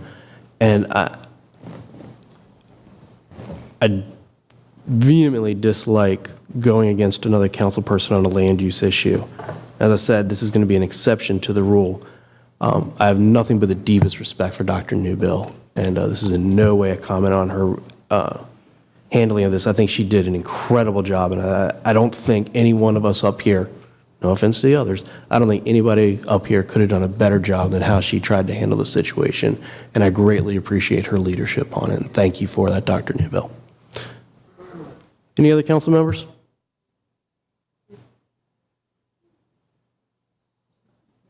Dr. Newbill? Thank you, Mr. President. Appreciate your comment there. This has been, the good news is that we have folks who care about Churchill, as evidenced by the presence of so many of them here. The challenge is how we create that balance so that we have opportunity for new and expansion, et cetera, et cetera. I've had the opportunity now, and I'll try to make this brief, to meet with community residents, individuals in small groups. We were out in the rain the very last meeting. Had opportunities to talk with the business owner, the building owner, had hopes of the business owner and some of the residents being able to create that opportunity for a win-win. I've talked to city staff, city attorney, city assessor. There were questions raised about the impact on the values of the property. So I had the city assessor weigh in and talk with the city attorney to try to figure out what would give us options that would really provide the safeguards that the community was looking for. So when the question about the business being up for sale, okay, so can the special use permit inure only to the business as opposed to the building? And so that if something else comes, then the community gets to weigh in. The ABC license, it's beer and wine, and so how do we ensure that only that happens if that's the case, and working through that with the city attorney. The density and the implications for parking, and trying to add that final piece, working again with the city attorney. Ms. Markham's, I guess she must have me on autopilot or auto dial as many times as we've spoken. The Civic Association, one of the first questions I asked Ms. Markham, so where's the Civic Association on this? And the Civic Association had voted in favor. So I met with the Civic Association president at the first vote, and then shortly thereafter, significant change in the leadership, and then 2 subsequent votes came forward. I again went back because it's important to me on these issues that I do hear from the Civic Association. I do hear from the homeowners who are immediately impacted, and also take into consideration the Planning Commission. So I went back to Ms. Markham after having the feedback from the civic associations and said, okay, so can you tell me exactly, because we did receive a petition, so am I hearing from those homeowners within 150 feet of the subject property, am I hearing from the majority of them? And based on, I'm hearing from at least 45% of them, based on what she says. I don't have the majority, but I am hearing for 45% of them. And so at this point, subsequent to the TV ad, I gave you a folder, even more emails came and even more phone calls came in as a result of that, about, I don't know, another 36 emails in favor and 12 phone calls in favor, and they're distinct. There were some that are against, but that was the majority. That was after the ad, and then the additional information that was provided in terms of the signatures that the business owner provided. And so I think that we've gone around the wagon trying to make sure, and I've certainly tried to make sure that we did due diligence, that I hear from those most directly impacted, from the association, as well as taking into consideration what the Planning Commission provided. I also have to look in the context of what's gone on in our community. And over the last 10 years, we've had some major changes. Now, the good news, with intentionality, we have tried to attract businesses to our community, to provide the amenities that folks want, to create employment opportunities in a community that has challenges in terms of employment and poverty. And so it's been exciting, and with intentionality, working with partners like Bon Secours that provide small seed grants, that we have Sub Rosa, and we have WPA and Dutch and Company and Proper Pie, and more to come. Because that is a part of the fabric of the community and what our community has asked for in terms of amenities. I think Union Hill Market might be next up. But the community is asking for those kind of amenities. And as I said, it creates employment opportunities. And so we've had significant change, as we have across the city in the last 10 years. And so there is more competition for all of the businesses to really create and find their niche. And so I also try to be mindful of that, because the business is also a part of our community. And there are some extenuating circumstances here. I suspect we did and do have meal tax that was raised before, and I understand that there's a payment plan with that. This is not... this has been a challenging SUP. Let me just put it that way. But I have to say that I have tried to balance all that I see here in terms of those directly impacted, what the association has said back, now the additional emails, calls against or juxtaposed against the request. And so at this point, with the 1 hour request, the beer and wine on premise, and the 3 amendments, again, the 3 amendments, in direct response to the community's voice, I am asking for your support to proceed with granting the SUP in this instance. And I do plan to be vigilant about the impact on our community, because I do take seriously those concerns, and I'm just looking at you directly, Mr. Buffington. So that 1 year period, whether the clock we remember or not, I'll remember. And having a baseline, and I think someone asked about that. What is that baseline against which we measure? And so I'll be asking staff to do due diligence so that we have a baseline to look at the issues that have been voiced and that that particular amendment addresses. With that, Mr. Chair, I think I've, I think the last thing, I really do want to thank everybody, the folks who took time to meet with me at 7 a.m. at unusual places, walking around in the rain, you know, who at Buzzy's, on the phone, at Buzzy's, multiple. I mean, it really, I can't tell you how pleased I am to represent a community where folks care. And so the challenge is how to create that balance and how do we get to a win-win for a community, provide those amenities we're looking for, employment opportunities on a commercial corridor, deal with economic context, listen to those who are directly, I mean, it's multiple components. So with that, I know I've gone waxed a little further than. That's okay. Thank you. Thank you, Dr. Newbill. All right. Any other? No? Very good. Madam Clerk, would you please call the roll? Council is voting on item number 17, ordinance number 2013-112. Mr. Beliles? No. Ms. Graziano? Aye. Ms. Mosby? Aye. Vice President Robertson? Aye. Mr. Agelasto? No. Mr. Hilbert? No. Ms. Trammell? No. Ms. Newbill? Aye. President Samuels? No. That paper has not been adopted. Thank you.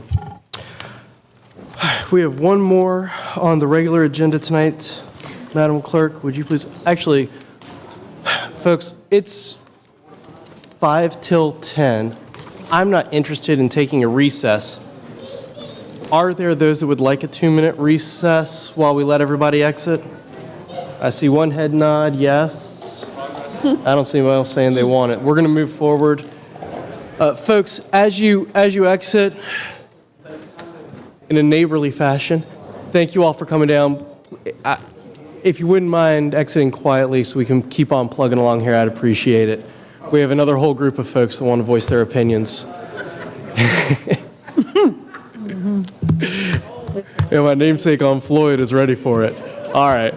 Madam Clerk, next paper, please. Next is item number 29, resolution number 2013-R189, to support a project to provide funding for the Floyd Avenue Bicycle Boulevard project and the city's application in relation thereto to the Virginia Department of Transportation for $400,000 from the Federal Transportation Alternatives Program.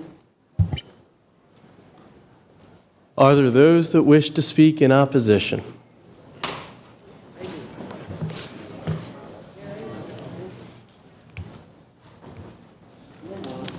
Folks, same rules as for everybody else tonight. Opposition gets 30 minutes. Proponents get 30 minutes. If you hear something someone's already said, please say ditto and move along. Mr. Brandon. Good evening. My name is Mark Brandon. I live in the Maymont neighborhood. I talk fast. You know, I stood up when you asked for anyone speaking in opposition to the plan here. I just stood up because I want to get home. I'm neither for it nor against it. This is something that came up quick. We had some conversation about it, and then all of a sudden there was a meeting at the school, Binford School, last week. You know, I'm a Main Street representative. I own property on Main, Cary, and Parkwood. I've been a big member of that, or an active member of that civic association we now call Uptown for many, many, many years. And I'm not against the plan, but I want to understand it better. I want to take a minute to promote Main Street. We on Main and Cary have waited for years for bike lanes, lighting, traffic calming. This body passed the Main Street Corridor Plan to address these issues in 1995, and I don't think actually any of you were on this board in 1995, but I have a copy of the plan. I didn't bring it up with me. But it did pass council in 1995, calling for all the amenities that I'd mentioned there. We're still waiting And thanks working with our council person who's been a breath of fresh air over there, maybe we'll see some change in those areas. At the informational meeting held at Binford last week, it was well attended by members of our board. In fact, I think we lost 2 or 3 people that are going to speak here tonight due to the hour. It was upsetting. I got to say one thing. It was upsetting for the gentleman that made the presentation on behalf of the plan, the city, to characterize Main Street, calling it a traffic quarter, where speeding was somehow routine and expected. We've been fighting against that for a lot of years. I know that when you drive west of Main Street and get to Elwood Avenue, which is in the 1st District, they've got their curb bump outs, they got speed limit signs that say not only 25 like our signs say, but we really mean it in this neighborhood, which is the strangest thing that we do in our city, having some signs that seem more serious about speeding than others. Let me say this about Main Street again, just so as this dialogue goes forward. I love the idea of biking. It should be an important part of transportation. I'm not sure if this Main Street plan is really fleshed out. I'm not sure if we get the money. Can we move it around? Does this set it in stone? I don't understand that, and I probably won't stick around. I'll watch it on TV later, and you can tell me. I don't know how that works. I do know how the processes have worked in the past, and so I wanted to stick around tonight to say I got a lot of questions about it. Main Street and Carey Street is more residential than commercial. So whenever you hear anyone talking about anything else, Main Street is 68% residential. Carey Street probably higher. We have a higher homeowner occupancy rate than they do in the Fan District. So remember that. The time is up. Thank you. Thank you. Perfect. Thank you. Ms. Samuel. And just for the record, Ms. Samuel and I We are not related. No relation, except I believe my father... No S at the end of my name. I believe in the early 80s, my father took a reservation from them when they got tired of waiting at the pizza. Yes, that was pretty funny. I appreciate you all staying awake to hear this. It's probably nowhere as important as some of the other things you voted on. But for those of us who live in the Fan, and we are now an aging population to some degree, we have battled parking with the encroachment of VCU and the students and the bicycles and the lack of streetlights. And for us, this is intimidating. We fight for parking. Where are the bikes going to go? Are there going to be bike stands? The roundabouts or the abutments that they plan on putting in will take away about 3 parking spaces a street, for which we don't have enough room for. That worries me, though I was misquoted in the paper because I never spoke to the reporter. The bike riders don't stop, and there's no way of monitoring them. The police officers are not there to stop them. I stand on the street like I did today with my neighbor, and like a school teacher went, no, no, no, you know you're not supposed to go through that stop sign without stopping, and they zip down the street. So for those of us who have been long-time property owners and am now seeing our property values start to come up again and the Fan be revitalized, we are petrified that this is going to change all of that, and we're not going to be able to handle it. And I appreciate your hearing that. I'm sorry, Ms. Samuels, will you state your full name for the record? I'm sorry, Marilyn Samuel. Thank you. She has no S at the end of her name. Mr. Tichy. I'm William Jerry Tichy. I live at 2323 Floyd Avenue. It was brought up to me that this bike route is going to be a boulevard and not a bike route, which is very upsetting to me. A bike route, as you know, is taking up both lanes of the roadway for bicycles. That means when I leave from my house, I have to follow the bicycle until I get to a bumper or diverter in the street. Then I have to turn right or turn left. It would be inconvenient to me to turn right from where I park in front of my house, and it would be more convenient to turn left. But the bumper would make me turn right. I don't like this ordinance, and I just would say no to this. Thank you. Thank you, Mr. Tichy. Yes, ma'am.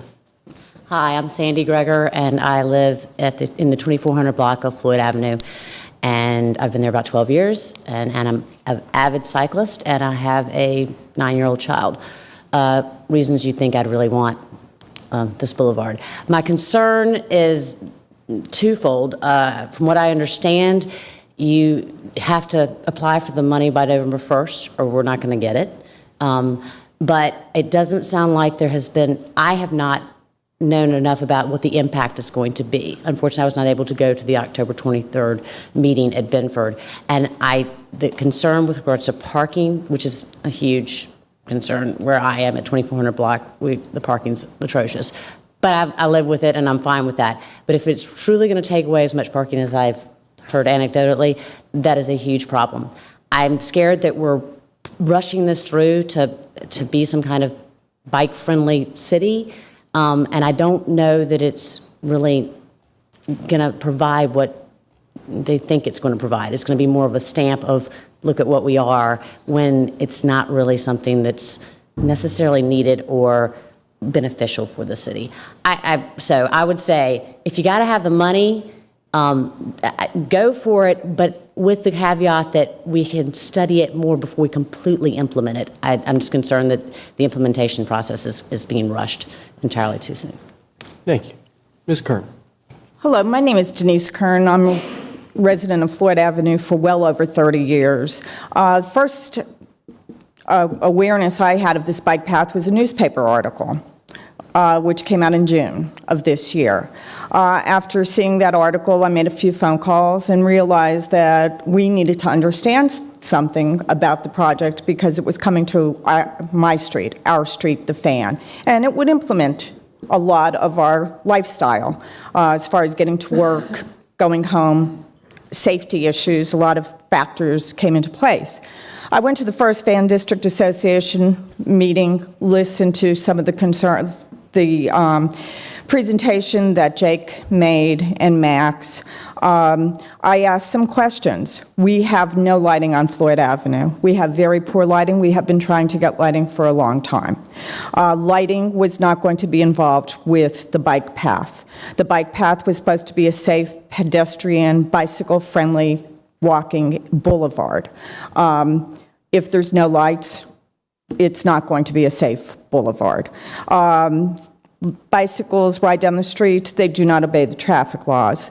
There was talks of various types of diverters. Diverters are fine in some instances. Stop signs were put, and they were put for safety, and also in some instances calming, because cars used to fly down the street, but also we can't see from our corners. Those are supposedly going to be removed, and we may have diversion as far as traffic goes. We understand that there needs to be change, that the city of Richmond needs to get more bicycle friendly. We're not unwilling to do that to some things in some instances. However, this has been sort of forced, came about in a quick manner, and today is a meeting to vote on this when yesterday or 2 days ago we received these in the mail on Floyd Avenue, which says that there's going to be a walk around on November 2nd. They have to apply for the grant by November 1st. So the residents on Floyd Avenue were not necessarily well informed. If this could come in the mail, there should have been something that came in the mail for the meeting at Benford. It should not have been just a FDA meeting thing. I don't want the city to lose the money. I believe in bike paths. I ride a bicycle. I have a basket. I sometimes look like the Wicked Witch of the West with my hat on and my black dress going through with my multiple lights. The bike from the FDA meeting, they are now going to be giving out some free lights on Floyd Avenue on the week, this coming Halloween. I just feel that the residents do need to have a say in this matter. We do have a lot of parking issues because of restaurants on Main Street. I do understand that this is going to be a corridor that goes all the way from Franklin. It's going to interloop. I did read hundreds of pages on the Richmond Strategic Multimodal Transportation Department that came out in July. I am well informed on this information, but I'd like you to think about it. Mr. Marks. Good evening. My name is Dan Marks. I actually don't live on Floyd Ave. I'm on a side street, one house away from Floyd Avenue. I basically agree with just about everything everyone has said before me on this. I am against it mainly for the fact that it's been kind of shoved down our throats. We've talked about it, that it's probably a done deal. We've heard all of this information, and every time we've heard the information, it just doesn't seem right. They decided on Floyd Avenue because it was the only street in the fan area that went from Monroe Park all the way to Thompson Street. That is an incorrect statement. I've asked them to change their presentation and information on that because there are many streets that do that. Main Street number 1, which many business owners, or a few business owners that I talked with at the Binford meeting, basically are in favor of having a bike path down Main Street. Because if it's talking about bringing tourism to the city, to the area, why bring it down a residential street for that length of time? Why not stick to a street that has residential and businesses on it? And so I'm in favor of that, but I'm not in favor of this action here. I also would like to make a point. My wife said to make a point. Everyone keeps talking about safety on this, and we have been asking for lighting, new lighting, in the fan area for many, many years. And I know President Samuels has been working on it diligently, but here we are about to spend city money again on bike path through a residential area that is opposing it. And I would like to see the city look at more interesting ideas of bringing safety to the fan area, and that would be lighting, four-way stops, things like that. And, you know, everyone keeps saying bicyclists never stop at the four-way stop signs. And I have to admit, 2 times in the last 2 weeks, I have actually seen a bicyclist stop at a four-way stop sign. And one of them was today because he was afraid that the driver of the car was not going to stop for him if he kept going through. And he slammed on his bike brakes and stopped. And yes, the car did motioned him through. But out of all these other years that I've lived there, I never see bicyclists stop at four-way stops.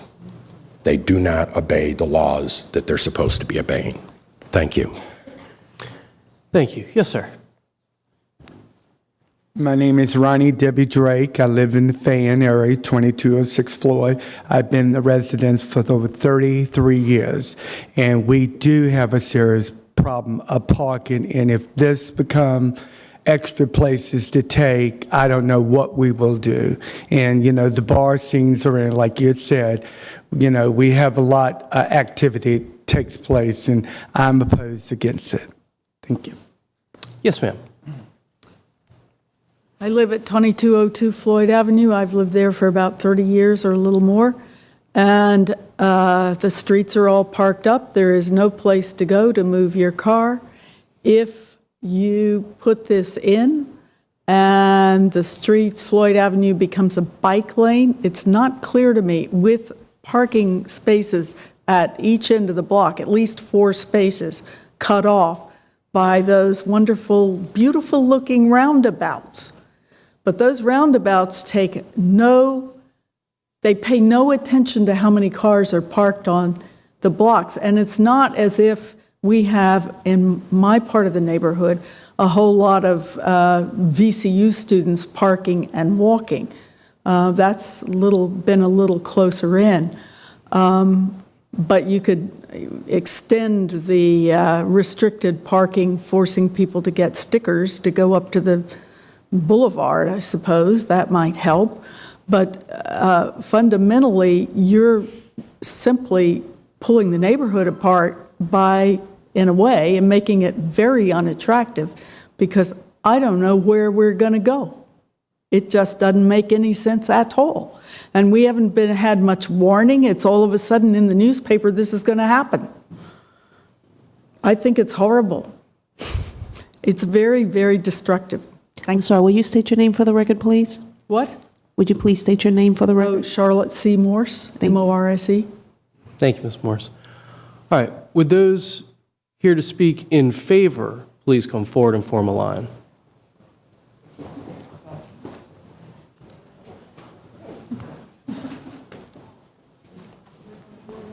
If you happen to live on Floyd, I wouldn't mind hearing that in your introduction as well. We have enough here where we're not going to get to do 3 minutes per person. For everything else tonight, including the folks in favor, or excuse me, the folks in opposition, I've done 3 minutes per person. I'm going to keep that up, which means that we got 30 minutes. If you hear somebody say what you're going to say, either ditto them and sit down, or turn your time over to someone with something else to say, please. All right. Yes, sir. Good evening. My name is Brantley Tyndall. I represent Ride Richmond.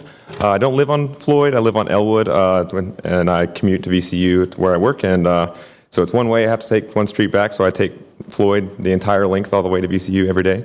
And I've got a few points to make in regards to the Floyd Bike Boulevard project. First, I should say that the city is really to be commended for its timeline. It's actually way ahead of the game in terms of community support, community engagement about the particulars of this project. It's not being railroaded, and it's not being behind closed doors. It's actually or the city is taking community input before much has actually been planned in the specifics. To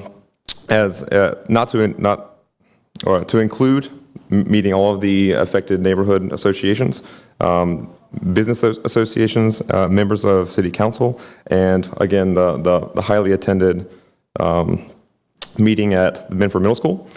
Secondly, it should be clarified that the vote tonight is not an all-in vote for the Bike Boulevard project, that if you vote yes tonight, that the city is committed to putting this project in. It's to have the possibility of getting funding, so the city will do its city cash match so that we can apply for federal funding, that application being due on Friday. It's just for the possibility of this project coming into fruition. I should say, so it's urgent and timely, but again, it's not a commitment. I'd like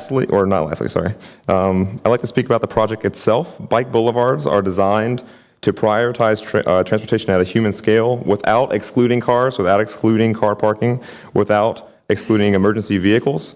Floyd is an avenue already featuring a high volume of bikes and a low volume of cars, relatively speaking. Infrastructure designed to promote biking and walking are shown with hard data in cities like New York City, Portland, and others, to increase the safety of all road users, regardless of mode, and to increase adherence to traffic laws. I think that's something that's worth mentioning. Upon completion, the Floyd Bike Boulevard would have a minor impact on drivers, much less of an impact on parking than has been recently stated, but a significant and positive impact on bike riders, pedestrians, and residents who appreciate a strong neighborhood in which to live.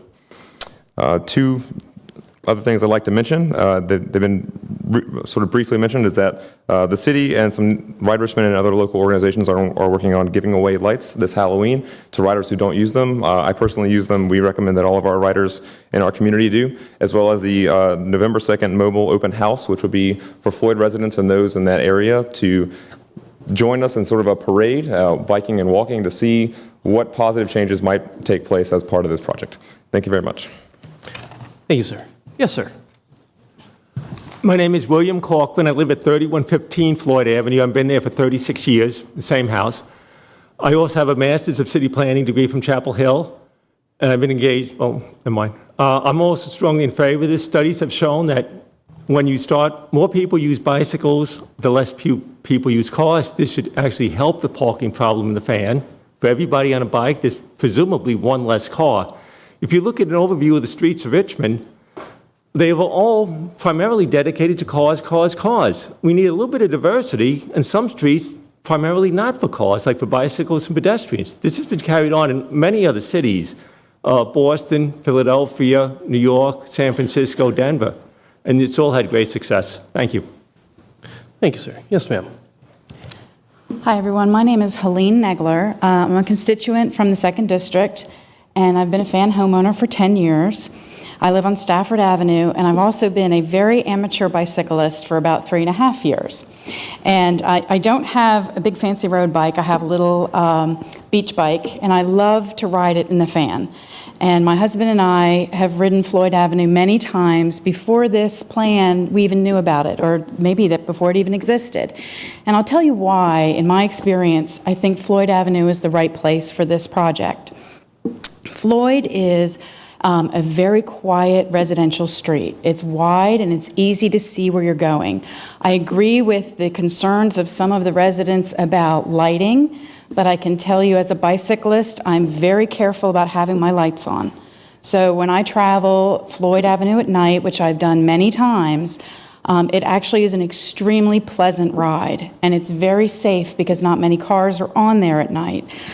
Unlike Cary and Maine, there's very little traffic that's coming at you from behind. As you know, as a bicyclist, you have to obey the rules of the road as if you were a car. So if I'm a bicyclist on Main or Cary, all the traffic is coming from behind me, and it's coming at a fair rate of speed. I disagree. I don't think a lot of people do speed on Cary or Main. The traffic lights take care of that. But in terms of feeling safe as a bicyclist, I feel so much safer on Floyd than I do on Cary or Main. I'd also like to talk about where this plan is right now, because I heard some people say that they're scared about what's happening, they don't know what the plan is, and I actually think those are really good comments. And the reason that I say that is this. We're at the stage now where we are considering what this is going to look like. There is no formal plan. There is no formal taking away of parking spaces. When people talk about parking spaces being taken away, that's purely speculative. At this point, what I heard Mr. Humboldt say from the city at the October 23rd meeting was he's looking for no net parking loss. And he had some very creative ways that he was going to look at all of Floyd Avenue to determine if there's other parking opportunities that we can use. I think this is a great opportunity to look at Floyd Avenue, not only for bicyclists, but for residents, possibly to get more lighting and have a calm, beautiful street, and also for pedestrians to have a safe place to walk. So I really do think this is a win for everyone. I want to thank you very much for your time and attention tonight, and I do hope that you vote yes on this project. Thank you. Yes, ma'am. Good evening. My name is Amy George. I'm currently a member of a resident of the 3rd District, but my first apartment here in Richmond was actually at 1820 Floyd Avenue.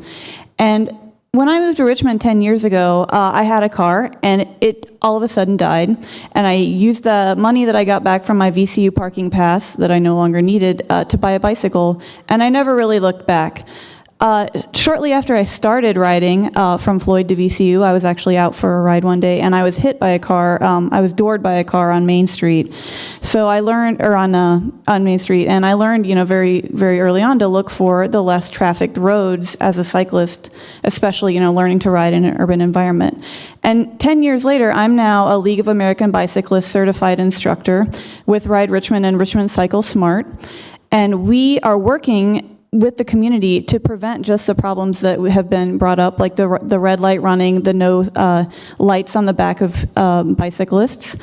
So we are actually in support of this because it will help create better bicyclists in Richmond. I heard that a lot of the parking issue was brought up several times.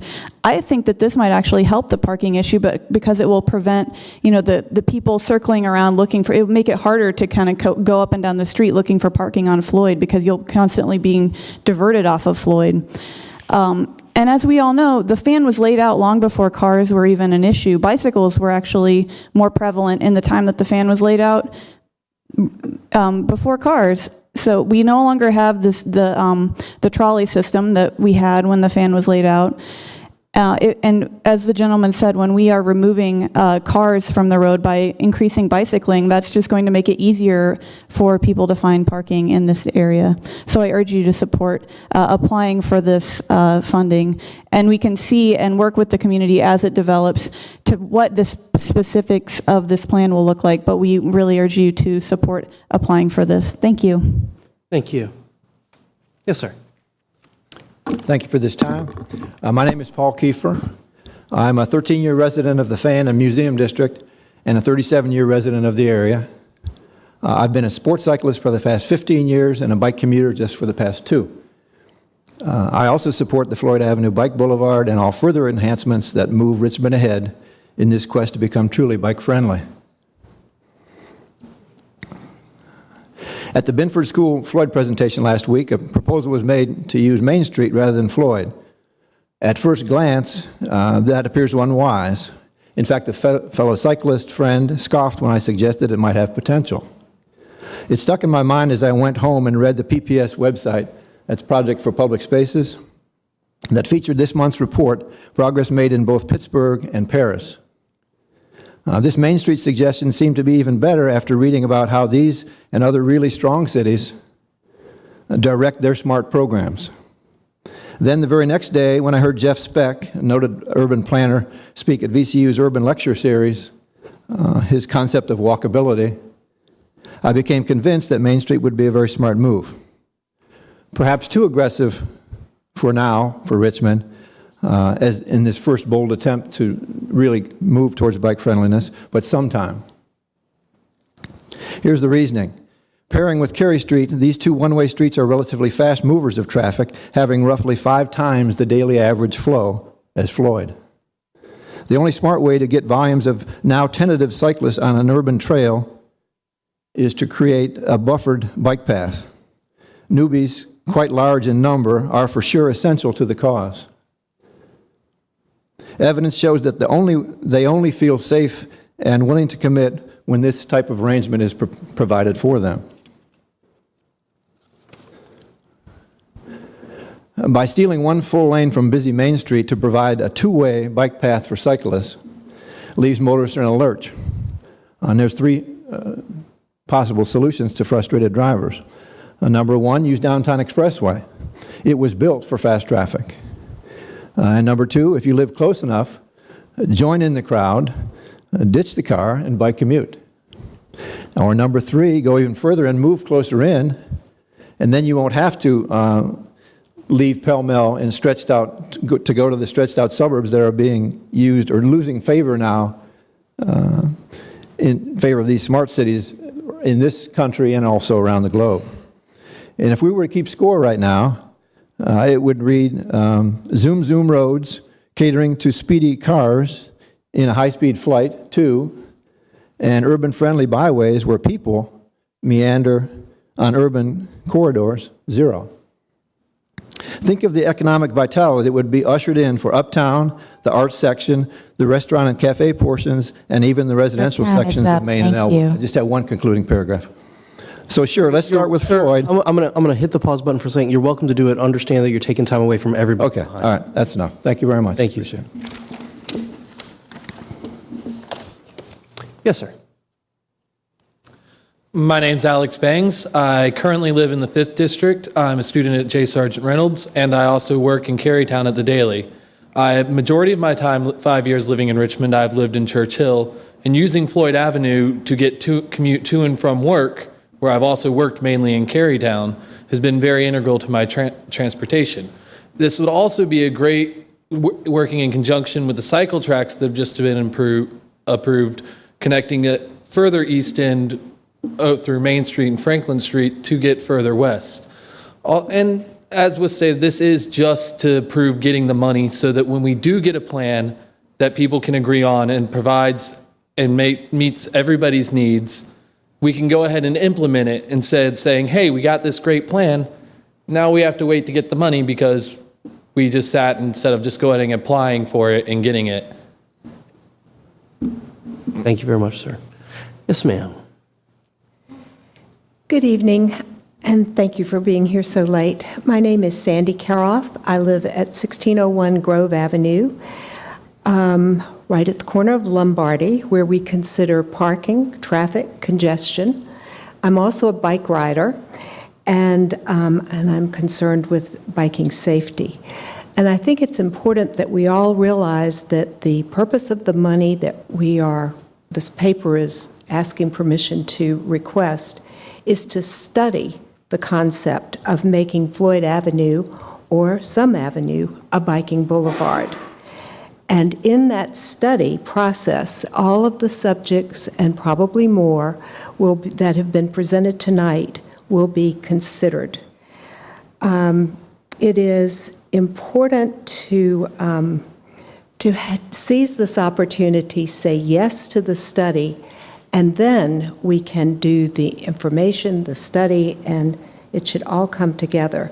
The city would invest, as I understand it, 20% in the study, and the federal government would give us the 80%. So I hope that you will address this, and I'd love to see we bicyclists follow the rules. Thank you. Thank you. Hi. Hein Carroll, 1601 Grove Avenue. Opponents of this study cite parking as an issue. We've been assured that parking will not be affected. Opponents cite that lighting is an issue, and I'm sure that this improvement for lighting is necessary on Floyd Avenue, but that's not the issue at hand. Opponents have talked about Main Street being a possibility. That's a tough one because it's a main artery and it's a one-way street. City planners in forward-looking cities look forward to this kind of a plan as something that's part of the walkable and bicyclable city. I'm very much in favor of their opinion. I'm very, very much forward of this idea. And I hope that the 3 councilmen who represent Floyd Avenue will look at this positively. Thank you. Thank you, Mr. Clough. Yes, sir. Hi, I'm Michael Steves. I live on Mulberry Avenue, or Mulberry Street. I wanted to point out a couple things that I think everyone that has come up here that's against it, I think everyone was over the age of about 40 or so. So, yeah, I know that's not the best thing to bring up. But the idea is walkability. Is walkability and who we want to draw to the city. We want to be a vibrant, youthful city. So we want the millennials. This goes back to Jeff Speck. The walkability so we can draw the future of the city to Richmond, which I think is what we all want. All right. I hope you vote yes. Thank you. Thank you. My name is Evan McKenzie. I just want to offer my voice in support as a commuter and car owner who lives on Parkwood Avenue. I commute via bicycle all the way to Shockoe Bottom, mostly because my car is broken a lot, but I would like to see more efforts towards improving biking safety in the city. Thank you. Thank you, sir. Yes, ma'am. Hey, I'm Christy Thompson, and I also live on Parkwood in the Fan, and I also sometimes drive to work, and I sometimes bike to work. And I was really excited when the city put in the sharrows around the Fan and started promoting more bicycle-friendly areas. And then one day I rode my bike down Meadow to work at 8 o'clock rush hour, and I decided I would never do that again because it was terrifying. People tailgate you, people honk at you. Cars are not friendly on busy streets. And so now I mostly wind around through Strawberry and other places to cross the Fan that direction. So I'm really excited about the potential for there to be kind of a safe place for cyclists to commute and use the Fan in a way that, you know, we like to use the Fan. I love biking in Richmond. It's one of my favorite things about living here. I also want to say, you know, I do own a car, and I do drive a car sometimes, and cars use roads much more heavily than bicycles do. So if we have a road that cyclists are using more often than cars, that road's going to need less maintenance, less money over time. And I also want to point out that as a car owner and a driver, I do realize that I don't own the roads. The parking in front of my house does not belong to me. The city owns that. I live right next to Lamplighter Coffee Shop. It's crazy busy. There are people parked in front of my house every single day. And I'm 100% okay with that because it promotes pedestrian activity and people and development. 3 stores opened down right across the street from that because of that business and because of the increase of people in that area. And I am 100% for promoting people walking and being in places and other modes of transportation than vehicles. Thanks. Thank you. Next speaker, please. You're going to work out tonight, aren't you? Last time, I promise. So ditto on that. And I heard a lot of people that were against kind of bringing up one subject, well, parking, and then the other one was cyclists not obeying the law. And I get that's a problem, but I don't think this is the way to fix the problem. I mean, if you have pedestrians blindly walking into the street, texting, you have cars speeding, you don't take away the roads or the crosswalks. That's not like a logical decision. And I think going forward, we should ticket bikers that break rules. We should enforce things more heavily, but I don't want these things to overlap. I think providing a safe method to transport our cyclists is the best route. No pun intended. Thank you. Thank you. Yes, sir. Hi, my name is Tyler King. I live on Parkwood Avenue at the intersection of Robinson, and I studied urbanism at VCU and urban mobility at Bauhaus University. And I will say one thing that I do miss a lot about Germany is the bikeability. But it's getting better in Richmond. Every day, if I leave my house and follow the Sharrows down Robinson and then on Floyd Avenue, it takes me directly to work at 2nd and Broad. So this isn't a recreational bike path, contrary to popular belief. So if I could have,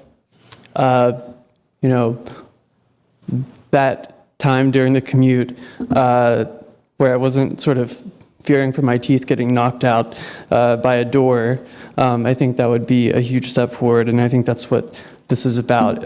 It's, once cyclists know that planning processes are providing for them, I think we'll see more mutual respect between cyclists and motorists. Thanks. Thank you, sir. Yes, ma'am. Welcome back. Hello. This is what I came here for. My name is Katie Schwing. I currently live on Elwood Avenue. But I've just actually signed a lease and am going to be moving over to Floyd in the 3100 block as of this week. One of the major reasons why I chose Floyd to live on was because of the promise of safer bicycling and maybe a bike boulevard in the near future. My husband bikes down Floyd every day to go to work. As I get older, I get more risk averse, and I realize that we need more safe places to cycle through the city.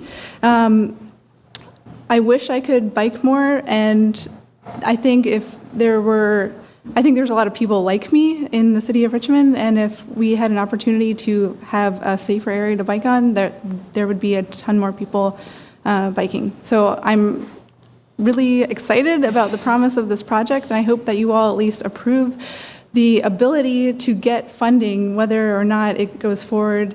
I think this is a really important first step. So, thanks. Thank you. Yes, sir. Hey there, my name is Casey Werdeman. I live on Robinson, formerly on Floyd. And for me, when I'm trying to understand legislation, I always like to try to put myself in the other side's shoes as well. And in this case, I fully understand the concerns that have been raised. And if I was a property owner on Floyd, I would have very many of the same concerns. Issues of property values, of parking. But the encouraging part for me of this conversation was that for the most part, the concerns that were raised were just that, concerns, that there was more information that was needed and kind of expected for the most part. So really, while I'm in full support of this project, I hope that it's an opportunity for the city to work together, to bring the whole community together, to find out what this project would look like to make everybody happy and everybody excited about using it, including, most importantly, people that live on Floyd. So, thank you. Thank you, sir. All right. Those in favor and opposition have spoken. I'm going to bring it back to council. Although I'm not a patron, I'm going to say just a few quick words. This is the second paper out of two that have come up regarding I'm going to call it the Floyd Bike Boulevard. Everybody can call it the Greenway, the bike pathway, whatever you want. I'm going to call it a bike boulevard.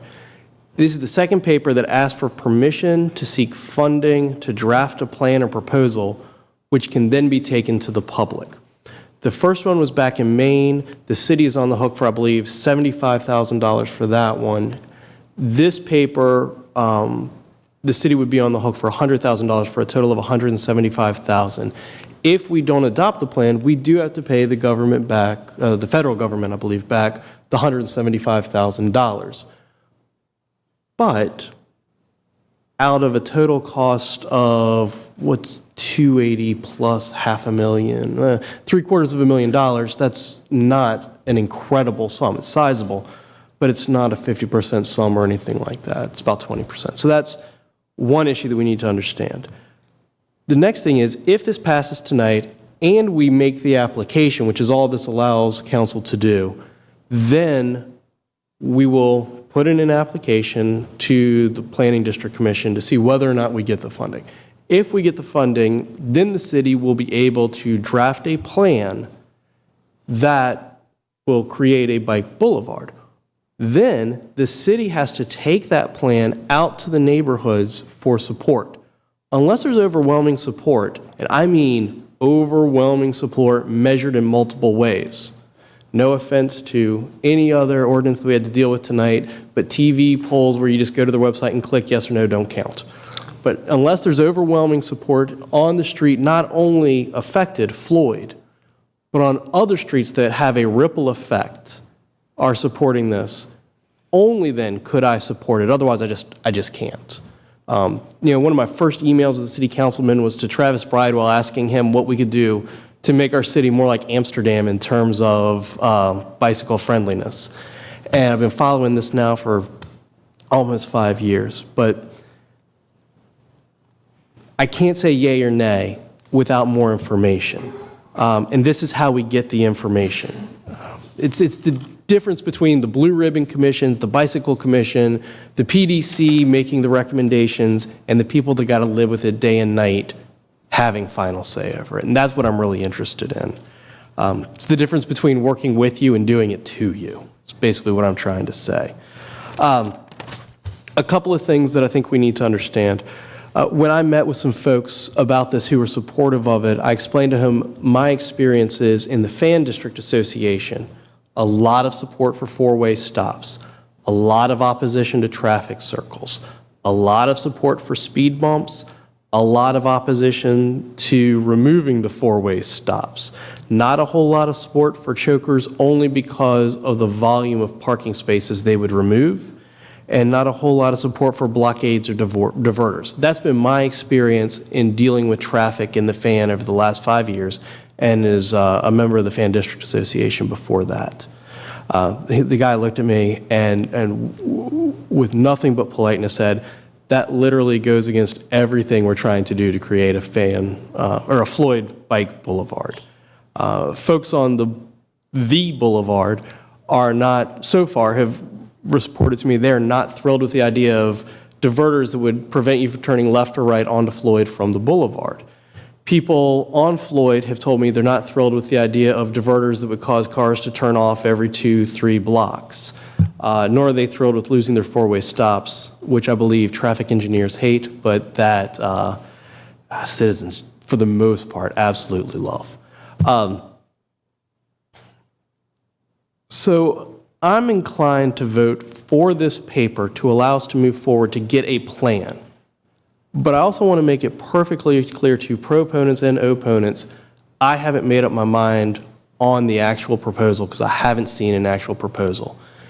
If we lose an enormous amount of parking, that's going to be a major concern. I'll tell you, one of the things I'm getting a lot from Grove and Hanover right now are this is going to keep people off Floyd, which means they're going to be on Grove and Hanover. And we're worried not only about the traffic, but more importantly, we're worried about the parking, what it's going to do to our parking on Grove and Hanover. Thursday, Friday, Saturday nights, I'm on Mulberry also. I don't know where the gentleman that was on Mulberry went. But, I have to go park in Retreat Hospital because I don't have a spot within like a 3 or 4 block radius of me because of the bars. I chose to live there. I get that. but it is an inconvenience. And other people chose to live in places where they were further away from that because they didn't want to deal with it. So that's my 2 cents. I plan on voting for it. I do still have concerns. I haven't been sold on the plan because there isn't a plan. We got to see the plan before we can take a vote. In terms of notice, once a plan is developed, I anticipate multiple town hall meetings. I anticipate this plan going to multiple neighborhood associations, and look forward to hearing from everybody about what they would recommend to change in the plan, whether or not they can support it at all, whether or not they're wholly in favor of it, so we can come to something that meets the citizens' needs who live on Floyd, in the surrounding area, and the folks that would use this bicycle boulevard. That's my 2 cents. Who else would like to say something? Mr. Agelasto? Thank you, Council President. I'm sorry I was not able to make the Benford presentation. We had our district meeting at Swansboro Elementary School at the same time. However, I will be doing the mobile open house this Saturday to hear more about the residents' issues and concerns. For full disclosure, I think it's worth putting out there that I live on Floyd Avenue. I live at a corner lot on Floyd Avenue. I don't have a driveway. I don't have off-street parking. Literally, I have what used to be my garage, which somebody else owns now. And I have to cross the street just to put my trash in a can. So I get it in terms of parking and what this might do to intersections, etc. I also have talked to a lot of my neighbors who think, let's pursue this. Let's see what this can look like, because we do have an interest in the city to pursue additional bike-friendly infrastructure. I think about my childhood growing up in Virginia Beach. We had the feeder road. Everybody biked the feeder road. We had the boardwalk. Everybody biked the boardwalk. And every Sunday, the family would get together and we'd bike together to the restaurant and go have brunch. That was my childhood. And, you know, I don't want to tell anybody what to do, but it seems to me that if you can connect the fan to Carytown and you have the possibility of taking your family out for a meal, it's, as a safe family activity, it certainly reminds me of my wonderful days growing up in Virginia Beach. That's neither here nor there. I did want to explain that I approached the city attorney about a potential conflict of interest due to being a property owner on Floyd Avenue. Essentially, the attorney has advised that because this would impact all of the public, that there's no conflict of interest per se, being a property owner there. However, I will, just as President Samuels mentioned, continue to be mindful of how this plan develops and be certain that the public has plenty of opportunity to have their input, but also to resolve any issues. My biggest concern, and I think this is the fear that so many residents have, is while you think you're solving one problem, you might create a new problem for somebody else. I hear that from the Uptown Association about the traffic on Main and Cary Street. I hear that very loud and clear, and trust me when I say we will be strategic in our problem solving as this plan gets developed. And anybody who is concerned about it can feel free to reach out to me. But the preliminary support from 5th District residents, from Carytown and the stadium and Bird Park and Uptown, everybody says that they would use Floyd Avenue, or that they're already using Floyd Avenue. In 2010, the Mayor's Commission for Biking designated Floyd Avenue as the east-west corridor for bicycling. So it's already had this designation. That's why a lot of our cyclists are already there. This, I think, would only reinforce what was started in 2010. Finally, to those who are concerned about bike safety and bike scufflaws, I'm with you. We got to do better at educating. We got to have more people respecting the fact that there are laws. You have to have a headlight. You do not have to wear a helmet, but please wear a helmet. It's for your safety. There are laws that govern coming to a full stop at stop signs as well as traffic lights. So please, if you are a cyclist, I highly encourage you to obey the traffic laws so that as discussions about bicycling in Richmond progress, that the majority is not looked at in a bad light due to a small minority. Finally, since we're talking bicycles, I'm just going to reiterate the fact that Richmond Police Department is asking everybody who owns a bicycle to register your bike with the National Bike Registry. If your bike is stolen, that's the way that they have the ability to track ownership. And they can call you and say, hey, we found your stolen bicycle. And that's due to registering your bicycle. So please register with the National Bike Registry. Thank you. Other comments? Seeing none. President. Mr. Hilbert. Thank you. I'm going to support this because I think we need to at least attempt to get some money to get a plan. But I have to say to the bicyclists in the city that there's a rogue element out there that is doing you no favors. That people are driving their bicycles, riding bicycles at twilight or in the dark with no lights, with dark clothing on. And that's just plain old stupid. And I would ask that if you can get the word out to your fellow bicyclists that that is not a good move and that they are giving bicyclists a bad name, I think that would do a lot of good. And I heard a lot of responsible bicycle riders this evening talk that up, but that is very, very concerning. And I don't know if the newer cars that you buy, the apron airbags actually make your blind spot bigger than it was to your passenger side right. So people aren't using those rear view mirrors, I can assure you, as well as they used to. I don't think anyone intentionally wants to run over somebody, but I think we're having barriers out there that make it less safe. And when you're on a bicycle, you're going to be very sorry if somebody runs into you. So I'm hoping that people will really exercise some caution. So if there's no other benefit from the discussion tonight, and I believe there was, but that's got to be the message. We've got to be safe out there, and so I'd ask people to spread that word to be a responsible bicycle rider. And I'm going to support this. Thank you, Mr. President. Thank you, Mr. Hilbert. Anyone else? All right. Madam Clerk, would you please call the vote? Council is voting on item number 29, resolution number 2013-R189. Mr. Beliles? Aye. Ms. Graziano? Aye. Vice President Robertson? Aye. Mr. Agelasto? Aye. Mr. Hilbert? Aye. Ms. Trammell? No. Ms. Newbill? Aye. President Samuels? Aye. That paper has been adopted. All right, thank you all for coming out. Thank you for your patience to be the last paper on the regular agenda. We encourage you to hang out for the rest of the meeting as everyone gets up and leaves.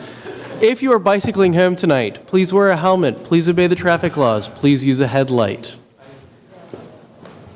If you're traveling by car, please obey the rules of the road. Madam Clerk, I'm thrilled to report we've come to expedited resolutions. Is that correct? Yes, we have 3 for consideration. Starting with resolution number 2013-R209. That's to approve an expenditure in the amount of $4,241 from the council district funds for the 5th District to pay Print Smart, Inc. for the printing and mailing of 5th District Fall 2013 newsletter, including a constituent survey form for 5th District residents. I'll need a motion for expedited consideration of that paper. Councilor Newbill, will you make that motion? So moved, Madam Clerk. Council is voting on Councilor Newbill's motion for expedited consideration of resolution number 2013-R209. Mr. Beliles? Ms. Graziano? Vice President Robertson? Aye. Mr. Agelasto? Aye. Mr. Hilbert? Aye. Ms. Trammell? Ms. Newbill? Aye. President Samuels? Aye. That paper is before you. Thank you. Anybody in the audience tonight that wishes to speak in favor or opposition to this paper? Seeing none, bring it back to council for discussion. Seeing none, call the question, Madam Clerk, please. Council is voting on resolution number 2013-R209. Mr. Beliles? Aye. Ms. Graziano? Aye. Vice President Robertson? Aye. Mr. Agelasto?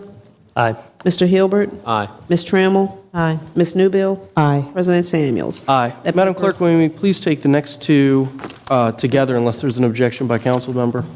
Seeing none, next two papers called together, please. Sure. The next two items are resolution number 2013-R210. That's to appoint Uzziah A. Harris to the position of council liaison. And resolution number 2013-R211 to appoint Mary Ann G. Pitts to the position of council liaison. I'll need a motion for expedited consideration of those two papers. Councilor Hilbert, will you make that motion? Yes, Madam Clerk, so moved.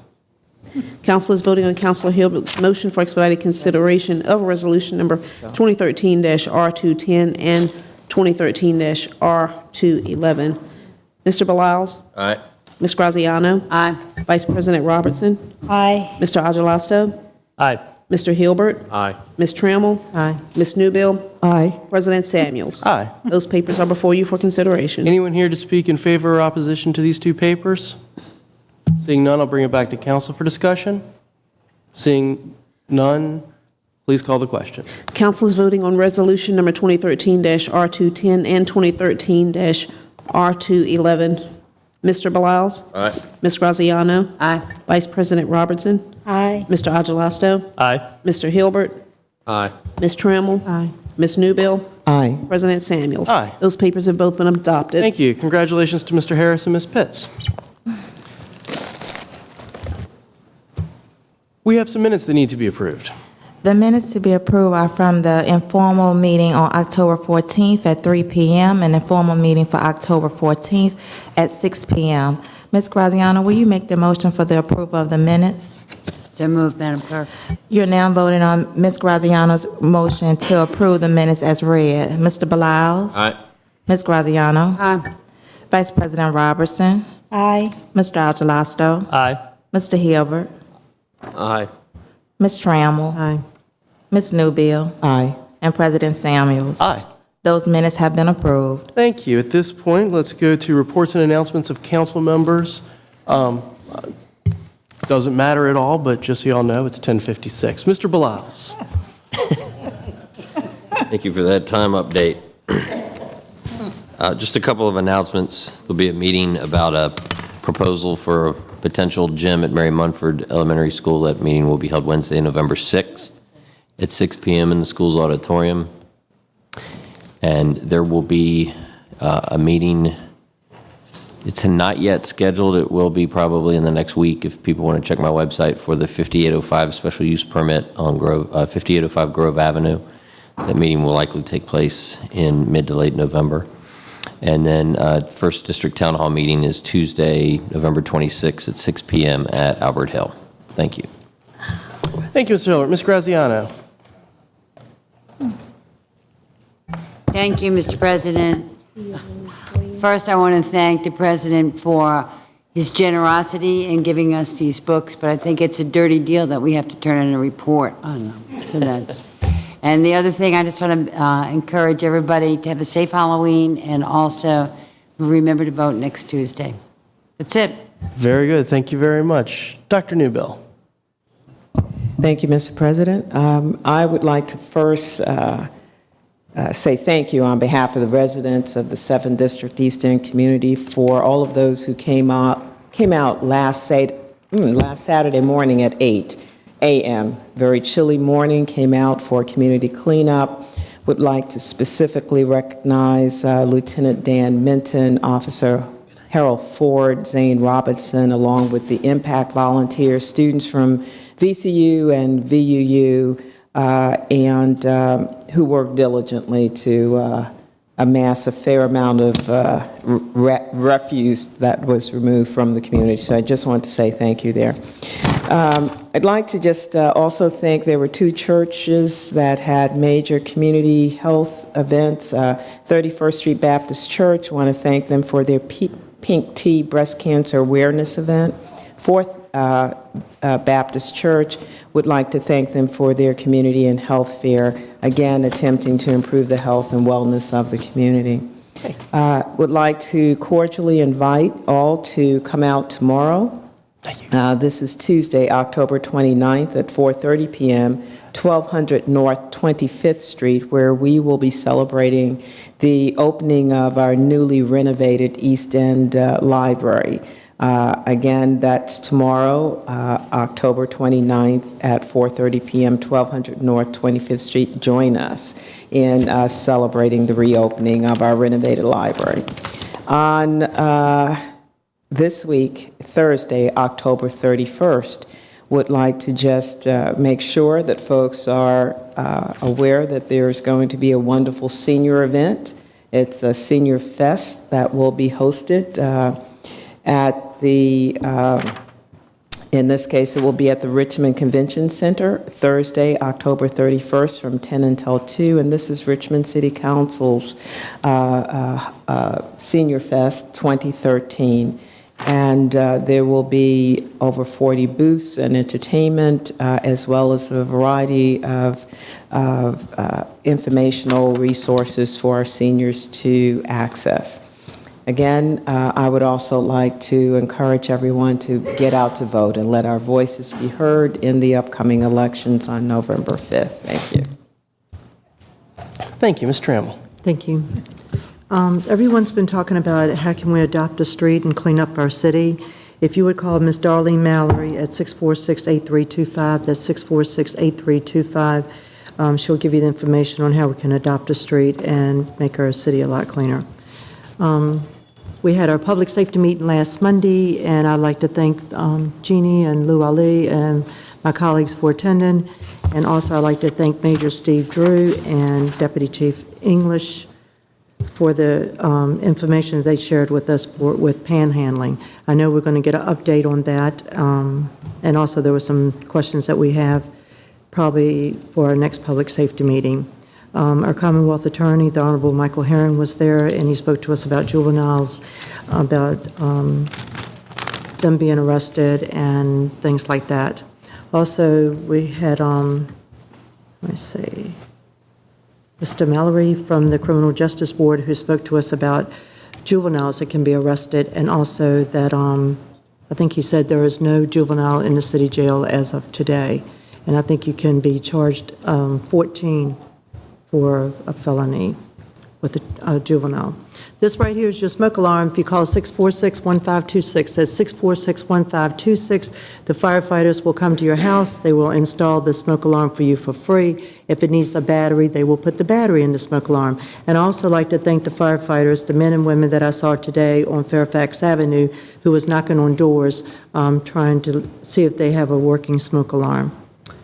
Thank you. Thank you very much. Mr. Hilbert.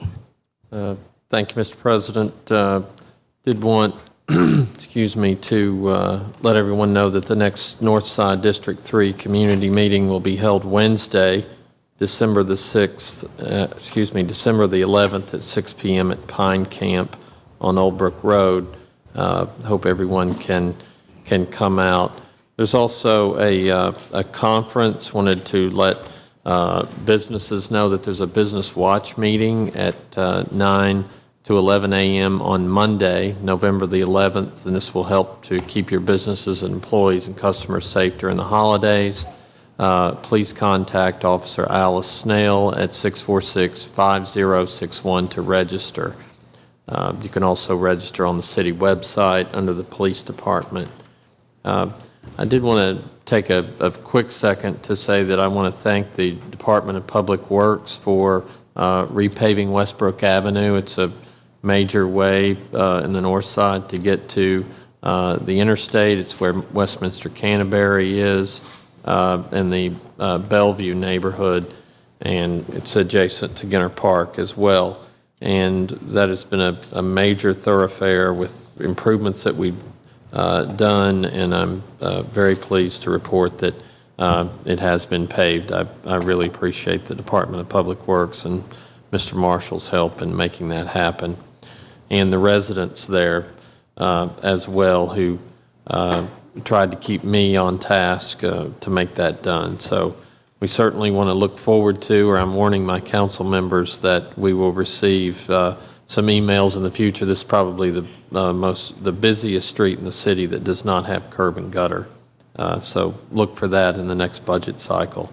Lastly, the 3rd District has a email list. You can send your email information to Lisa Towns at lisa.towns@richmondgov.com, or give her a call at 646-6055. The Education and Human Services Committee met on October the 16th, and we were mostly speaking of ex-offender and reentry services. We had a introduction by the Reentry Council, who's working on this issue. We also heard from the new executive director of OAR, and we are looking at mapping services for reentry in the future. Our next meeting is Wednesday, November the 20th at 5 o'clock here in council chambers. Thank you, Mr. President. Thank you, Mr. Hilbert. Mr. Agelasto. Thank you, Mr. President. First, I'd like to say thank you to all of the 5th District residents that came out to our district meeting on October 23rd. I think that it's great to see our residents showing up in wonderful numbers. And also, thank you to the city staff that came and made presentations on code enforcement and gave helpful advice to our residents as it relates to dealing with blight in our communities. And know that we've got a number of projects in the district that we're working on, not only to address blight, but to also address some of the issues of absentee landlordism. I mentioned earlier that this Saturday, November 2nd, the Floyd Avenue Bike Boulevard will have its next public input session. That begins at 10 a.m. at Monroe Park, and essentially this is going to be a mobile open house where the public is invited to go from Monroe Park to the opposite end of Floyd Avenue to the boulevard and help to troubleshoot and outline ideas for what the issues on Floyd would be for residents and for cyclists and motorists and parking cars, et cetera. So this is a great opportunity to really get into some of the details to develop this plan for Floyd Avenue Bike Boulevard. At 12 noon, that group will commence a more public forum at the Virginia Museum of Fine Arts, and the public is invited to the mobile open house as well as the forum at the VMFA. Also, I'd like to mention that the city stadium studies have commenced. They commenced this summer, and we have one contract out with a group called Hunden that is doing an analysis of the city stadium as a redeveloped sportsplex and what the financial feasibility of that will be. At the same time, the community is beginning to engage Storefront for Community Design to have an opportunity for the public to outline their own vision. And our city's economic and community development staff have engaged the Urban Land Institute to do a technical assistance panel. And that will be happening this week. And that's basically been by invitation to a task force of residents in the surrounding neighborhoods that have been appointed by their civic associations. And they will provide stakeholder input and also be observers. And the community discussions will commence with Storefront for Community Design later this year. And I just wanted to give people an update on that. If you're not engaged in your civic association, I think it came out during the discussion about Captain Buzzies, please get involved in your community association so that when important issues are communicated from the city to the association, that you can get involved and have your voice represented during important votes that they might hold as it relates to issues that here on council we have to decide. And to that effect, I'd like to make an announcement that there are new Facebook pages for several civic associations. The Randolph Community Group, if you go to Facebook and search Randolph Community Group, they have a Facebook page. The Carytown Residents Association, they're trying to get reestablished again so that the residents in Carytown can be organized. Again, that's the Carytown Residents Association. Then Stadium Neighborhood RVA, that's another Facebook page for the stadium community. That's going to help get information out as the city stadium conversation progresses. Finally, if you aren't already on my email newsletter, please email me at parker.agelasto@richmondgov.com and provide me your email address, and we will sign you up for not only our newsletter, but any important alerts that we send out to district residents on issues that are pertinent to your immediate community. You can also reach me at 646-6050. I want to thank Duran Chavis and John Lewis of Renew Richmond, Capital One Principal Reva Green at George Wythe High School. Last week, the high school unveiled their plan for the Edible Gardens project, and it's pretty incredible, and to see the kids as involved in healthy living and to see the teachers using community gardens in their curriculum and really building a program throughout the entire school. I think it was very uplifting. And Duran, who is a graduate of George Wythe High School, it was a homecoming for him with many standing ovations, and it was quite exciting because we in the city have been talking about these TEDx RVA presentations, and it was kind of a mini one that these kids could be inspired to achieve some goals and dreams. And I'm looking forward to continue working with Principal Green and George Wythe on their Edible Gardens project. If you are in the 5th District, you should have received or will be receiving here shortly a newsletter. Inside our newsletter for the fall newsletter is a survey. And we're going to try to get some feedback from the public. Basically, how do you receive communication? Are you involved in your civic association? What's the best way for you to engage me as your city council representative, but also how we can continue to communicate to you, our residents and citizens of the city? So please fill that out. You can mail it back to me, or you can deliver it to your local civic association. Maybe you can get a volunteer to go collect them from neighbors and save on postage. Couple civic association meetings will be held next week, Monday, November the 5th. The Hull Street Midlothian Civic Association will be meeting at Quanania Independent Christian Church. That's located at 3600 McRand Street at 7 p.m. That is on November the 4th. Tuesday, November the 5th, the Uptown Civic Association will be meeting at 6 p.m. at F.W. Sullivan's, located at 2401 West Main Street. On the same evening, November 5th, the Randolph Community Group will be meeting at 6 p.m. at the Randolph Community Center. Finally, I think it's been said by other council members, Halloween is this Thursday. Please, please, please be safe. Make sure you're walking with a light if you're out after dark. And next Tuesday is Election Day, and I hope and I encourage everybody to go cast your vote. Thank you. Thank you, Mr. Agelasto. Vice President Robertson. Thank you, Mr. President.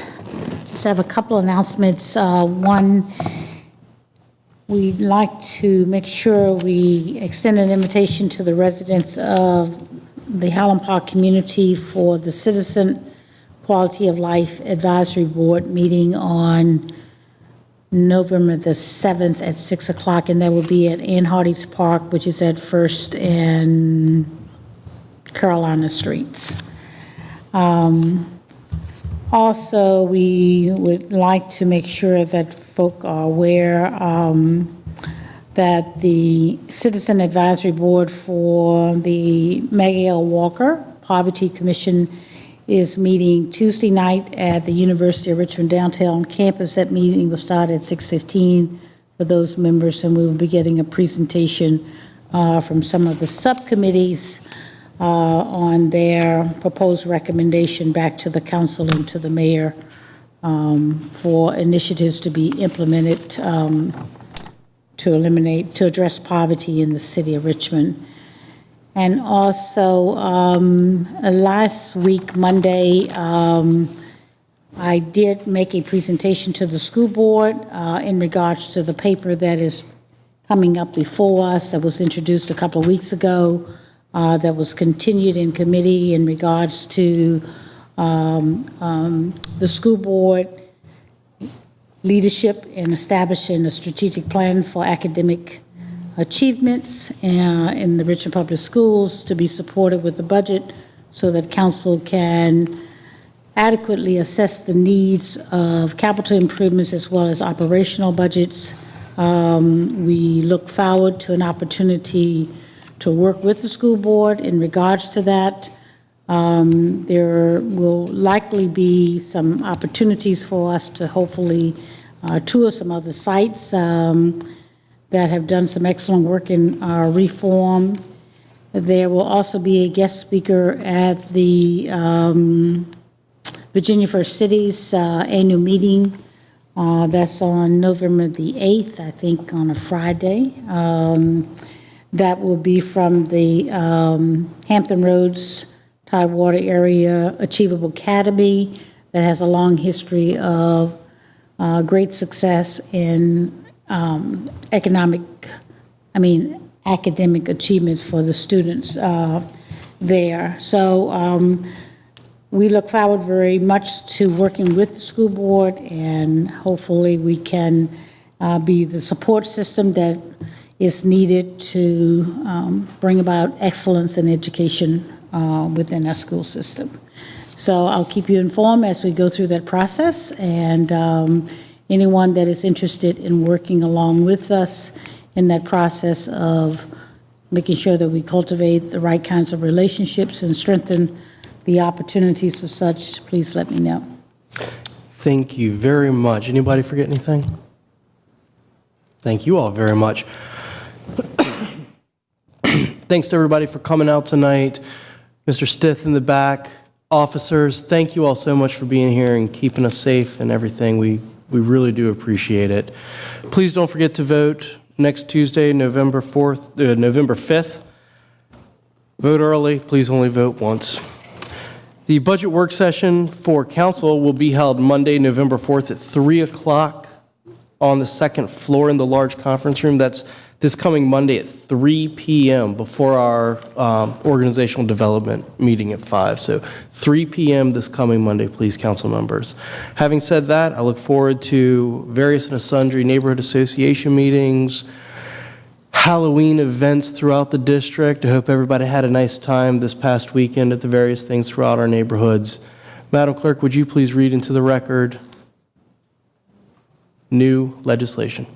The introduction papers for this evening are as follows. Ordinance number 2013-224, and that's to amend the fiscal year 2013-2014 capital budget by increasing revenues from general obligation bonds by $4,152,386, appropriating to the transportation project by $3,452,386, and appropriating to the sidewalk project by $700,000. Decrease in revenues from planned general obligation bonds in fiscal year 2016 through 2017 by $1,952,386, decreasing the transportation project by $1,452,386, decreasing the sideway projects by $500,000, decreasing revenue from planned general obligations bonds from fiscal year 2017 to 2018 by $2.2 million, and decreasing the transportation project by $2 million, and decreasing the sidewalk projects by $200,000 for the purpose of accelerating funding for necessary streets and sidewalk paving and repair projects. Planning Commission, November 4th at 1:30 p.m. Finance and Economic Development Standing Committee, November 21st at 3 p.m. Council public hearing date, November 25th. Ordinance number 2013-225, and that's to amend the ordinance which authorized the construction of 700 East Main Street for the purpose of authorizing the use of the building for uses permitted in the underlying zoning district. Planning Commission, November 4th at 1:30 p.m. Council public hearing date, November 11th. Ordinance number 2013-226, and to declare a public necessity exists for and to authorize the acquisition by gift from CSX Transportation, Inc., 3101 Wave Street for the public purpose of the construction of the Virginia Capitol Trail Project. Planning Commission, November 4th at 1:30 p.m. Council public hearing date, November the 11th. Ordinance number 2013-227, and that's to declare a public necessity exists for and to authorize the acquisition by gift from Central Virginia Investments, Rockets Landing LLC, 4400 East Main Street, 4500 Old Main Street, and 4804 East Main Street for the public purpose of the construction of the Virginia Capitol Trail Project. Land Use, Housing, and Transportation Standing Committee, November the 18th at 3 p.m. Council public hearing date, November the 25th.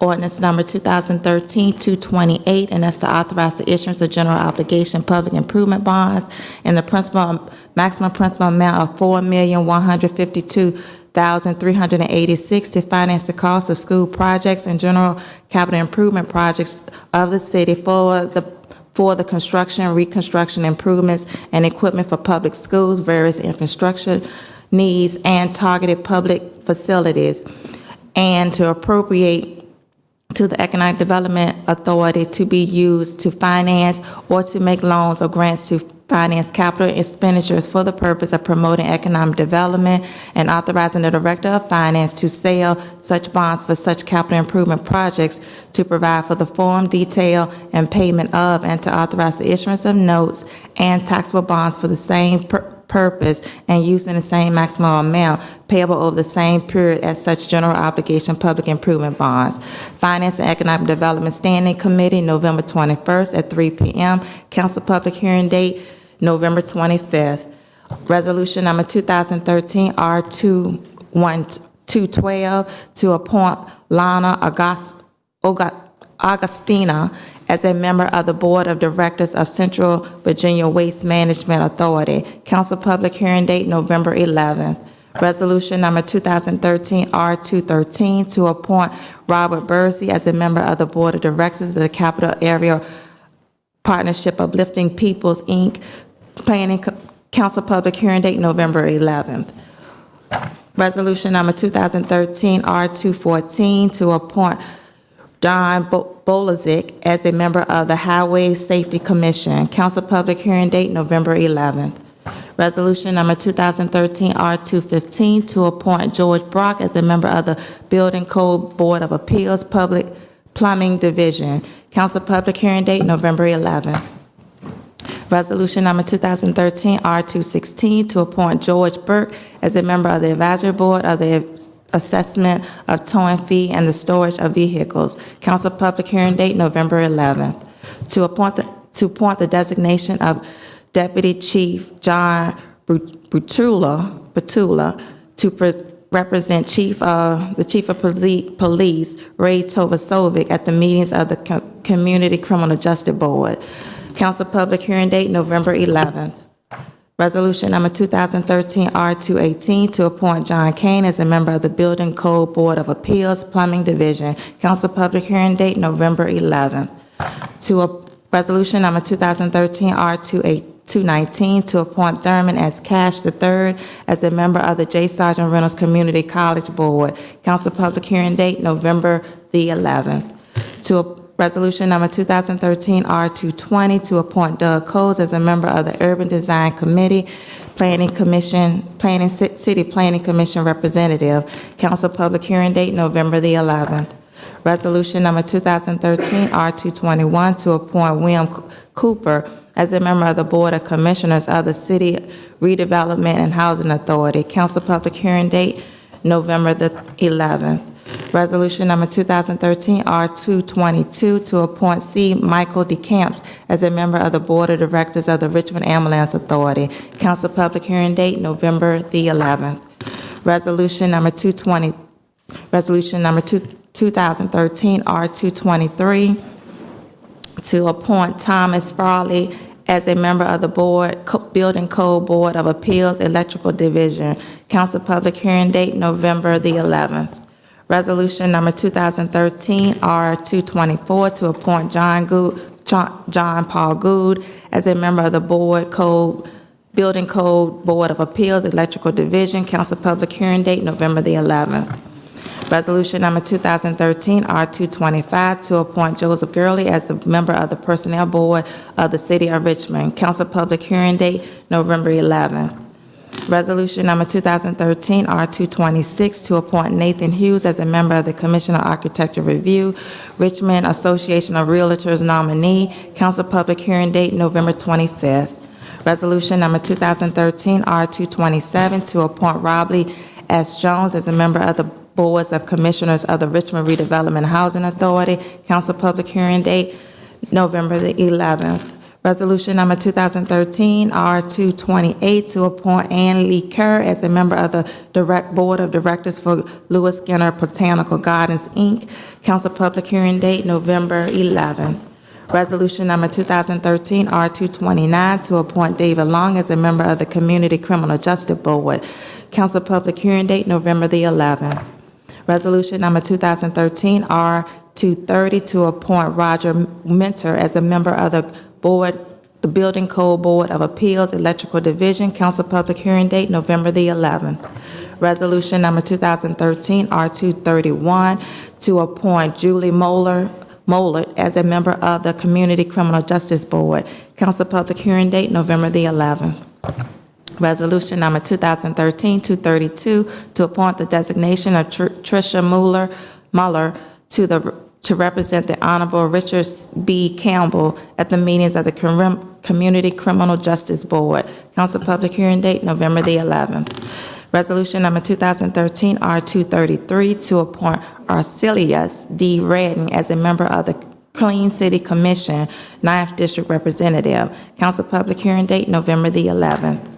Resolution number 2013 R334 to appoint Antoinette M. Rogers as a member of the Personnel Board of the City of Richmond. Council public hearing date November the 11th. Resolution number 2013 R235 to appoint Ira R.C. Say as a member of the Building Code Board of Appeals Electrical Division. Planning Council public hearing date November the 11th. Resolution number 2013 R236 to appoint Timothy L. Small as a member of the Aging Disability Advisory Board. Council public hearing date November the 11th. Resolution number 2013 R237 to appoint Frederick E. Wegg as a member of the Green City Commission, Alternative Transportation. Planning Council public hearing date November the 11th. Resolution number 2013 R238 to appoint George Ben Waldrop as a member of the Building Code Board of Appeals Electrical Division. Council public hearing date November the 11th. Resolution number 2013-R239 to appoint Joseph W. Boatwright III as a member of the Board of Directors of the Richmond Ambulance Authority. Council public hearing date November the 11th. Resolution number 2013 R240 to appoint Kenneth Daniels as a member of the Board of Trustees of the Richmond Retirement System. Planning Commission November the 11th. Resolution number 2013 R241 to appoint Robert L. Easter as a member of the Building Code Board of Appeals General Division. Council public hearing date November the 11th. Resolution number 2013 R242 to reappoint Joseph Patrick Farley as a member of the Green City Commission, Planning Commission. Council public hearing date November the 11th. Resolution number 2013 R243 to reappoint Tyrone Green as a member of the Board of Directors of the Richmond Ambulance Authority. Council public hearing date November the 11th. Resolution number 2013 R244 to reappoint Michael N. Herring as a member of the Community Criminal Justice Board. Council public hearing date, November the 11th. Resolution number 2013 R245 to reappoint Elizabeth Medish as the member of the Board of Directors of the Richmond Ambulance Authority. Council public hearing date, November the 11th. Resolution number 2013 R247 to reappoint K.C. McGurney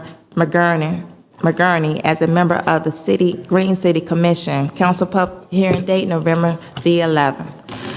Resolution number 2013 R247 to reappoint Jeffrey Odell as a member of the Board of Directors of the Richmond Ambulance Authority. Council public hearing date, November the 11th. Resolution number 2013 R248 to reappoint Merlin B. O's as a member of the Board of Commissioners of the Richmond Redevelopment and Housing Authority. Council public hearing date, November the 11th.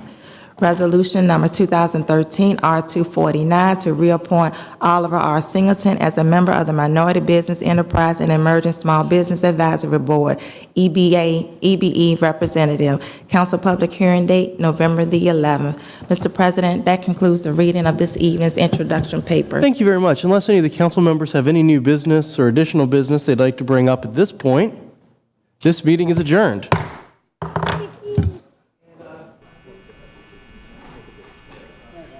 Well, seems like old times. We are here, 5.5 hours from the time we got the meeting started. Started right at 6 o'clock. Call to order, awards and presentations, amendments, agenda review, and then we did things a little bit backwards this time. Did the consent agenda first. That only took 15 minutes. It was approved unanimously. Got to the citizens' comment period, only 6 speakers. Then we got the regular agenda, and there were only 3 papers, but a lot of discussion going on for all 3. Let's try and recap them quickly. First one was ordinance 2013-154, and this one basically said if the General Assembly recognizes same-sex marriages, then Richmond will not stand in the way of benefits for city employees.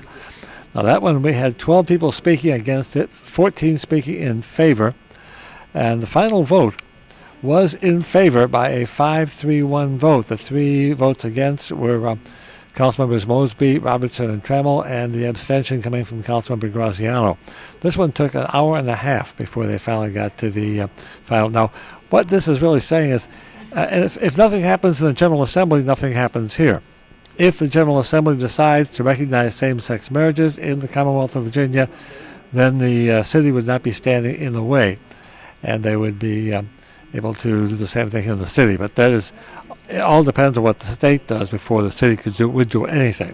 So then we got to, at 8:30, we got to ordinance 2013-112.